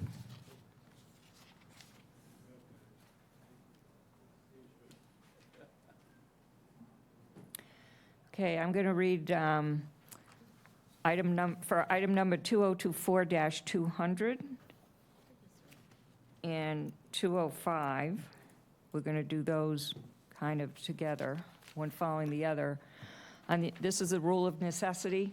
We went through this last time, so on the advice of the town attorney, I am invoking the rule of necessity on behalf of myself and the other members of the town council to allow all of us to participate in item number 2024-200, which is the fiscal year 2025 appropriation for the town council operating budget.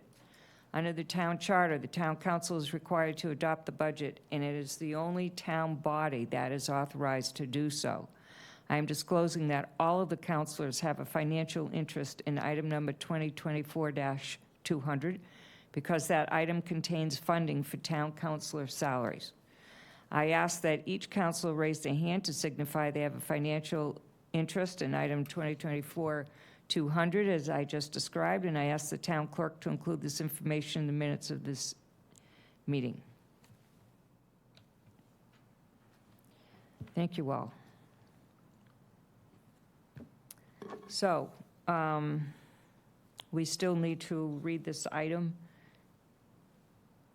in, whose turn is it? Councilor Turkelson, 2024-200. Thank you, President Penn. This is an item of old business requiring a public hearing and a roll call majority vote of the full council.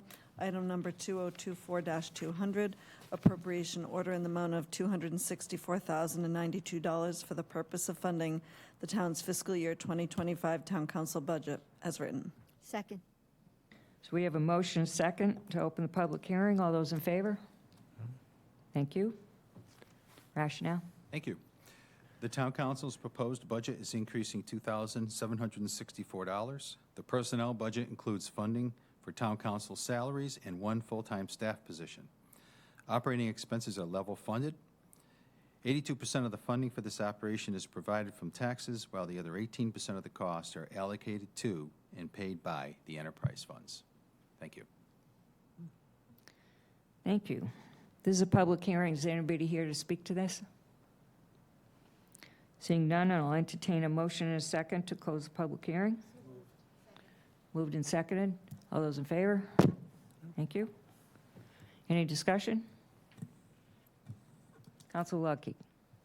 Just a quick question. When you're saying enterprise funds, you mean every single enterprise fund has to divvy up a percent to give to this? Yes, we've developed an indirect cost model where we charge all the enterprise funds for portions of, for support that they receive from various operations, including, well, the town council continuously have to address matters like this evening, their annual operating budget, or we have workshops with them. So we allocate a portion of the cost of the town council's operation off to those enterprise funds.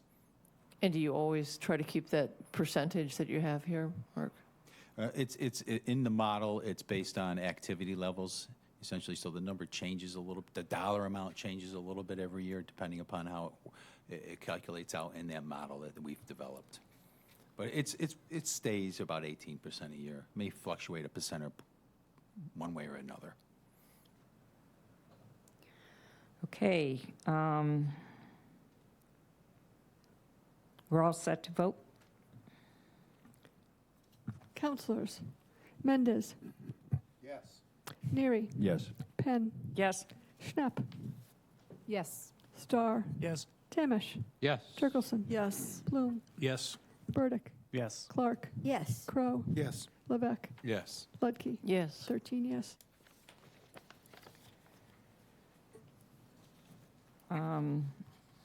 We're gonna do item 2024-205 so I can get rid of my script here, okay? So on the advice of the town attorney, I'm invoking the rule of necessity on behalf of Councilors Tamish, Crow, Mendez, Neary, and Levesque to allow them to participate in item number 2024-205, notwithstanding their financial interests in that item.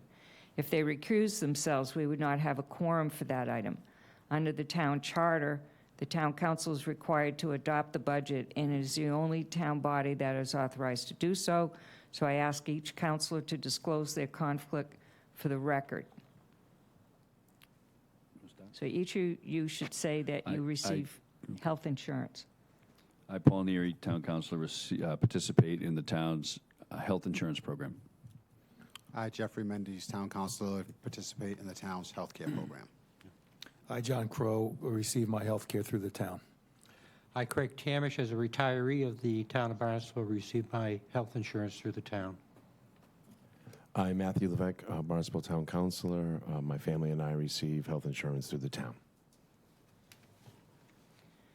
All right, we're good to go. So, oh, yes, I'm sorry. Ask that the town clerk include this information in the minutes of this meeting so that everybody could hear that.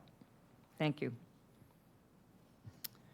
All right, so motion of public hearing, we already read. We have the rationale. Thank you. This budget has increased from $58 million in 2021 to $74 million proposed in fiscal. We didn't open the public hearing? Oh, we All didn't. right. Read the item. Sorry, Oh, sorry. I was pushing. Yeah. So I'll entertain a motion and a second to open the public hearing. Second. So moved in second. All those in favor? We didn't read the item yet. Oh, we didn't? No. Oh, I'm sorry. Is that for you? It can be. So this is 205, correct? Yeah. Okay. Old Too late, business. past for- my bedtime, sorry. Old business, a public hearing, roll call majority vote of the full council. Item number 2024-205, an appropriation order in the amount of $57,180,105 for the purpose of funding the town fiscal year 2025 other requirements budget as printed. Okay, we have a motion and a second to open the public hearing. All those in favor? Thank you. Rationale. Thank you. This budget has increased from $58 million in 2021 to $74 million proposed in 2025. Most of the increase over this time period has been in the growth in capital funding of $4 million and employee benefits of $7 million. Taxes provide 85% of the funding for this category of costs. This area of the budget is increasing $6.7 million, or 9.9% for fiscal year 25. $5.4 million of the increase is in the areas of employee benefits and capital funding. Other notable increases include the categories of school assessments, state and county assessments, and library grants the town provides to the 7 village libraries. All categories are increasing by more than 5%. Health insurance for active and retired employees and pension assessments comprise 92% of the employee benefits costs included within the other requirements budget. The town's health insurance costs are impacted by rate changes to premiums, enrollment in the various plans offered by the Cape Cod Municipal Health Group, and the town's contribution towards the monthly premium. The increase of $3.4 million for active employee health insurance includes funding for increasing the town's contribution from 50% to 70%, a premium rate increase of 8%, and migration for additional employees coming onto the town's health insurance plan and employees migrating to more expensive plans. The increase in health insurance for retired employees includes additional funding for premium rate increases and additional retirees joining this group. The town's contribution towards the premium cost remains at 50%. The retirement assessment is impacted by 2 main factors, one being the town's percentage of the covered payroll within the entire county retirement system, and the second being the system's return on investments. Workers' compensation and unemployment are level funded, and we continue with the plan to increase the town's contribution to the other post-employment benefits trust fund by $50,000 per year. The total proposed fiscal year 25 budget for other requirements is $73,962,317.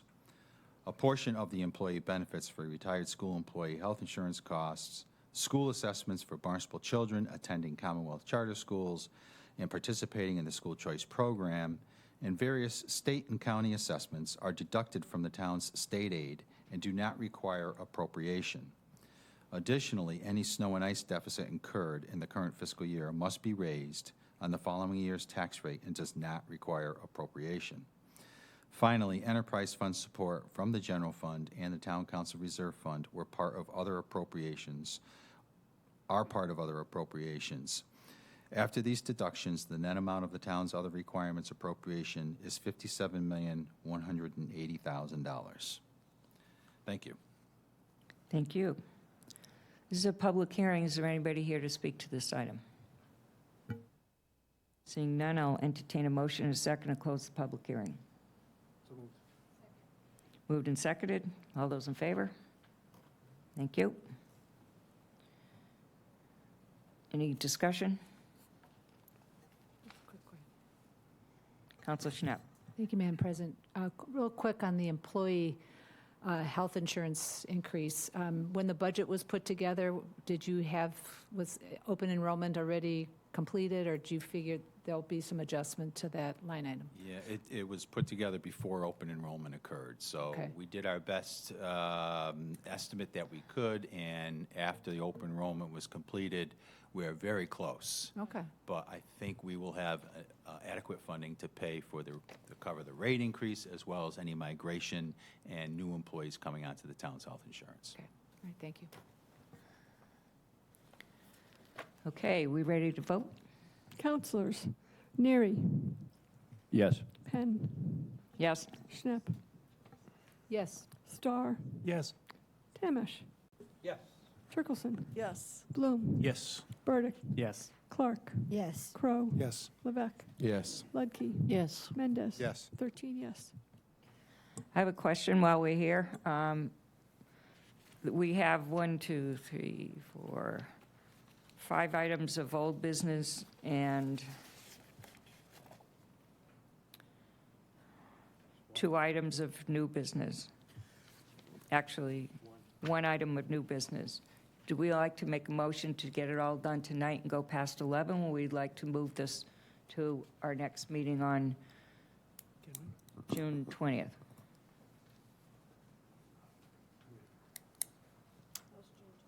I'd make a motion. You would make a motion? I would make a motion to table these items until June 20th.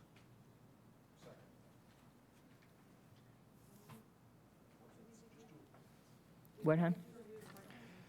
As a point of information, are there any issues, Mark, with moving it to the 20th? Okay.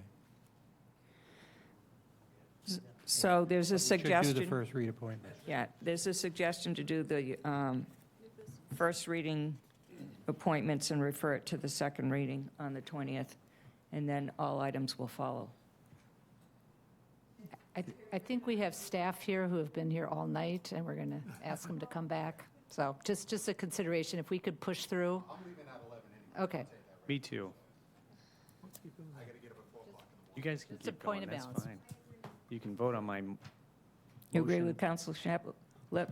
Do we have a consensus? I don't want to necessarily vote, but kind of a little informal show of hands of who wants to stay and who wants to forward.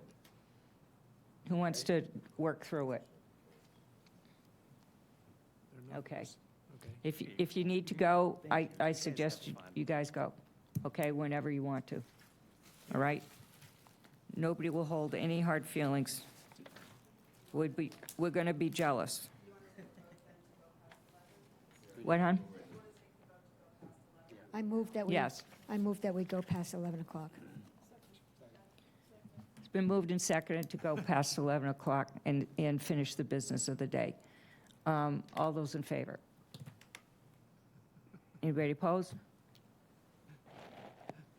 2. Motion carries. Thank you. It's a 2/3 vote. We had to do it with the bodies here. Good point. All right. We're on item number 201. Council Crowe, This is an item of old business. It's page 23. item number 2024-2001. It's open for a public hearing, roll call majority vote of the full council. It's appropriation order in the amount of $1,575,299 for the purpose of the funding of the town's fiscal year 2025 town manager budget. Second. We have a motion and a second. All those in favor of opening the public hearing? Thank you. Public hearing's open. Rationale, please. Thank you. The town manager's proposed budget is increasing $39,766, or 2.6%. Taxes provide 55% of the funding for this operation, with licenses the second largest category at 32%. Enterprise funds and other sources provide 13% of the resources of the budget. 2 positions are being eliminated, the Deputy Director of Asset Management and a translation specialist. $30,000 is being added to the budget for contractual translation services. The property manager position is being transferred from the Asset Management Revolving Fund, where it was previously funded from. In addition, $13,590 of additional operating funds are provided for uniforms, safety equipment for staff, and operations share of leased vehicles utilized by staff located in the town hall. Thank you. Thank you. This is a public hearing. Is there anybody here to speak to this item? Seeing none, I would entertain a motion to close the public hearing. Okay, moved and seconded. All those in favor? Thank you. Public hearing is closed. Discussion. Town manager's here to answer any questions. Council Lurky. I'm just curious about the elimination of the Deputy Director of Asset Management. What drove that? Good evening, Mark Ells, Town Manager, Assistant Town Manager Clyburn here as well. In review of how we were providing service under asset management, we had the position vacated. We reassessed, and we actually looked at how the work was being distributed between the existing employees, and found that through reallocation, we were able to not refill that position. And therefore, we showed an elimination there. In the, you didn't ask the specific question, but with the translation services, we had gone out multiple times unable. In that process, we ended up looking to contract it. And that's how we've proceeded there, and it's servicing our needs at this point. Thank you. Any other questions, comments? All right. I wanted the record to show that Council Burdick left. Did you get that? Okay. We'll have the vote when you're ready. Councilors. Penn. Yes. Schnapp. Yes. Starr. Yes. Tamish. Yes. Turkelson. Yes. Bloom. Yes. Clark.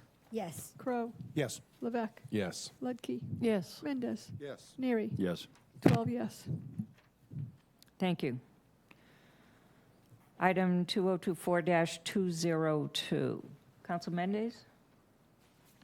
Thank you, President Penn. This is new old business.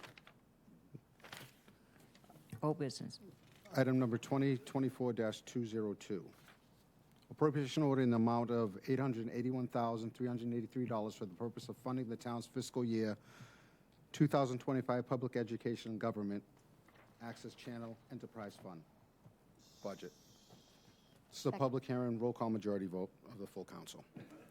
Thank you. So we have a motion and a second to open the hearing. All those in favor? Thank you. Hearing is open. Rationale, please. This budget includes the direct operating expenses for the town's government access channels and the school access channel that includes funding for 7.6 FTEs. The proposed budget is increasing $24,486, or 2.9%. Funding for this operation is provided by the licensing agreement between the town and Comcast. There are no changes to staffing levels within this budget. Contractual obligations, including the cost of employee benefits, result in an increase to the budget. The supply lines under operating expenses are being reduced by $8,040 from the FY24 levels. Thank you. This is a public hearing. Is there anybody here to speak to this item? Seeing none, I'll entertain a motion and a second to close the public hearing. All those in favor of closing public hearing? Thank you. Public hearing is closed. Council discussion? Councilor Tamish. I just wanted to compliment the cast and crew of the Channel 18. What channel are we on now? We're not on 18. 8 and 1072. 8 and 10. It's really amazing when you think about it that, you know, this meeting is available in a matter of hours, both YouTube and streaming, and you know, the effort that goes into it is tremendous, and they deserve a compliment. Thank you very much. I have to say that we do have an amazing team, and a lot of the videos that have been produced for DPW and others in town are done by this staff. and frequently, because they're behind the camera, they don't get the recognition. So I want to say thank you very much for recognizing their efforts. You're welcome. Okay. Any other discussion? Compliments? No? All right, let's vote. Counselors, Schnapp, Yes. Starr, Yes. Tamish, Yes. Turkelson, Yes. Bloom, Yes. Clark, Yes. Crow, Yes. Levesque, Yes. Ludke, Yes. Mendez, Yes. Neary, Yes. Penn, Yes. 12 yes. Okay, item number 2024-203. Counselor Neary? My pleasure, President Penn. This is old business requiring a public hearing and a roll call majority vote of the full council.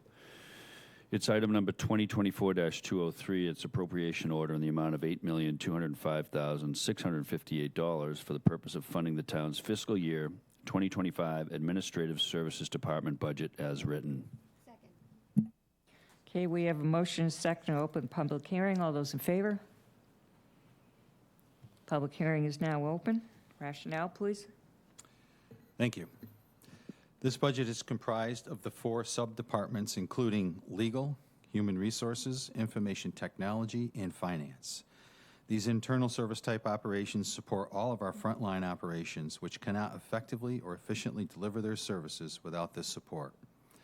The budget also includes the elected office of the town clerk, which is encompassed within the finance budget area, and includes funding for a total of 59.95 full-time equivalent positions for fiscal year 25. Finance and information technology are the largest components of this department's budget, totaling 78% of the budget. 61% of the personnel are in the finance area of the budget, and 70% of the operating costs or operating expenses are under the IT area of the budget. The department's proposed budget is increasing $261,000 over the fiscal year 24 budget, or 3.3%. The department's budget has increased an average of 5.5% per year over the past 5 years, with most of this being in the area of information technology, as we have implemented many changes to increase the security of our various networks and servers against cyber attacks and to create more redundancy. Interest earned on cash deposits managed by this department, along with the taxes and fines levied on the late payments, provides 79% of the funding for this operation, while the other 21% are provided from fees, enterprise funds, and state aid. Personnel costs are increasing $373,000, which includes all contractual obligations and 1 additional position for the town clerk's office, bringing the total full-time equivalents for this department to 59.95.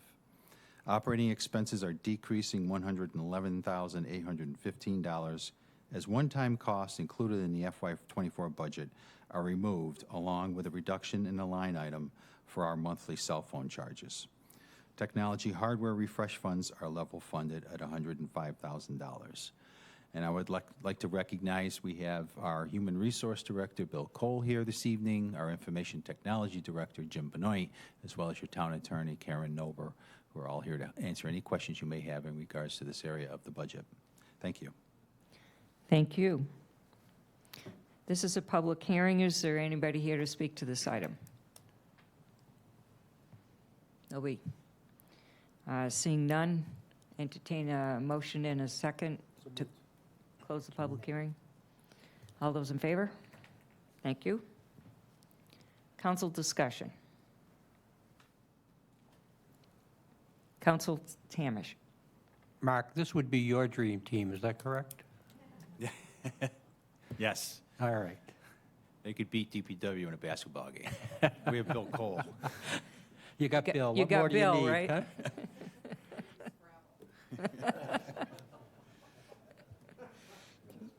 Funny. Councilor Turkelson. Thank you, President Penn. How did we end up with a $33,000 reduction in cell phone service expense? Yes, so we began allocating cell phone costs out to the enterprise funds. And so they pay for their share of the cell phone service charges. Creative accounting. All right, I guess we're ready to vote. Oh, we have to close that? I thought we did that. We did. We did that. I checked it off. I did too. You did too? Oh, good. We're in agreement. Counselors. Starr. Yes. Tamish. Yes. Turkelson. Yes.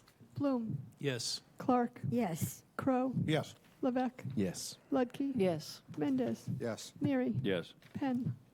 Yes. Schnapp. Yes. 12 yes.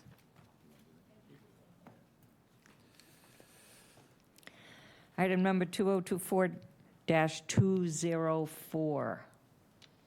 Counselor Clark. Thank you very much, President Penn. This is old business requiring a public hearing with a roll call majority vote of the full council. Agenda item 2024-204, appropriation order in the amount of $250,000 for the purpose of funding the town council's fiscal year 2025 reserve fund. It's been moved and seconded. All those in favor of opening the public hearing? Thank you. Rationale? Thank you. So state law allows communities, cities anyways, to establish reserve funds. They may not exceed 5% of the tax levy, which is currently about $7.5 million.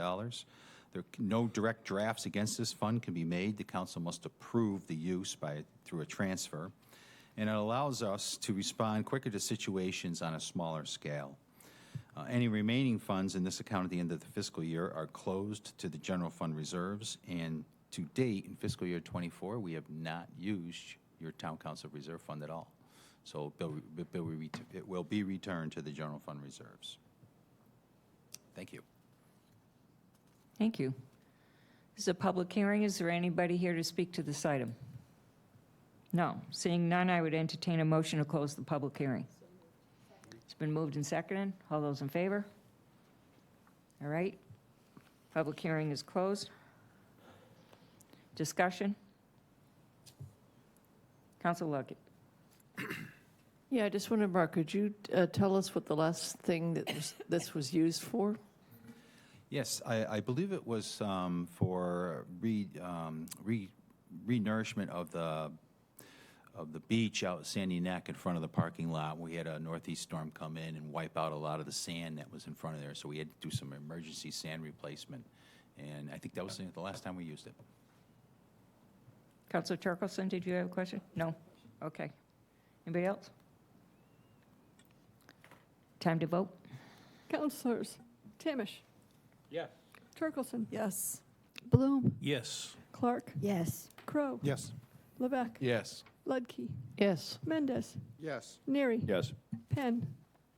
Yes. Schnapp. Yes. Starr. Yes. 12 yes. Thank you.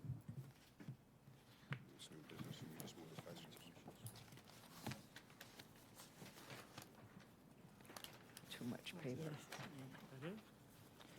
We did 2005 already, correct? I mean, 205? Okay.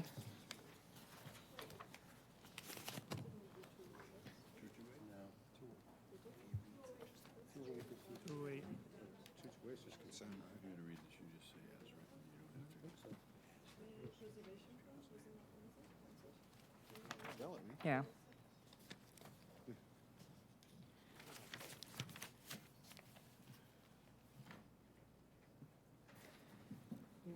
We need to do 2024-208 under new business.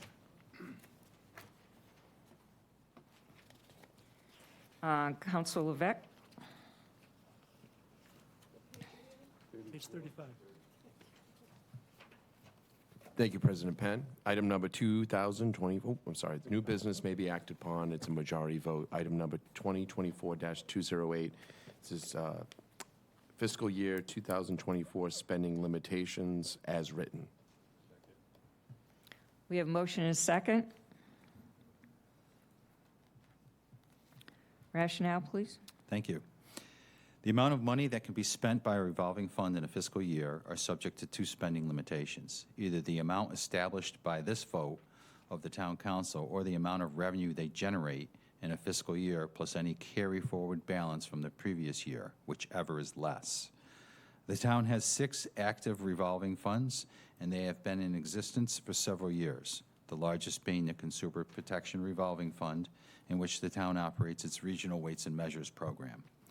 The Asset Management Revolving Fund has been suspended until further guidance is provided from the state as to the allowable use of proceeds from the sale of property acquired through the tax foreclosure process. So you don't see that one on this list this year.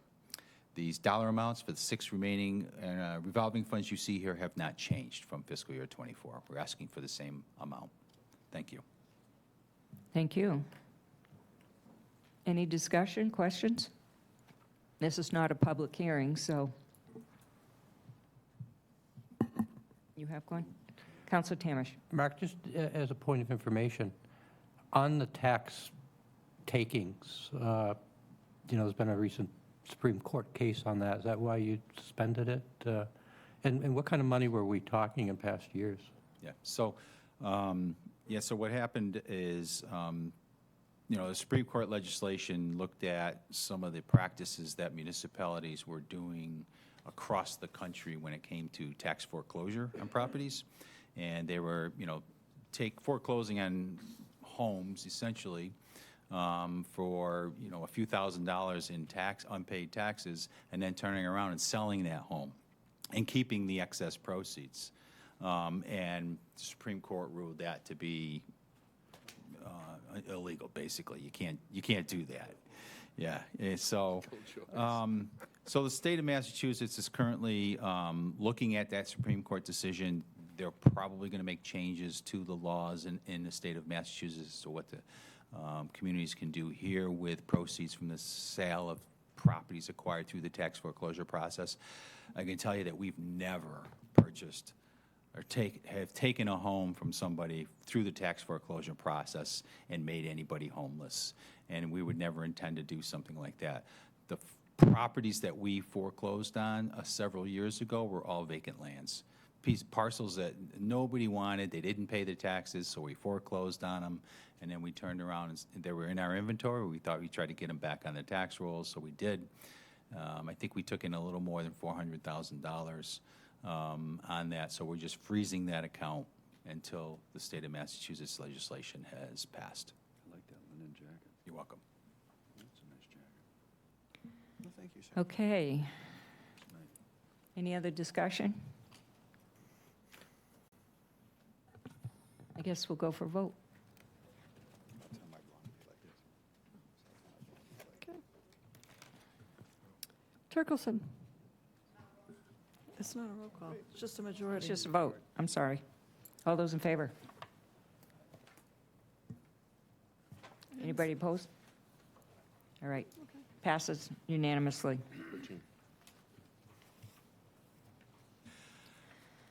Thank you, Madam President. Thank you and for your counselors. presentation and all your work. Appreciate it. Thank you.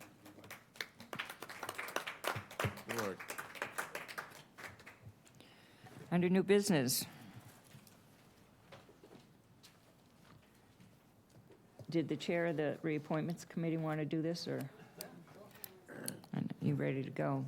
2024-228. This is new business. Yeah. Item number 2024-228, first reading referred to a second reading, as written. I just have to recuse myself. You do. It's a good. Thank you. Good time to go. Timing's everything.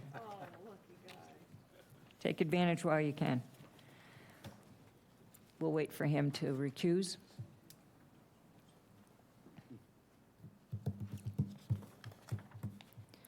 All right. All those in favor of referring this item to a second reading on June 20th, 2024? That's unanimous. Thank you. We have one more item. Item 2024-229, appointments. Council Clark, do you want to read that? It's a Thank you. first reading also. Yes. New business, first reading, referring to a second reading on June 20th, 2024. Appointments to board, committee, or commission as read, as written. Motion second on the floor. All those in favor? It's unanimous. Thank you. Move to adjourn. We have motion second to adjourn. All those in favor? Aye. Nice work. Aye, Captain.